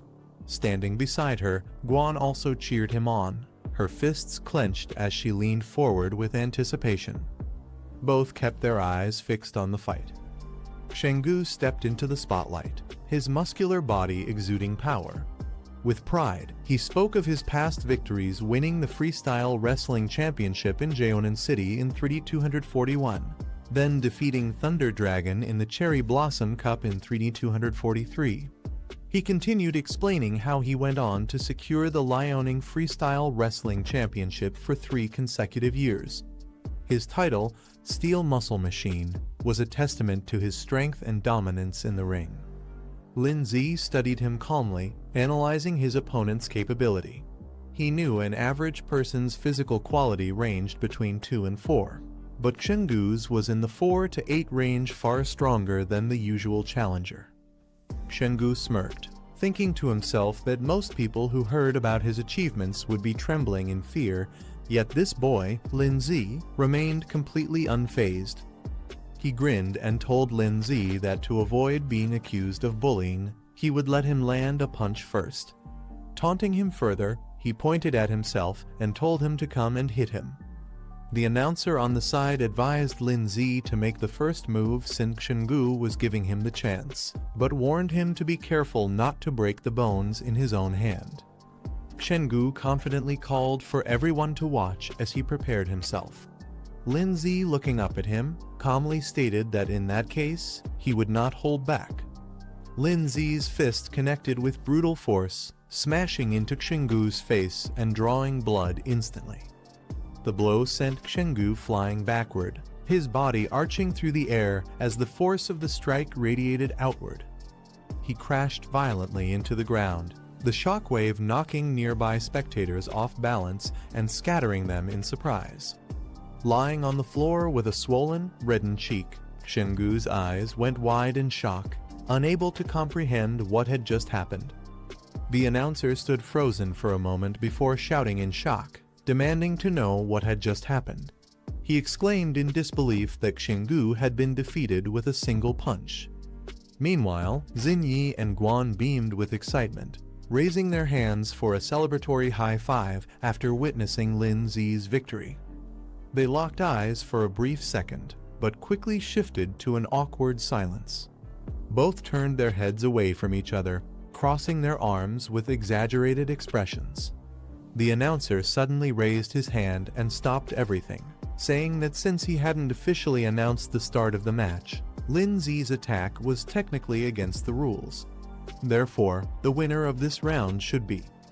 Linzi's narrowed his gaze and questioning the announcer's words. Realizing the tension, the announcer quickly broke into a nervous smile, admitting his mistake and clarifying that Linzi had not violated any rules. With a loud and clear declaration, he announced Linzi as the winner, the crowd's attention drawn to Linzi standing confidently. Linzi checked his phone and saw the transfer of 50,000, thinking to himself that now he had enough money to stay at a hotel. From a distance, Guan called out to her brother, and Xinyi cheerfully shouted Linzi's name. Linzi turned toward them and asked what was going on. Xinyi approached him with a smile, praising his performance and saying she hadn't expected him to actually defeat Shenggu. Guan, however, spoke more reservedly, saying that it seemed they weren't very familiar with him yet. Xinyi reminded Guan not to forget that they had already formed a team, and with a playful smile, she pointed out that this meant they were teammates. She added that since they would also be classmates in the future, it was better to reintroduce themselves properly. Xinyi then introduced herself as Guo Xinyi and politely asked for his guidance going forward. Guan puffed her cheeks in annoyance, clearly not pleased with the situation. Lindsay looked at her with mild curiosity and asked what she was doing here. Xinyi explained that she was there to help Lindsay awaken his exclusive soul power. Hearing this, Lindsay looked at her curiously and repeated, "Exclusive soul power?" She confidently added that if they considered her a friend, she could assist them further in the future. Lindsay suggested they find a quiet place to talk, not wanting to discuss such matters in public. An exterior of a building, inside for a more private conversation. Xinyi and Guan sat on opposite sides of the bed, with a clear line dividing them. Guan silently wondered why it felt like they had just checked into a hotel together. Lindsay entered the room and told them to begin. Xinyi responded with a quick "all right" and prepared to start. Xinyi explained that her exclusive soul power was called perception. She described how, even at the age of 7, she could sense information that was extremely difficult for ordinary people to detect, such as a person's aura, location, and even events that might happen in the future. Guan's eyes widened in surprise, and she praised Xinyi's ability as amazing. Impressed by how powerful it was, Xinyi smiled modestly in response. Lindsay asked Xinyi how exactly she planned to help them. Xinyi looked at him seriously and told him to close his eyes. Without hesitation, Lindsay complied, shutting his eyes as instructed. Xinyi then leaned in close to him, bringing her forehead toward his Guan quickly called out, questioning what they were doing. Xinyi calmly explained that this was the only way she could sense Lindsay's abilities and guide his training in the right direction. She pouted, clearly reluctant, but eventually gave in, saying she would trust Xinyi just this once. Xinyi closed her eyes, telling herself to focus her mind, though she could feel her heart racing faster than usual. Her eyes opened with a glow, revealing a swirling, colorful light as she activated her perception ability. A glowing blue figure appeared in Xinyi's perception, radiating intense energy. Xinyi told Lindsay she saw a strange pet. It didn't look like his rock pet Yangui, nor like the other pet Zunu. She explained that it seemed more like a fusion state between them, their powers combined into a single entity. The boy asks about fusion, and the girl confirms it. She explains that her constitution isn't strong enough yet, so she can only sense vague information. Then she tells him it's his turn. Another girl hesitates, questioning if it really has to be forehead to forehead. The first girl insists, saying the hidden potential inside can only be sensed that way, calling her little sister. She closes her eyes, focusing deeply. Suddenly, her eyes glow with a radiant light as her vision sharpens. She sees countless silhouettes drifting in a vast, swirling space. Shock hits her when a dark, horned figure with glowing eyes emerges from the chaos. She suddenly reacts in pain, making the other girl rush to ask what she saw. She hesitates, then answers that it was nothing but black shadows, suggesting her potential hasn't fully manifested and may need more training. The girl with pink hair, however, thinks to herself that no matter what those shadows were, she has a bad feeling about them. Deciding not to mention it, she keeps quiet while the clock ticks late into the night. Realizing how late it has become, she complains about having nowhere to go and worries about meeting bad people outside. Acting cute, she asks to stay the night. The boy hesitates, but she quickly celebrates, thanking them for letting her stay. That night, the three of them end up sharing the same bed. The two girls lie on either side, pretending to sleep, while the boy stays stiff and uneasy. One girl secretly peeks at him, making him break into a nervous, awkward smile. The boy reflects on fusion, realizing it's time for Rock Ghost and Snow Maiden to truly get along. He thinks about activating their exclusive soul technique as soon as possible. 10 days later, the Academy holds its entrance ceremony, and excitement fills the halls as students rush to see the newly posted class placements. During the announcement of class placements, Lin Z searches for his name and finds himself in Class 1. His friend excitedly points out that they'll be in the same class again, and they both celebrate. Soon after, the pink-haired girl joins in with a cheerful smile, revealing that she's also in Class 1. Zinni stays quiet while the others talk, when suddenly a familiar voice calls her name. Shocked, she turns to see Tan Yang, badly injured and covered in bandages. She quickly asks if he got into another fight. Tan Yang explains that he ran into some troublesome people. Tan Yang discovers he has been placed in Class 2. Accepting it as fate, he calls it a good thing. Elsewhere, another student is relieved not to share the same class with him, admitting that otherwise he might not be able to resist killing him. His companion, however, mutters that he seriously wants to hit him even now. The group celebrates passing their placements. One girl happily announces they made it too, though only classes 1 and 2 are considered elite. Still, she's proud they worked hard enough to barely pass the threshold. They thank Guan Ning for helping with training, while the scene shifts to a stage where someone begins addressing the new students. The new homeroom teacher introduces himself to Class 1, explaining that he will guide their cultivation for the next 3 years. He tells them attending classes is optional, but cultivation must never stop. Periodic evaluations will be held, and those who fail will be moved to regular classes. He adds that the top 3 scorers in each evaluation will earn a scholarship of 100,000 yuan. The students are surprised by the generous reward, and one notes that just 2 wins could be enough to afford a high-grade contracted beast. The teacher explains that while the Academy offers many clubs and cultivation programs, there is one mandatory course: virtual combat. Behind the teaching building lies a massive virtual combat hall capable of hosting thousands of students. Through these battles, students gain real combat experience and can strengthen both themselves and their beasts. Rankings bring not only rewards, but also determine placement tiers across the Beastmaster Federation. Hearing this, Lin Z resolves to quickly upgrade Rock Ghost so it can match Snow Maiden's level.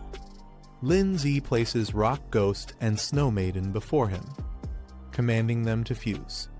The attempt, however, fails immediately due to a level mismatch, leaving both beasts standing awkwardly in silence. This is the end of the video. If you guys want to see the next part, then don't forget to subscribe and like the video.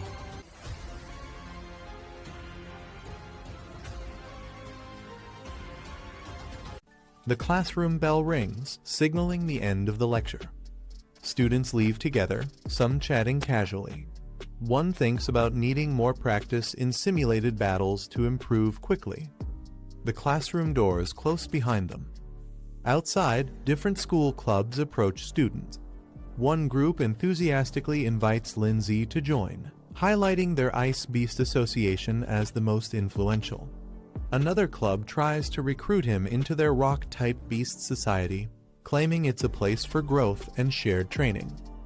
Another club tries to recruit him, boasting that their Ghost-type Beast Society has many beauties and even offers extra activity funds. He politely declines, saying he isn't planning to join any club for now.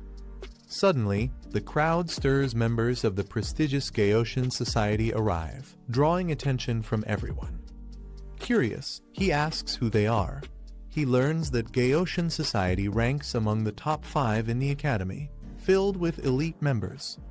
Leading them is a second-year officer, once ranked in the top 3 of entrance scores, making his presence alone overwhelming. The tall leader of the Gaoshan Society, Luo Han, steps forward and directly asks if he is Lin Z. His subordinate quickly confirms, pointing him out without hesitation.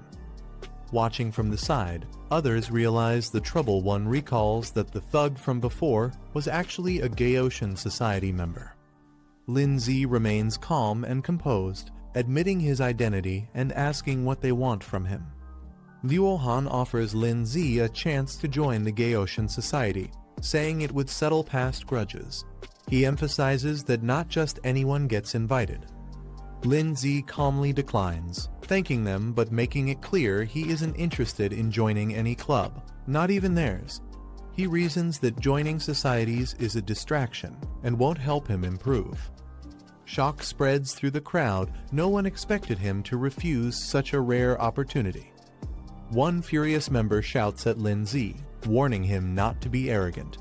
He declares that rejecting them means treating the Gaoshan Society as an enemy. Lindsay brushes off the threat, walking away as if it doesn't matter. Rage flashes in one of the Gaoshan members' eyes, unable to accept such disregard. A pink-haired girl watches with interest, impressed by Lindsay's composure and boldness. His companion quietly wonders if rejecting them might cause more problems.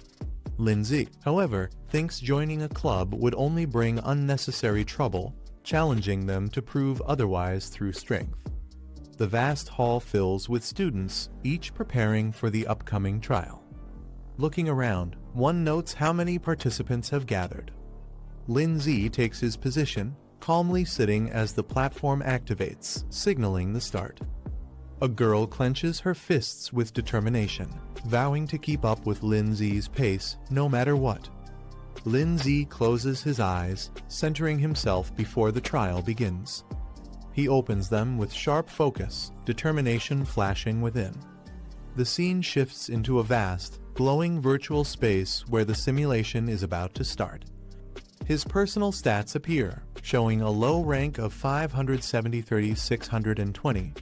Observing the sheer number of participants, he notes how crowded the virtual battlefield is. Lindsay sets a clear goal for himself, reaching the top 10,000 in the rankings as he starts the matching process. The system activates, transporting him into the virtual battlefield. He suddenly finds himself standing on a grassy plain, noticing an opponent already waiting. Calmly assessing the situation, he realizes the simulation has switched to a grassland arena. On the grassy battlefield, Lindsay surveys his surroundings while his opponent watches him closely. The man smirks, asking if this is Lindsay's first time in a virtual duel and whether he's just a student. Lindsay gives a simple nod in response. The man's grin widens, revealing a sinister smile as if he's already confident in victory. The man smirks, saying each year brings in fresh newcomers, and today's match is his lucky chance. Confidently, he prepares to take the win. With a flash of light, he summons his beast. A massive steel tusked boar appears, its roar shaking the ground. Laughing with excitement, he declares the battle will be thrilling, eager to crush his opponent. Lindsay notes that his opponent's beast is only at the second stage, which explains why the system matched it against a newcomer like him. Calmly, he prepares to respond. The steel-tusked boar charges forward with heavy steps, its strength on full display. A shadowy red-eyed figure watches silently, its presence hinting at something ominous. The man laughs confidently, boasting that Lindsay will soon understand the gap created by years of experience. The battle begins as Lindsay's puppet moves swiftly, striking down the charging steel-tusked boar with ease. The beast collapses instantly, unable to withstand the blow. Its defeat is marked, signaling the end of the fight. The opponent is left in utter shock, his face twisted in disbelief as he realizes his beast was defeated in a single strike. The pink-haired fighter lands a crushing blow, knocking his opponent to the ground with overwhelming force. The system marks the defeated enemy as a humanoid type, first stage, second rank. His beast companion lunges forward, striking down a wild cat monster. The system confirms the victory, noting it as a 6th rank wild beast. The battles continue. Another monstrous puppet charges, but he defeats it instantly. The system announces it as a 9th rank enemy, confirming another knockout. His points rise steadily with each fight. 2 days later, his progress becomes clear. His rock-type summon evolves to the 7th stage, while his snow girl reaches the 4th tier.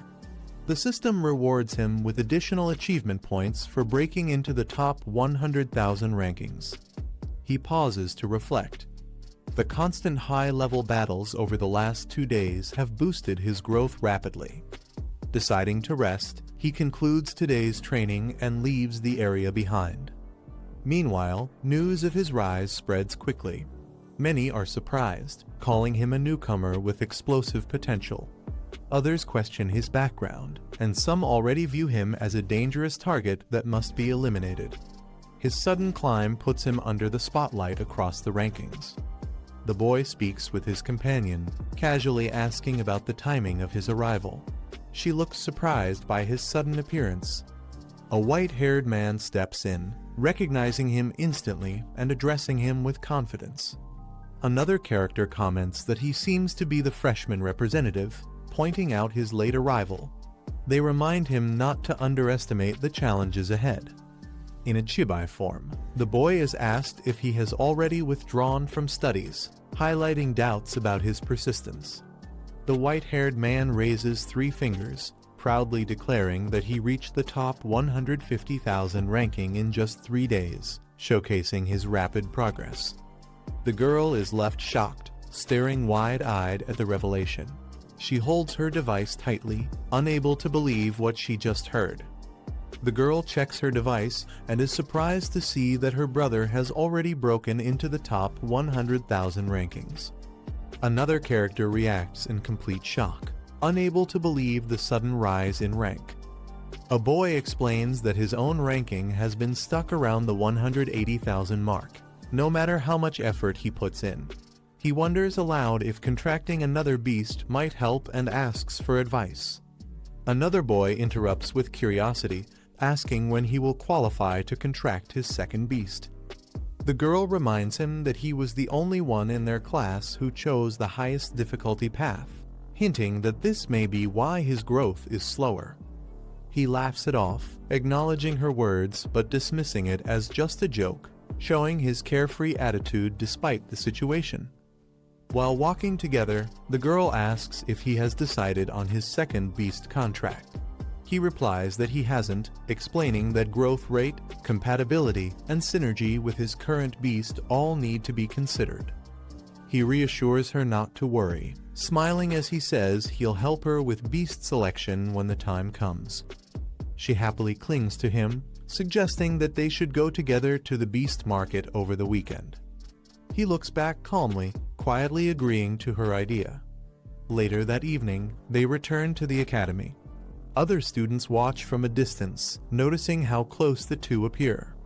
One student comments on their relationship, while he casually brushes it off, mentioning training and focusing on progress instead of appearances. They continue talking about spending more time together studying, eating, and training side by side. Another girl watches them closely, clearly curious, and questions what their relationship truly is. The boy brushes it off, saying he'll head back to rest if there's nothing important. Suddenly, his companion grabs his hand with urgency, warning that they might be in serious trouble. She explains that before the dorm incident, they were attacked by a mysterious figure. From another student's memories, it seems that all freshman examinees might be the targets. He listens carefully and asks what kind of person the attacker is and what their purpose might be. She admits she doesn't know, leaving the situation uncertain. The girl warns him to be cautious, explaining that the mysterious enemy they faced is strong and wields a rare ability that can forcibly turn beasts into corrupted forms. He thanks her for the concern and walks away, leaving her behind. She watches his back, deep in thought, uneasy about the connection between the enemy's strange power and his future. The scene shifts to the Academy Tower the next day, signaling the beginning of a new challenge. He sits in meditation, focusing on his next goal, breaking into the top 10,000 rankings. His ice element summon appears beside him, radiating power as the system updates his score to 1002, just one step away from his target. A hooded figure checks information on his laptop, revealing details about Lin Z, age 18, ranked 10,002 with a perfect 100% win rate. His beast type, rock affinity, and special abilities remain unknown. The hooded man smirks with interest after reading the report, noting that someone will definitely want to test this newcomer's strength soon. Meanwhile, Lin Z receives a system notification confirming his rank update. On a battlefield, two figures confront each other. One of them notices Lin Z's presence and reacts with surprise. The opponent wears a menacing skull mask, staring at Lin Z as tension rises. Another student, watching from the side, casually wonders when mask-wearing duels suddenly became so popular. The masked opponent raises his hand and summons his beasts into the battlefield. A massive spiked turtle appears alongside a powerful dragonfish, both revealed to be 4th rank beasts of their respective elements. He warns Lin Z not to think he's the only one with 2 contracted beasts, showing off his strength. Lin Z smiles confidently and activates his own contracts, ready to face him head-on. He declares it a fair fight 2 versus 2. His ice element summon and armored beast materialize, standing beside him with overwhelming presence, balancing the battlefield. On the battlefield, 2 fierce monsters charge ahead with overwhelming force. The black-haired man calmly observes, noting that such creatures usually take 10 years to grow this strong, yet here they are already at full power. From a distance, a masked man steps forward, addressing him directly as Lin Yuan. He admits he didn't expect someone so young to rise to this level in such a short time, praising his progress but hinting that it changes nothing. The masked man recalls their earlier encounters, reminding Lin Yuan that he once fought weaker opponents. Now, he warns that facing him is entirely different. He insists that Lin Yuan cannot escape his fate. Unbothered, Lin Yuan adjusts his collar and tells him to stop talking nonsense. He states plainly that there's no point in dragging this out if they want to fight. It should begin now.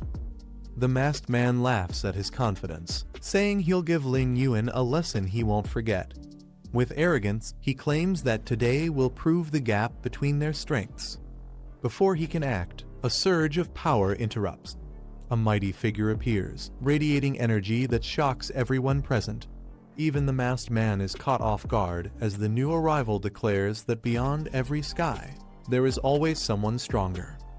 The battle intensifies as a surge of icy energy explodes across the field, freezing everything in its path with overwhelming force. From above, the blue-haired figure descends, channeling immense power directly at the red-haired beast, striking with precision and speed.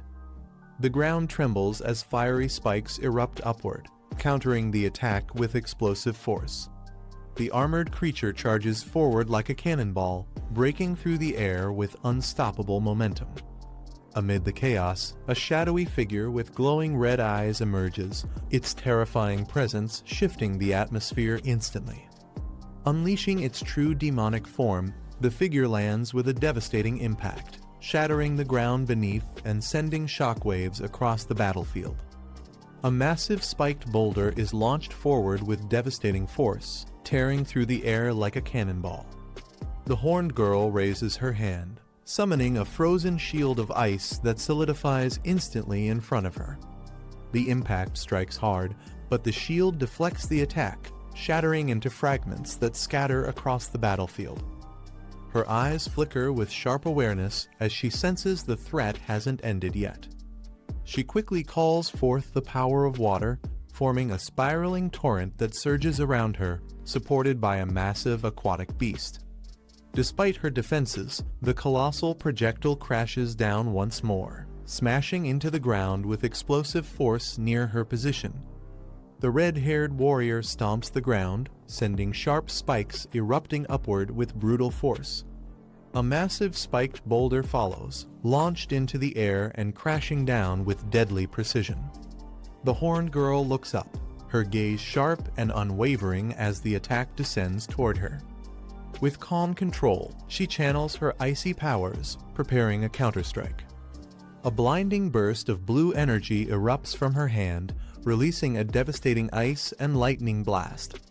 The boulder smashes into the ground, only to be shattered by her attack, freezing and cracking under the immense power.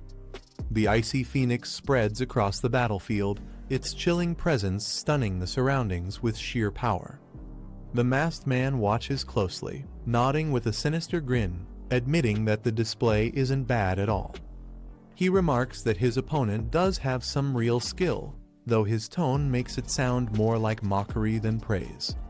Meanwhile, the black-haired man recalls that the enemy's ability lies in manipulating earth, a skill that grows more dangerous against airborne opponents.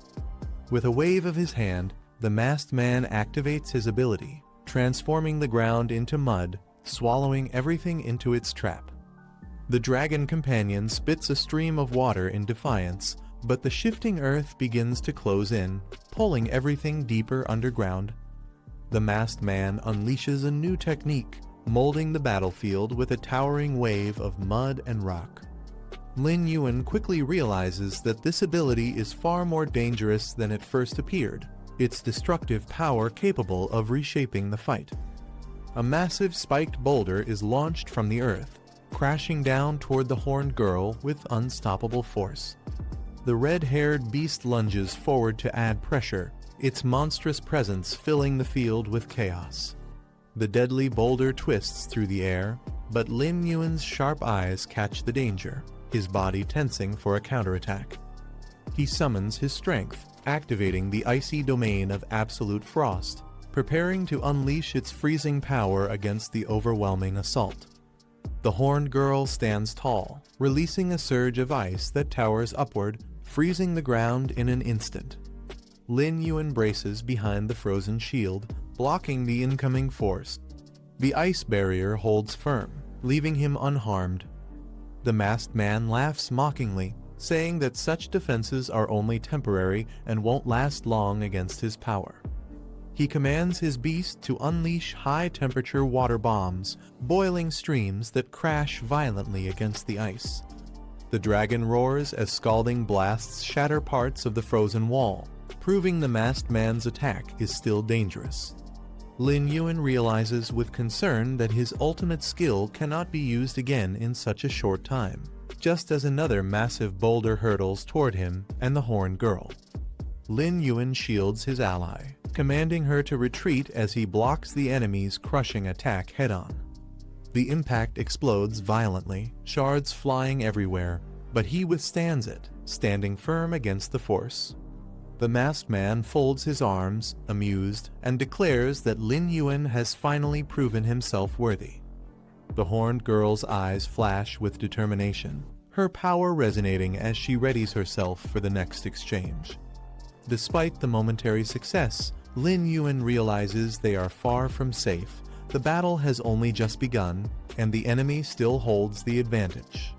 The masked man leans against his beast with arrogance, remarking that Lin Yuan may have skill, but he still isn't on the level of a true powerhouse. Standing beside the horned girl, Lin Yuan hears the masked man suddenly propose an offer. The masked man invites him to join their group, boasting that their shared power could make them unstoppable. Lin Yuan raises an eyebrow, noting that this so-called organization doesn't sound like a simple school society. He questions their true purpose.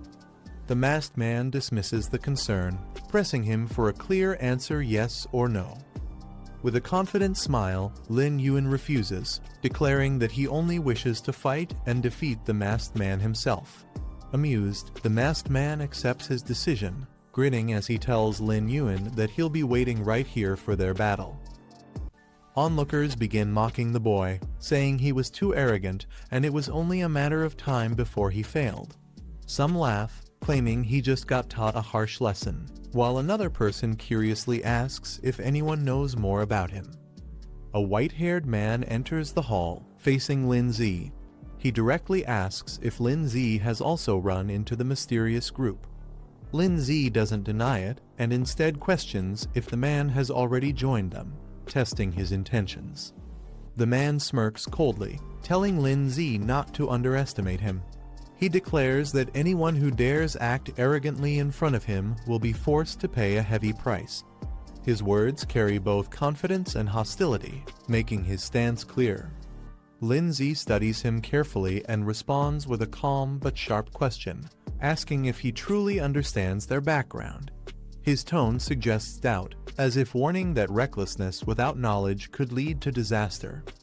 The white-haired man responds firmly, saying he will make everything clear. His confident tone shows he isn't afraid of what lies ahead. Lin Zi observes the situation carefully, noting that the number of people involved is quite large. He recalls that what Guo Zini mentioned earlier must have been referring to them. He notices a masked figure and thinks he might be able to extract some information from him. But deep down, Lin Zi feels uneasy, sensing that if things are left unchecked, something disastrous will surely happen. The scene shifts outside to a grand building, its majestic exterior standing in contrast to the tense atmosphere inside, hinting that the story is moving towards something even bigger. As he walks, he reflects on his progress. The Rock Ghost is currently at Stage 3 Level 7, and the Snow Girl has reached Stage 4 Level 2. With the remaining points, he could push Rock Ghost to Stage 4, but without the required materials, advancement is impossible. He calculates the value of what he has gained. If these items were purchased with money, they would cost at least 400,000. Just then, someone calls out to him loudly, addressing him as Big Brother. The person rushes over, mentioning that the forum was buzzing with news of his recent defeat. Surprised, he asks how it's possible that someone strong enough managed to beat him. Scratching his head, he replies that he's not invincible, and losing occasionally is natural. Changing the subject, he acknowledges the man's quick access to information. With a serious look, he asks if there's any way to obtain high-grade elemental essence and spirit stones, hinting at his determination to strengthen his team further. A man explains that these materials are extremely rare. Curious, he asks how much the protagonist is willing to offer for them. The required list is revealed 30 portions of high-grade earth elements and 3 spirit stones. The man complains that even with effort, such items are nearly impossible to obtain. Suddenly, he brightens up and suggests another option. He claims to know of a place where these materials might be found and offers to personally take him there. Hearing this, the protagonist smiles faintly and agrees without hesitation, telling him to lead the way. The two arrive at Spirit Crystal Mountain. The rocky terrain stretches endlessly as the man explains this is their current destination. He elaborates that before the ancient war, countless dimensional rifts appeared around the world. These rifts connect to other realms, and it's said that many contracted beasts actually originated from those worlds. Years ago, the Tamer Association and major academies secured safe entrances to several rifts, allowing steady resource extraction. However, many rifts remain undeveloped. Some explorers who ventured too deep in search of rare resources never returned, falling victim to the dangers hidden within. Looking at the glowing rift ahead, the protagonist calmly asks if entering this secret realm will truly yield the rare materials he needs, testing the man's confidence in his claim. The man proudly explains that only experienced tamers manage to bring back resources from such places. He adds that the information he has now wasn't easy to obtain and came at a great cost. He reveals that this secret realm is known to contain valuable resources, including high-grade earth elements and spirit stones, exactly what the protagonist is searching for. Excited by the possibility, the protagonist praises his efforts and agrees to go in and take a look, showing eagerness to confirm the truth. Together, they stand at the edge of the glowing rift, its energy crackling in front of them as they prepare to step into the unknown. The protagonist steps forward with a calm smile, telling his companion it's time to move. His determined tone leaves no room for hesitation. The man nervously warns him to think carefully. If they encounter danger inside, they may never come back alive. His fear is clear, but the protagonist remains unfazed. Looking at the glowing rift, the protagonist states that obtaining the two rare materials is worth any risk. He adds that if his companion is too afraid, he can turn back now. The man clenches his fists and shouts that he won't back down. Gathering his courage, he insists that all the effort spent gathering information was for this very moment, and he refuses to be left behind. The man clenches his fists with excitement, convinced that with the protagonist leading them, they'll surely obtain valuable treasures. He shouts that this could be their chance to strike it rich, while the protagonist simply responds with a calm "good." Without hesitation, the two leap into the glowing rift together, their figures vanishing into the blinding light. On the other side, they land inside a vast cavern. The atmosphere is heavy and cold, and the man stumbles forward, struggling to regain his balance while the protagonist calmly surveys the surroundings. Suddenly, glowing crystals illuminate the cavern walls. The man freezes in shock, eyes widening as he realizes what lies before them, barely able to form words. A small creature is summoned, appearing with a playful expression as it prepares to assist. It quickly grabs hold of a glowing crystal, showing its usefulness in gathering resources. The man explains that these are low-grade crystals, mainly used to upgrade lower-ranked rock-type beasts. While they aren't very valuable, the fact that such items normally bought with money can be obtained freely inside the secret realm is still surprising. Excited by the discovery, the man cheers loudly, urging the creature to collect even more. His enthusiasm grows as he realizes the realm might hold far greater treasures ahead. The protagonist suddenly senses something is wrong and quickly shouts for his companion to stop. His sharp instincts pick up a danger hidden in the cavern.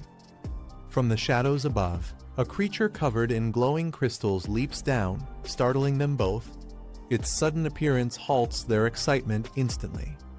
The beast reveals itself. It's a crystal-eyed tiger, a rock-type creature at Stage 2, Level 4. Its intimidating gaze makes it clear this place is far from safe. The protagonist realizes the truth. The crystals they were after are actually part of the beast's body. The so-called evolution materials are fragments taken from other monsters themselves. Calmly, he tells his companion that since it's only Stage 2 Level 4, they should be able to handle it. The man confidently introduces his pet, a large, pink creature, boasting that it shouldn't be underestimated. The beast immediately lunges forward, attacking the enemy with force. He proudly explains his plan once the creature swallows its target. All they need to do is wait until it digests the materials inside, making victory easy. However, the battle proves more difficult than expected.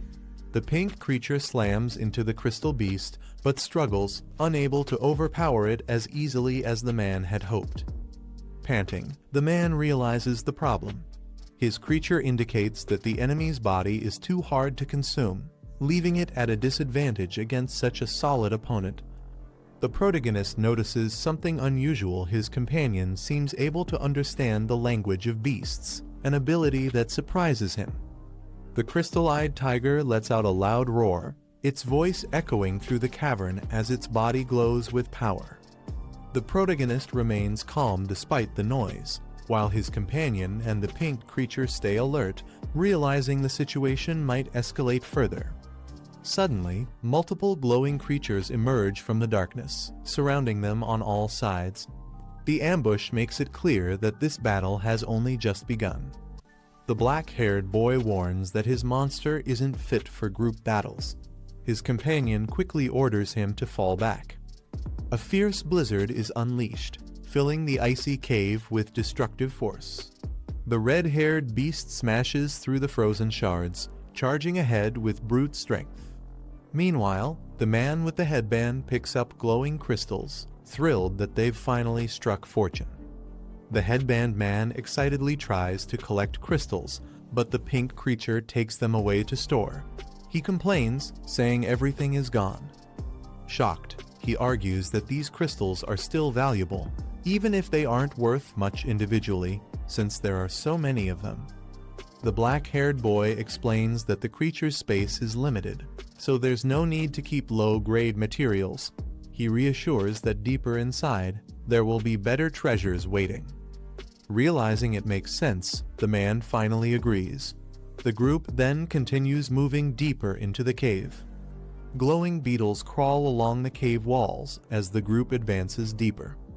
The black-haired boy observes that high-grade elements and spirit crystals won't be found on these small creatures. They continue forward and soon reach a vast chamber filled with shining crystals. The group halts in surprise, stunned by the overwhelming sight before them. The man is startled, questioning what just appeared. A massive worm-like monster bursts from the ground, shocking everyone. The black-haired boy leaps forward, aiming to strike the creature's head.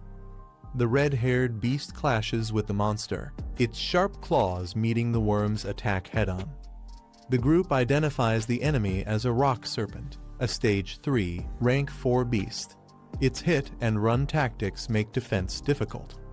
The black-haired boy instructs them to be ready and strike the moment it exposes its head. The headband man angrily orders his monster to be released for battle. Determined, he charges forward alongside his monster, ready to fight head-on. The headband man is skewered by the serpent's crystal strike and cries out for help. The black-haired boy watches, recalling a strangely familiar scene. He quickly counters, trapping the serpent inside a glowing barrier, leaving it stunned. The red-haired beast seizes the chance, grappling the serpent tightly to stop its movements. The horned ice girl unleashes a powerful ice explosion at the serpent. The red-haired beast quickly leaps away just as the blast lands. The headband man is confused, wondering why they dodged instead of using the ghostly form ability. The serpent counters, slamming its massive body into the ground with force. The serpent slams its massive body down, shaking the crystal ground. The red-haired beast braces itself and grabs onto the serpent's body with force. The serpent opens its jaws wide, aiming to strike. Locked in a fierce struggle, the beast and the serpent clash head-to-head, neither side backing down. The serpent coils and prepares to lunge forward again. The headband man shouts in panic, warning the others to dodge quickly. The black-haired boy stays calm, telling them to hold their ground and wait for the right moment. As the serpent charges, he finally gives the signal, and the red-haired beast strikes with full force. A powerful ice storm surges through the cavern, freezing the battlefield. Amid the chaos, the serpent thrashes, trapped under the icy assault. The headband man realizes the plan was to use the serpent as bait, striking when they all expose themselves. The red-haired beast launches forward, using a crushing impact technique to deliver the finishing blow. The system announces the serpent's defeat, rewarding 2 high-grade elemental essences. The black-haired boy notes they only need to kill 28 more. The headband man calls out desperately to his brother. Suddenly, the ground shakes as another serpent bursts out from below. The headband man is swallowed into darkness with his monster, shocked and confused about where he has ended up. The headband man panics as countless glowing red eyes appear around him. He realizes he's surrounded by multiple serpent-like creatures, and fear overwhelms him. From above, the others spot the swarm closing in on him. The group watches in shock as he is dragged down, crying out desperately to his brother for help. The headband man, thinking his brother has come to save him, bursts into relief and joy. But the black-haired boy simply counts the total, noting that with 28 kills, their goal is finally complete. A terrified man is caught by a monstrous arm just as he's about to fall. He shouts in relief, saying he knew his brother wouldn't abandon him. However, danger quickly returns as a pack of beasts with glowing red eyes close in. Their fangs bare, and the man panics, screaming that he's going to die. At that moment, the black-haired man steps forward, his expression calm and firm. He calls out to his ally, signaling her to act. The Ice Maiden responds immediately, her hands glowing with energy as she unleashes a surge of freezing power, preparing to strike the enemies head-on. The man clings to the monster's arm, nervously asking if this means he's going to die. His face is pale, showing both fear and hopelessness. Suddenly, sharp icicles rain down, freezing the enemies instantly. Rewards from the battle appear, showing the collection of elemental essences. The black-haired man reflects calmly. Though these creatures only dropped a single material, compared to a fully grown giant rock serpent, even the immature ones were still impressive. The survivors breathe in relief, saying they managed to stay alive. Together, they stand around, finally safe after the intense fight.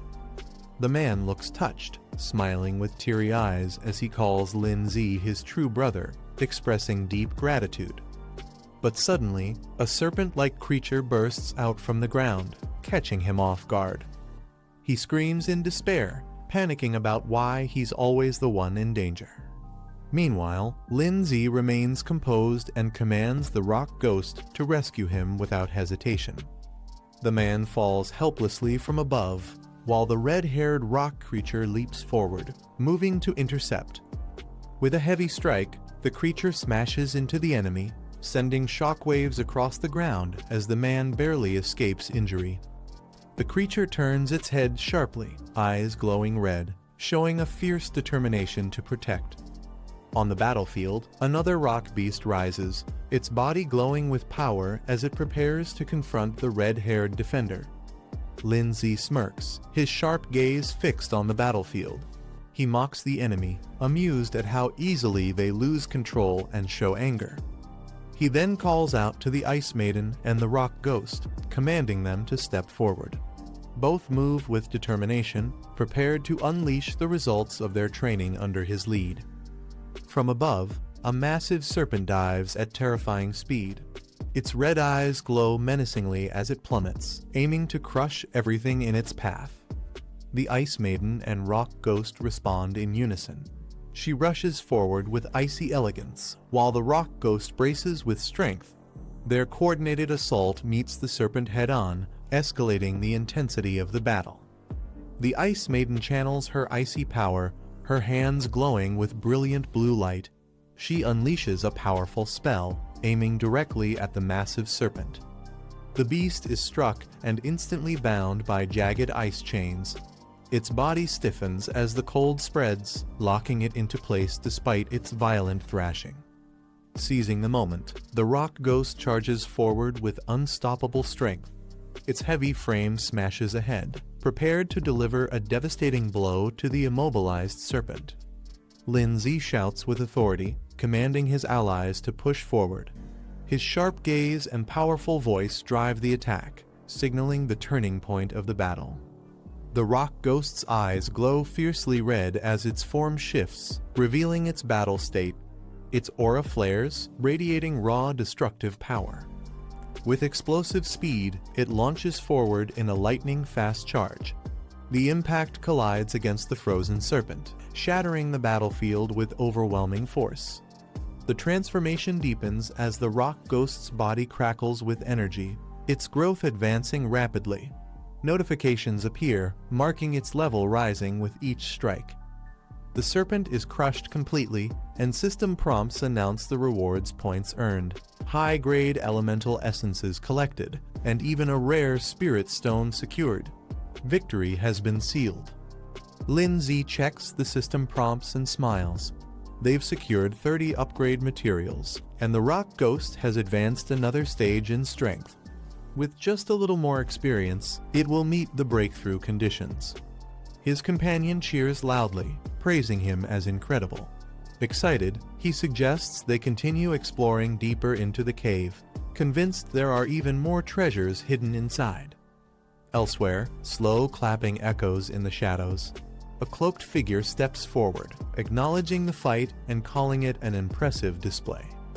The white-haired stranger fixes his gaze on Lin Zi, stating that he truly is worthy of being targeted. A new threat reveals itself, shifting the atmosphere instantly. Lindsay stiffens, his expression sharp. Shocked, he demands to know how the cloaked stranger could possibly be aware of his true identity. His companions glance around nervously, the tension in the cavern rising. The air grows heavier as all eyes fix on the mysterious figure.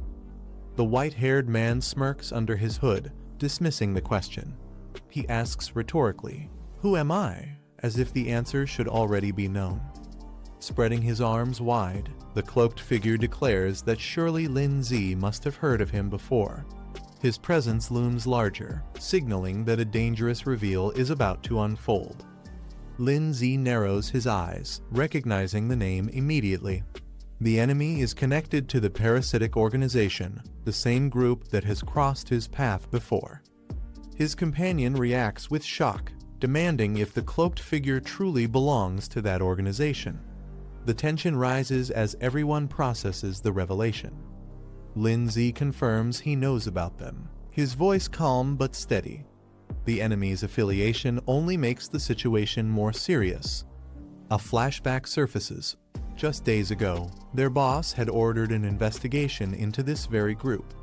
The memory connects everything, proving the danger they're facing is no coincidence. The white-haired man smirks, explaining the group's twisted ideology. They disguise themselves as beast protectors while actually attacking beast tamers and stealing their companions. He continues, saying the organization claims to liberate beasts, declaring that freedom itself is what they call symbiosis. Lindsay listens with narrowed eyes, realizing the group's fanatic ideals are nothing more than a dangerous excuse. Dark energy gathers, and a massive red-black beast materializes behind the cloaked figure. Its presence fills the cavern, marking the parasitic organization's terrifying power. The story recalls the great disaster that struck hundreds of years ago. From that moment, rifts connecting different dimensions began to tear open across the land. Through these rifts, countless ferocious beasts descended upon the continent, bringing chaos and destruction. Among these creatures, some showed the ability to coexist with humans. When they could be trained and controlled, people referred to them as pets, forming bonds that made them valuable allies. However, not all creatures were willing to submit. Those who resisted taming and opposed human control were labeled as ferocious beasts, dangerous beings feared by all. As this truth is revealed, the man's expression shifts to one of shock, unable to hide his disbelief. The narration explains that human society not only divides people by status and rank, but even categorizes other species into different levels. Creatures are judged and sorted, often treated as lower beings, separated into classes without fairness. The hooded figure points out the injustice of this world. Yet, he emphasizes that the existence of the symbiosis group is meant to shatter this unfairness. Turning to Lindsay, he acknowledges his talent. He explains that by joining the symbiosis group, Lindsay can unlock his hidden potential and grow stronger. The hooded man claims that by joining them, Lindsay could unlock the true potential of his two pets, allowing them to evolve into kings. Lindsay is startled, wondering how this man could possibly know the hidden evolution paths of the Snow Girl and the Rock Beast. At first, Lindsay doubts the words, thinking the man might just be exaggerating to manipulate emotions. Yet, as he reflects, he admits the man isn't wrong. This world is indeed unfair, ruled by the strong. Still, he refuses to be tied to any group or let himself be controlled. A companion quickly interrupts, shouting at Lindsay not to be swayed. He warns that such organizations only use clever words to deceive, disguising their terrifying nature beneath a false image. The hooded man notices their hesitation and mocks them, saying it seems they don't believe his words. With a casual gesture, he decides to show proof instead of arguing further. His shadowy beast surges forward with terrifying force. The giant rock snake is immediately restrained, leaving everyone stunned at the display of power. The hooded man silently retrieves an item, his expression calm and unreadable. A powerful red glow bursts forth, striking the giant rock beast directly in its core. The impact shatters through with explosive force, sending shockwaves outward. Lin Zi watches in shock, his eyes widening as he realizes the terrifying power displayed before him. The sudden surge of power leaves everyone shocked, their expressions frozen in disbelief. The hooded man spreads his arms wide, telling them to watch closely. Before their eyes, the shattered rock beast begins to transform. Its broken form rebuilds itself, rising with newfound strength. The man explains that breaking shackles and unleashing true nature is only the first step of evolution. The beast now re-emerges as a demonic giant rock serpent, far stronger than before. Lin Zi is stunned as he realizes the giant rock serpent's rank has risen by 3 full stages. He recognizes that the ability to demonize both pets and ferocious beasts can only belong to the same mysterious figure responsible for the earlier ambush. The hooded man commands the serpent to attack, telling it to demonstrate its newfound strength. The monstrous serpent surges forward, its body radiating demonic energy as it strikes with overwhelming force. The ground erupts from the impact of its attack, sending shockwaves across the battlefield. A cloud of icy mist spreads across the battlefield as the attack settles. The Snow Girl unleashes her skill, forming a massive ice crystal barrier that towers over the field. One of the companions trembles, joking nervously that they might actually freeze to death this time. He regrets not eating a full meal before leaving, trying to mask his fear with humor. Sweating nervously, he mutters again, struggling to hide his worry as the icy pressure grows heavier around them.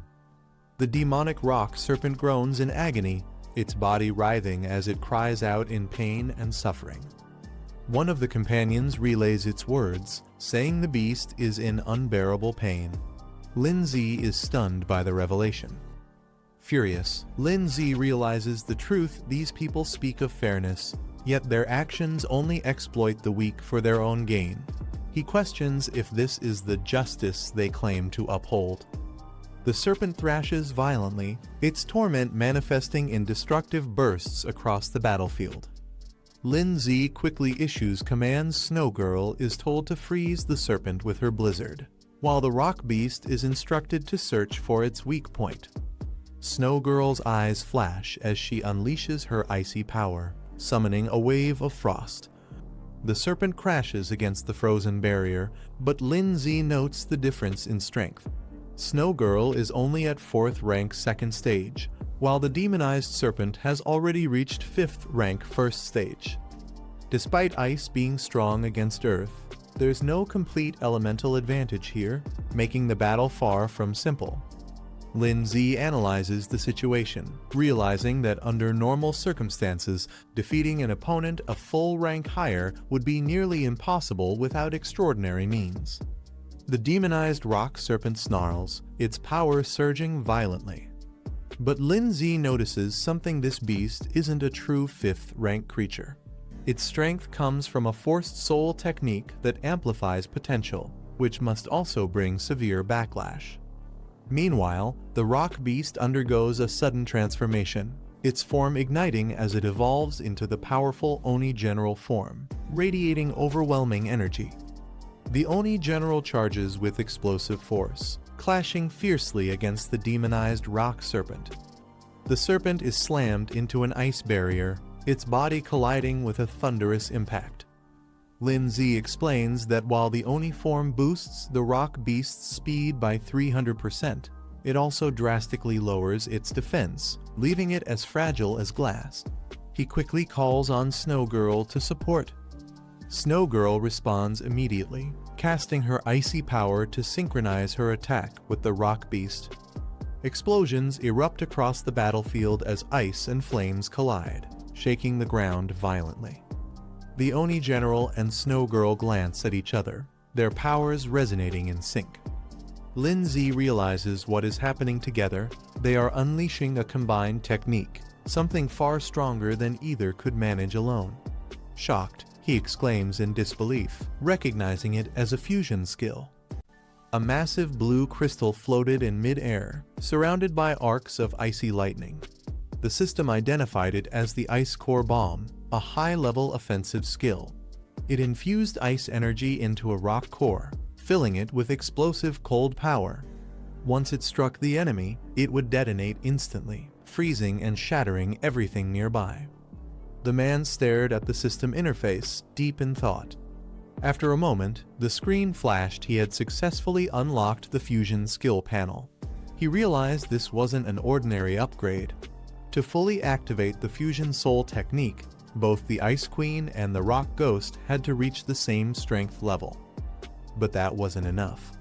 The system also required them to build perfect synchronization between each other, a shared understanding that linked their powers completely. Only when their compatibility reached the highest value could the fusion skill truly awaken. As the man analyzed the data, the battlefield erupted once again. The Ice Queen launched shards of frozen light, clashing against the crimson energy of the Rock Ghost. Explosions of frost and flame filled the area. The two creatures fought relentlessly, pushing their power to the limit as the synchronization process began. The crimson-headed serpent twisted its massive body, gathering dark energy around its jaws. Its aura pulsed with violent power, shaking the icy battlefield beneath it. The red-haired fighter leapt high into the air, striking down with a burst of flame. Her attack clashed against the serpent's energy, creating a powerful explosion that shattered the frozen ground. The serpent roared, coiling its body as waves of heat and frost rippled outward. It struck back with furious speed, refusing to be overpowered. Its entire form blurred into motion, lunging forward like a lightning bolt. The red-haired fighter barely held her stance as the monstrous creature charged straight toward her with unstoppable momentum. The serpent's massive body slammed forward, its icy scales glowing under the force of impact. The explosion of energy tore through the frozen ground, sending shards flying in every direction. The red-haired fighter didn't retreat. Instead, she charged head-on through the blast, her fiery aura burning away the frost. With a fierce strike, she shattered the serpent's icy armor, causing a thunderous explosion of light and energy. From a distance, the man watched alongside the Ice Queen. He noticed her movements slowing down under pressure. The serpent's rapid attacks left her no room to assist the Rock Ghost in maintaining defense through her ice mirror barrier. Meanwhile, a cloaked figure with dark energy swirling around him observed from afar, speaking in a cold tone. He mocked them, saying they better hurry up, it would be disappointing if they died so easily. The man clenched his fist and shouted at his team, commanding, "Ice Queen, Rock Ghost, use the combined skill now." He realized the cloaked enemy was deliberately toying with them, and whatever his goal was, they had to end this fight quickly. He turned to his teammate and instructed him to distract the giant serpent. Meanwhile, he needed time to charge his pet's next powerful attack. The teammate froze in disbelief. The thought of drawing the serpent's attention terrified him. His face tensed as he questioned if the order was even serious. But the man's response was sharp. If no one acted, they'd all die here. The panicked teammate shook his head, shouting that he didn't want to die, but it was already too late to hesitate. The hesitant teammate finally gathered courage and shouted an order to his summon. The pink creature at his side responded instantly, puffing up its round body as it prepared to attack. He commanded, "Big Mouth, use acid attack." The creature opened its mouth wide, gathering toxic green energy before launching it forward with incredible force. The stream of corrosive liquid shot across the battlefield, splattering directly onto the serpent's crystalline body. The acid hissed as it burned through the icy armor, releasing steam and cracks along its surface. The serpent roared in pain, its massive frame twisting in rage. Although the attack hadn't dealt heavy damage, it successfully provoked the creature, drawing all of its attention toward the teammate and his summoned beast. As the serpent roared in anger, a blinding blue light began forming above it. The energy twisted into a massive sphere of condensed ice, glowing with immense power. The temperature around the battlefield plummeted instantly. Frost spread across the ground as the Ice Queen raised her hand, channeling every ounce of magic into the attack. The frozen sphere grew larger and denser until it resembled a falling meteor of pure ice. Its overwhelming force caused the serpent to recoil, instinctively preparing to defend itself. The Ice Queen's form glowed brilliantly as she invoked her ultimate move, Ice Core Collapse. At the same time, the red-haired fighter's flames surged to life beside her, ready to merge their power for the final strike. The man's voice echoed through the frozen cavern as he shouted, commanding everyone to attack. His fierce tones snapped the team into action, signaling the start of their final move. The massive ice core descended like a meteor, crashing into the serpent with unstoppable force. The impact unleashed a shockwave of blue light that froze everything in its path. Sharp ice crystals erupted from the ground, covering the battlefield in layers of frozen spikes. The serpent's roars faded beneath the sound of cracking ice. After the explosion settled, the man and his teammates stood together inside a protective barrier formed by the slime creature. They both breathed heavily, staring at the frozen battlefield that glittered like glass. The chubby teammate gasped for breath, clutching his chest. He could still feel the lingering chill from the explosion. Then his eyes widened. He heard something moving. "It's still alive," he shouted in shock. The black-haired man narrowed his eyes and said they should check it out. The teammate hesitated, his voice trembling as he asked if that was really a good idea, but followed reluctantly behind. As they approached the frozen remains, faint sounds echoed from within the thick ice. The creature's voice was weak and filled with pain. The crimson serpent lay trapped, its body frozen solid, but its mouth barely moving. It spoke in a strained tone, saying it was suffering and begging them to help. The man stared silently, realizing the monster was still conscious inside the ice. The chubby teammate looked at the frozen serpent and spoke softly, suggesting they should end its suffering. Lindsay remained silent, his expression calm but heavy with thought. He stepped forward, summoning a shard of icy energy into his hand. For a brief moment, he hesitated, then his eyes sharpened with resolve. In one swift motion, Lindsay thrust his weapon forward, piercing through the thick ice and striking the serpent's core. The frozen beast let out a faint tremor before falling completely still. The system immediately announced the result: the abyssal giant rock serpent had been defeated. Lindsay earned 1,000 achievement points, 10 high-grade elemental crystals, and a special explosion card as his reward. After the battle, Lindsay reviewed the system rewards. He had obtained 2 additional spirit stones, completing the materials needed for the rock ghost's evolution. The bonus rewards included a soul potion and another explosion card, fulfilling all upgrade requirements. Despite the victory, a strange heaviness lingered in Lindsay's chest. He clenched his fist, questioning why he still felt uneasy even after accomplishing so much. As he stood in silence, the cloaked enemy slowly approached, clapping mockingly. His presence broke the tense atmosphere as the team turned to face him once again. The man with silver hair smirked under his hood and asked with a teasing tone, "What's wrong? Are you angry?" His taunting words hinted that the real fight was far from over. The silver-haired enemy smirked and pointed at the remains of the fallen serpent, mocking Lindsay. He said that beast tamers like him often slaughter monsters to obtain rare materials, so what made this situation any different? Lindsay turned to face him, his expression cold. The Ice Queen stood behind him, her aura freezing the air as shards of ice floated around her. He stayed silent for a moment, his eyes narrowing in thought as the enemy's words echoed in his mind. Finally, Lindsay responded calmly. He admitted that beast tamers do hunt monsters for materials, but when they face one too powerful to defeat, it's only natural for them to become the prey instead. His words carried a quiet but unshakable confidence that silenced the mockery. Lindsay pointed directly at the cloaked man, his tone sharp with disgust. He said the world was full of unfairness and conflict, but among all that, what he hated most were people like him. The hooded enemy sneered and replied coldly. He said that Lindsay and his team, who called themselves righteous tamers, were no better.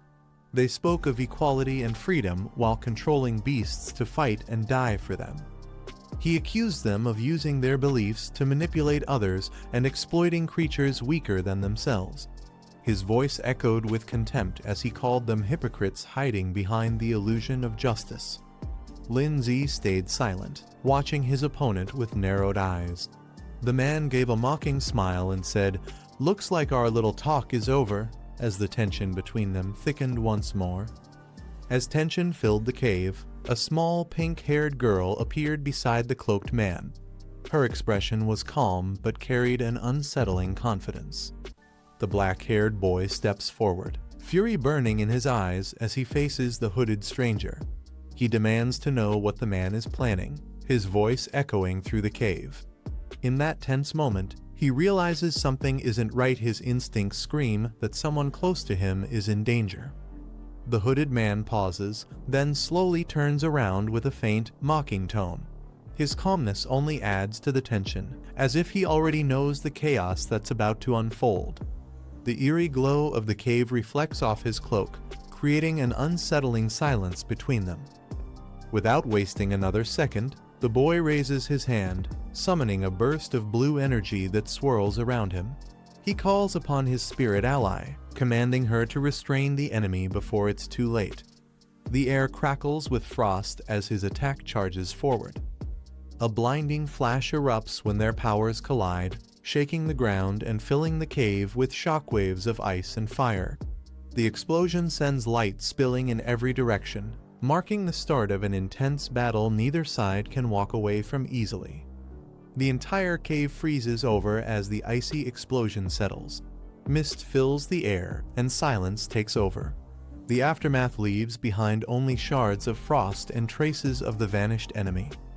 The boy lowers his hand, breathing heavily. Beside him, the ice spirit materializes, her crystal horns glimmering faintly. She looks at the frozen battlefield and calmly notes that the enemy managed to escape. Moments later, the scene shifts to the Grand Academy courtyard. Students move about under the golden light of the evening sun, their peaceful surroundings hiding the chaos that had just unfolded elsewhere. The boy appears on campus, showing a picture on his phone and asking if anyone has seen the missing girl. His determined expression makes it clear he won't stop until he finds her.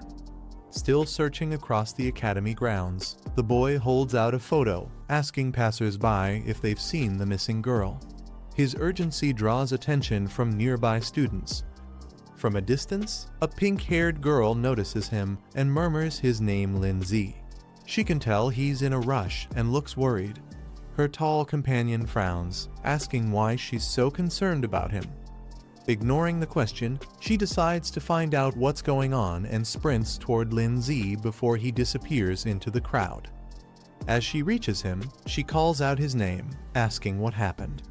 Lin Zi quickly explains that he ran into the same person who attacked their mentor and that their next target might be Guan Ning. Inside the academy's corridor, a girl named Guan Ning walks away after class, mentioning that she's heading to the virtual battle room for some practice. Her calm words hide the danger approaching her. When Lin Zi hears this from Guo Zinya, his expression changes instantly.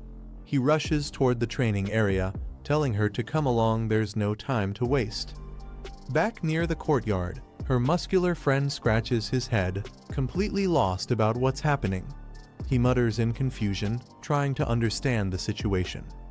Suddenly, another student runs in, shouting that he and Lin Zi encountered members of the parasitic group in the secret realm and their next target is Guan Ning. The shocking revelation leaves everyone frozen in disbelief. As soon as the situation sinks in, the muscular man clenches his fists and rushes forward, declaring that he won't let such a tragedy repeat itself. Determined to help, he joins Lin Zi's group in the search for Guan Ning. They storm into the academy halls, calling her name again and again, their voices echoing through the vast corridor. But no matter how loudly they shout, there's no response. Just then, a tall man with silver hair appears from the shadows. He crosses his arms and calmly asks if they're looking for Guan Ning. His cold expression sends a shiver down Lin Zi's spine. With a faint smirk, the silver-haired man says he knows where she went, but if they want to find out, they'll have to come with him. His tone carries a hint of mockery, making it clear that trouble is waiting ahead. Lindsay grabs the silver-haired man by the collar, demanding answers with fiery determination. The man, startled by his intensity, quickly agrees to talk. Trying to calm things down, the man explains that he only ran into Guan-ning by coincidence a while ago and didn't realize she was missing. He recalls overhearing her conversation with a friend named Zhang Zioyun, who mentioned going out to buy materials, most likely heading to the pet shop together. Hearing this, Lin Zi immediately calls Zhang Zioyun's phone, but there's no response. His expression darkens, something's clearly wrong, and time is running out. Realizing the urgency, Lin Zi orders his team to alert the academy and begin a coordinated search for Guan-ning. Everyone nods and rushes into action, determined to find her before it's too late. Meanwhile, far from the academy, Guan-ning slowly regains consciousness. Her vision blurs as she finds herself in an unfamiliar building, sunlight leaking through cracked windows. Confused and weak, she spots Zhang Zioyun lying motionless on the floor nearby. Panic sets in as she tries to reach her, but her body refuses to move freely. Before she can react, glowing red tentacles lash out and bind her tightly in midair. Shock and fear fill her eyes as she realizes she's been captured. Guan-ning slowly regains her senses and realizes she's not alone. Standing before her is a tall man in a yellow coat wearing a skull-like mask, his eerie smile hidden behind cold confidence. He tilts his head slightly and asks if she's awake, while another cloaked figure stands silently beside him, observing. Guan-ning's heart races as she demands to know who they are and why they've captured her. The masked man casually introduces himself, saying they're members of the symbiosis group, his tone disturbingly calm for someone who just kidnapped 2 students. Hearing the name shocks her. She yells for them to release her, shouting that no one makes friends by tying people up. Her eyes flare with anger, but the ropes around her only tighten in response. Still trapped by the red tendrils, Guan-ning clenches her teeth as her enemies explain their plan. They reveal that the fiery demon bird's flames can overpower her plant-based spirit, leaving her defenseless. She struggles fiercely against the bindings, releasing a surge of energy, but the moment she tries to summon her spirit, a sharp pain shoots through her body. The cloaked man steps forward, summoning a grotesque red creature. He calmly explains that his poison demon has already injected venom into her body. If she forces her spirit power now, she'll cripple herself permanently. Despite the pain, Guan-ning glares at them coldly, trying to buy time until the poison fades. She steadies her voice and demands to know their true goal, refusing to show fear even in chains. The masked man spreads his arms, his voice echoing through the warehouse as he makes an offer. He invites Guan-ning to join the symbiosis group, claiming they seek to destroy the world's injustice together. With a twisted grin, he points toward her and mentions her rare ability, the power to demonize her summoned beasts. He demands that she use it for their cause. The tentacles tighten around her once again, forcing her to look up. Despite the pain, Guan-ning stays silent, her glare burning with defiance as the man urges her to cooperate. Finally, she shouts back that yes, her beast can demonize, but that power belongs to the demon flame bird itself, not to anyone else. Her voice shakes the room, filled with anger and pride. The masked man's smirk fades as he realizes Guan-ning isn't going to cooperate. He sighs, disappointed, saying it seems she has no intention of being honest. Leaning closer, his tone turns cold as he warns that they'll have to use special methods to make her talk. His chilling words echo through the silent warehouse. Guan-ning's eyes widen in fear and anger. She shouts for them to stop, insisting that she doesn't even understand what special technique they're talking about. But her cries are ignored. The red tendrils around her tighten once again, spreading like living snakes as the enemy prepares to use force to break her will. Just as the enemies prepare to use force, a deep voice echoes through the warehouse commanding them to stop. The air trembles as a surge of dark red energy bursts through the entrance. A dark silhouette appears at the doorway, his presence catching everyone's attention. The girl turns in surprise, recognizing him instantly. Her eyes widen with joy as she rushes toward him, clearly relieved to see him safe. Nearby, the masked man looks puzzled, wondering why their leader is here when he was supposed to be meeting someone else. The dark-haired boy studies the mask closely. He realizes it's the same person he once faced in a virtual battle, and the memory makes him tense. The masked man suddenly understands what's going on and looks ahead with realization.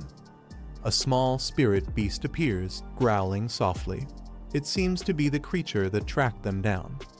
He notes that the beast must belong to the Tamer Association. Its tracking abilities are incredibly sharp, enough to follow their scent even here. The hooded figure smirks, saying that since their target came straight to them, they might as well capture him together. The masked man agrees without hesitation.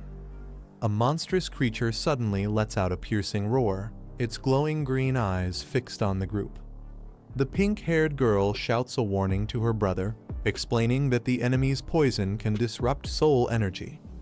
Before he can react, the creature's venomous tendrils shoot forward at incredible speed, striking down toward him.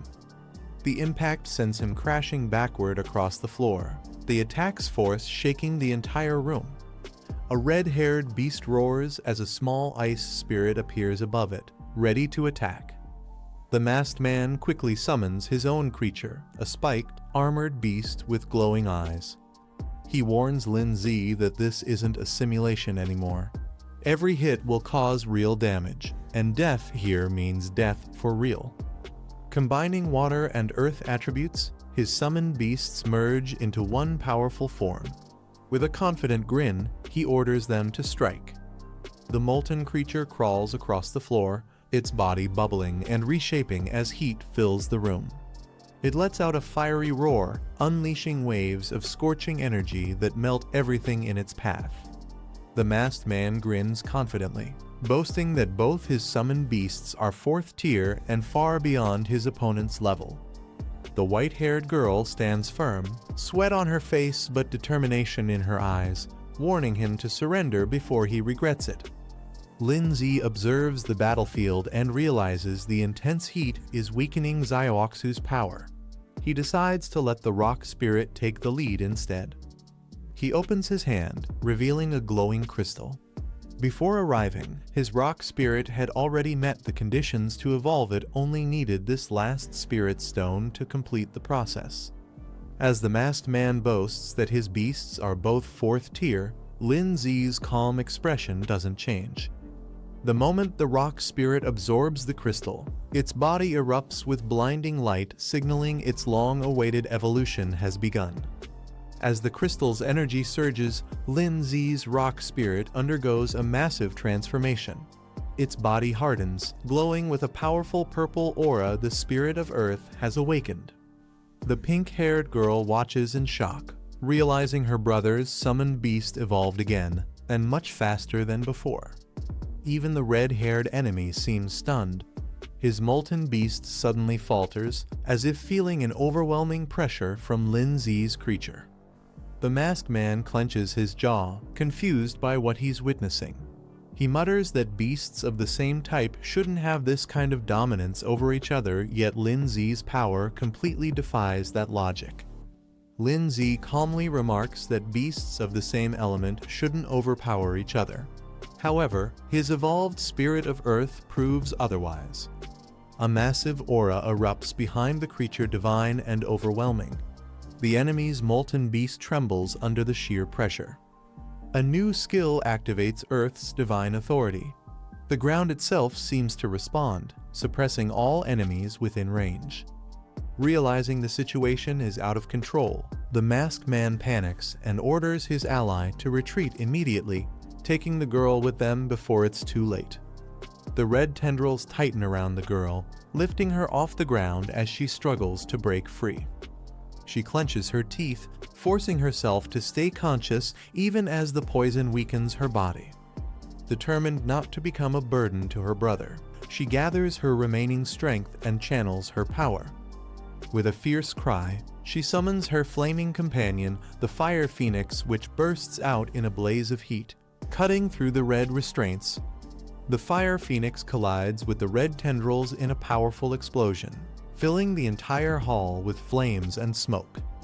As the dust settles, the pink-haired girl holds the unconscious child in her arms, relieved that she's only asleep. Determined, she vows not to let their enemies escape after what they've done. But the masked man quickly orders his ally to retreat, knowing the inspection team will arrive soon. They flee the scene before reinforcements can show up. The red monster releases a thick wave of purple poison fog, spreading it across the entire room. Lindsay steps forward through the mist, unbothered. His calm gaze fixes on the fleeing enemies as he mutters that escape won't be easy. Outside, the masked men run frantically, cursing each other for failing to hold back even one opponent. The hooded woman yells in frustration, blaming her partner's unreliable beast for collapsing before even landing a single hit. The masked man and his ally flee down the street, panicking as they argue about Lindsay's evolved beast being far too powerful. The woman warns him to stop talking and keep running before the poison fog fades and their enemies catch up. But before they can escape, a massive shadow lands ahead of them. Lindsay's rock beast slams into the ground, blocking their path. The two freeze in terror as the creature's glowing red eyes lock onto them, its presence radiating deadly intent. Under the twilight sky, a bright flash cuts across the horizon, lighting up the forest below. The explosion's glow reflects against the evening clouds, signaling the end of the battle. As the dust settles, silence returns. Only faint sparks remain, drifting like fading stars. The night grows calm once more, marking the end of this fierce clash. But the next encounter is already waiting beyond the horizon. Under the quiet night sky, tension fills the room. The pink-haired girl, with flames swirling beside her, angrily demands answers. She interrogates the two men, wanting to know the truth about their so-called soul transformation magic. The men, terrified and restrained, struggle to respond as fear grips them. She presses further, asking what their great goal truly means. Meanwhile, another group watches from the shadows. One of them recalls a man wearing a hood who possessed a similar ability, dark, forbidden, and dangerous. He wonders how such an evil power could possibly be connected to Ning. The dark-haired man gives the captives one last chance to speak, warning them of the consequences if they stay silent. His sharp gaze and calm tone make the threat clear.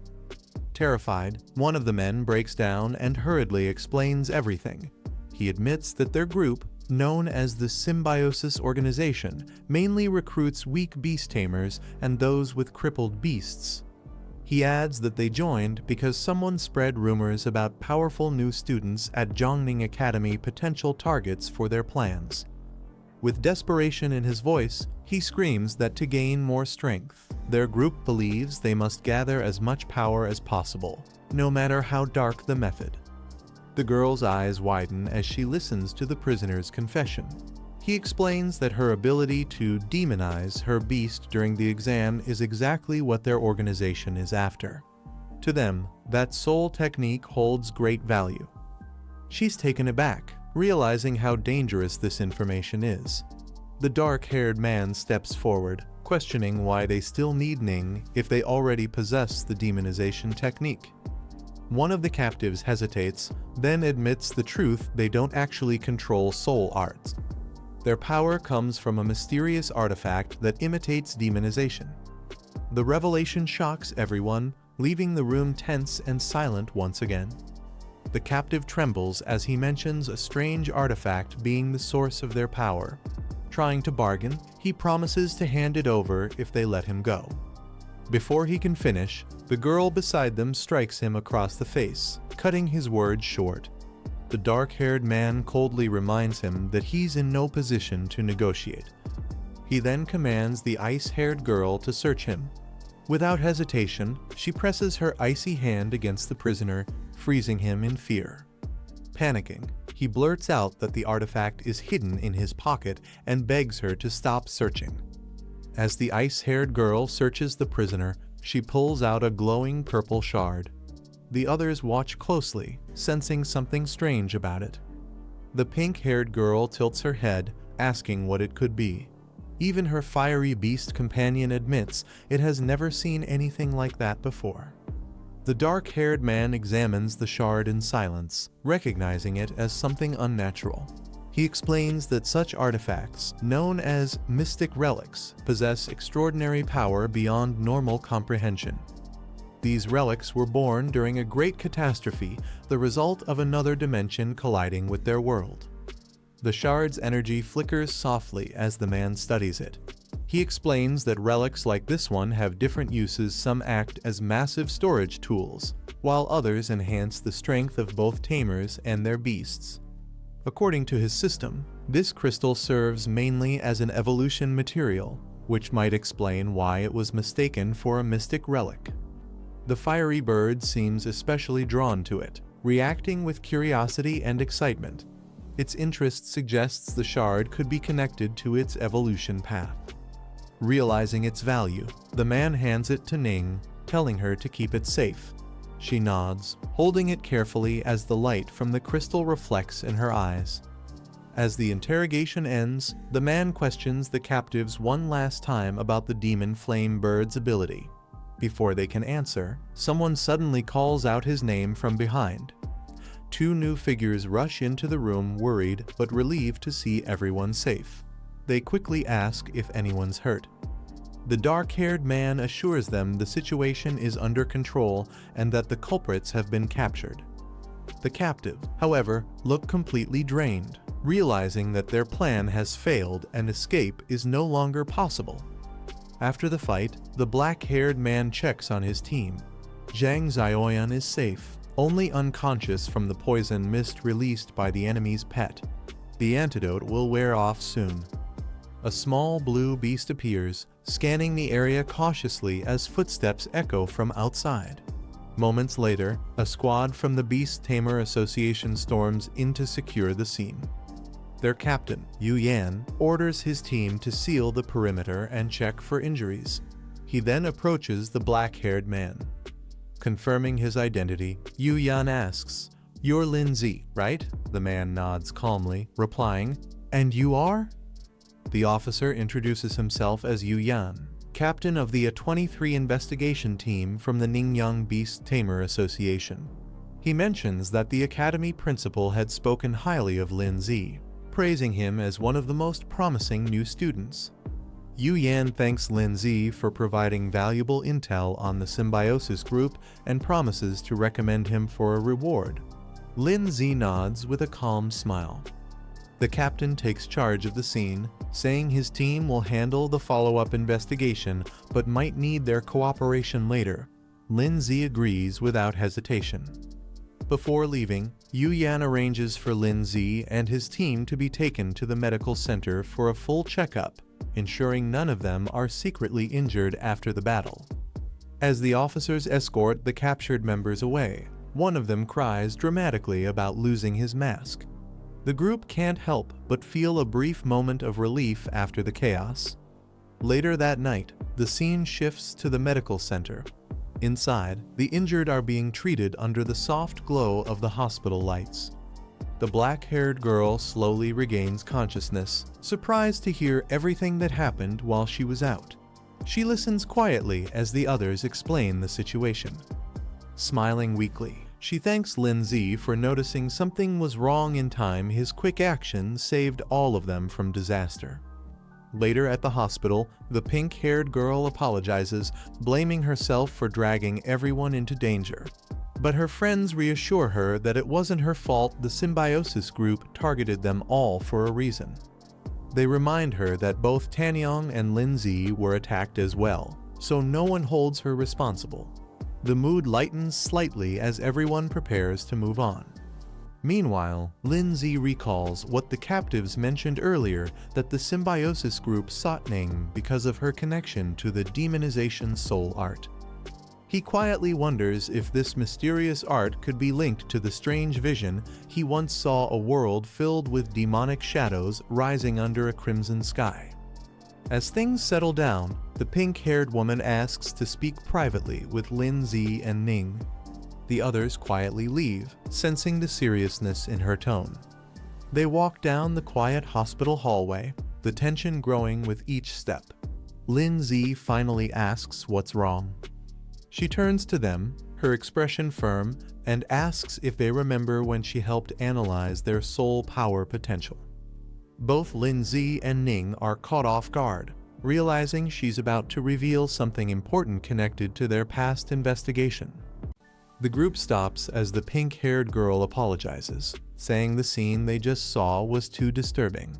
She explains she initially planned to gather more information before explaining it to them properly. The pink-haired girl looks down, saying she had only heard rumors about demonic-type beasts but never truly understood them. She begins explaining that the demon-type class is an extremely rare and special branch, known for its incredibly fast growth rate. However, these beasts are often violent and cruel by nature. Once contracted as familiars, they can gradually corrupt their master's mind. As the narration continues, the scene shifts to a terrifying image of a tamer losing control, his body twisted and veins glowing red. The girl concludes that such tamers eventually become chaotic, uncontrollable beings known as fallen ones. The pink-haired woman continues explaining that, under the Beast Tamer Association's strict control, all demonic-type beasts are now banned from breeding or trading. Even the materials related to their evolution are heavily restricted and prohibited from being sold. The black-haired man then recalls meeting someone who owned a demonic-type beast, but surprisingly managed to remain sane despite its corrupting influence. She explains that the fallen are tamers completely consumed by their beast's power, while others suffer a reverse backlash when their beast loses control. Both outcomes are equally dangerous and unpredictable.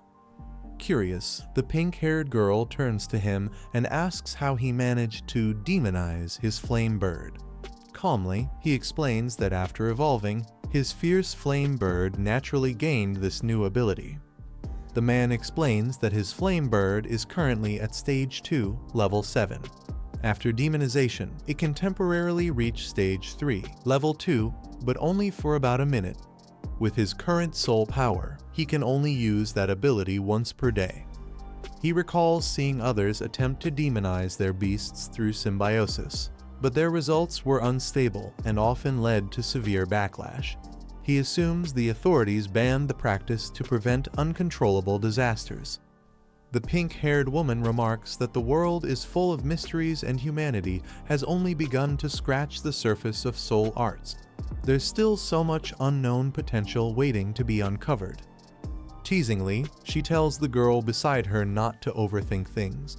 What matters now is getting stronger, and if her soul arts can truly enhance demonized beasts, she'll become incredibly powerful in the future. The girl lowers her gaze, realizing that if this truly is a new type of soul art, the symbiosis organization will never abandon it easily. The thought weighs on her, but instead of feeling discouraged, she gathers her determination. She clenches her fists, reminding herself that the only true solution is strength. If she wants to control her destiny, she must keep pushing forward and growing stronger, no matter what obstacles appear in her path. Later, she approaches her brother, her tone firm but hopeful. She says she wants to form a second beast contract as soon as possible to increase her power. Her brother listens calmly and smiles, reassuring her that he'll help her make it happen. Her brother agrees to help, saying it's a good chance to also check the detailed condition of the flame bird. The group then decides to head out together. However, the pink-haired woman reminds them that it's already late and most pet shops are closed at this hour. The girl suggests they wait until tomorrow since there are still 3 days left before the trial. But her brother quickly mentions a special 24-hour shop that provides beginner materials and pet evaluation services. With a confident smile, he suggests they visit it right away. The scene then shifts to a quiet street at night, where the glowing sign of the 24-hour pet shop stands out in the distance as they make their way there. They soon arrive at the pet shop late at night. Inside, the shelves are lined with familiar creatures. None seem particularly rare or special. The black-haired man observes that most of these beasts don't have any unique evolution paths, even among the same species. The girl scans through the rows, unimpressed by what she sees, commenting that everything feels quite ordinary. Meanwhile, the man walks up beside her with his flame bird. He gently pats its head, causing it to let out a happy sound. Suddenly, something unexpected flashes on the display, a message revealing a possible evolution path for the flame bird. A glowing message appears, revealing two possible evolution paths for the flame bird. The first path, Flamewing Eagle, strengthens its explosive power and core attributes, but reduces its speed, allowing it to evolve up to the 5th stage. The second path, Infernal Demon Phoenix, enhances the control of its demonic flames through ancient bloodlines, trading elemental balance for destructive might, a path that could evolve up to the 9th stage. The man studies both routes carefully. He realizes that the flame bird's current evolution likely connects to the demonic path Guiya once saw, meaning it's deeply tied to the demon-type branch. Since the evolution toward the demon phoenix has already begun, there's no turning back now. The only options left are to let the flame bird continue evolving, or halt its progress here and focus on raising a second beast instead. The system reveals the next evolution form, Infernal Crimson Phoenix. To evolve, the flame bird must meet extremely rare conditions, including specific elemental essences and ancient catalysts tied to awakening its bloodline. The man notices how different this is from his previous evolutions. When he evolved the ice orb and the stone beast, he didn't need such materials. Before he can think further, his sister calls out, saying she has something important to tell him. As they talk, he smiles and admits that he actually awakened a unique soul art, one that lets him faintly sense the hidden evolution paths within certain beasts. Hearing this, the girl is stunned and amazed that such an ability even exists. He laughs lightly, explaining that it's not as impressive as it sounds. It only provides a vague intuition and drains a lot of soul energy to use, but it's been incredibly helpful nonetheless. The man jokes to himself that he can't just tell others he has a system, or he'd be captured by the Beast Tamer Association for having such an overpowered ability. He then explains that when he touched the flame bird earlier, he could sense an immense energy within its body, a power far beyond the normal Flamewing evolution line. The girl listens carefully but warns him that this hidden evolution path seems extremely dangerous. She can feel that the energy is wild and unstable, possibly connected to the demonic type they discussed before. Crouching beside the flame bird, she wonders if it might evolve into a dual-type beast combining fire and demon attributes. Although rare, she admits it isn't entirely impossible. The man explains that the information he sensed is still unclear, but it seems the flame bird needs a very ancient catalyst to awaken its dormant power. Hearing this, the girl realizes why it hasn't evolved, yet something crucial has been missing all along. Clenching her fists, she declares that no matter what, she and the flame bird must confront and master this uncontrollable strength together. It's the only way to move forward. Just as she speaks, something strange happens. The flame bird's body emits a faint glow, and her eyes widen in shock as a shard of glowing purple crystal suddenly appears in her hand. Back in their room, the girl examines the glowing crystal in her hand and realizes what it is: a rift shard. The man recalls that the system mentioned any ancient medium could serve as a catalyst, meaning this shard fits the requirement perfectly. He quietly wonders how he should explain it to her, thinking back to how he borrowed his soul art's ability to detect hidden evolution paths just in time to find it. As she studies the shard, the girl senses faint energy fluctuations inside it, ones that strangely resonate with the flame bird beside her. She frowns, realizing there's more to it. Looking closer, she mutters that it's not just a resonance, something deeper seems to be linking the crystal and the flame bird together. The girl suddenly feels a strange pull. The flame bird's eyes glow bright red as it fixates on the rift shard in her hand. It chirps impatiently, clearly craving the crystal's energy. Before they can react, both she and the man freeze in shock as the flame bird suddenly snatches the shard and swallows it whole. Their expressions turn blank in disbelief as they realize what just happened. A moment later, a violent burst of purple flame erupts from the bird's body, filling the room with a chaotic wave of demonic energy. The air trembles as the flames twist and surge uncontrollably. Their eyes widen in alarm. Something terrifying is awakening within the flame bird.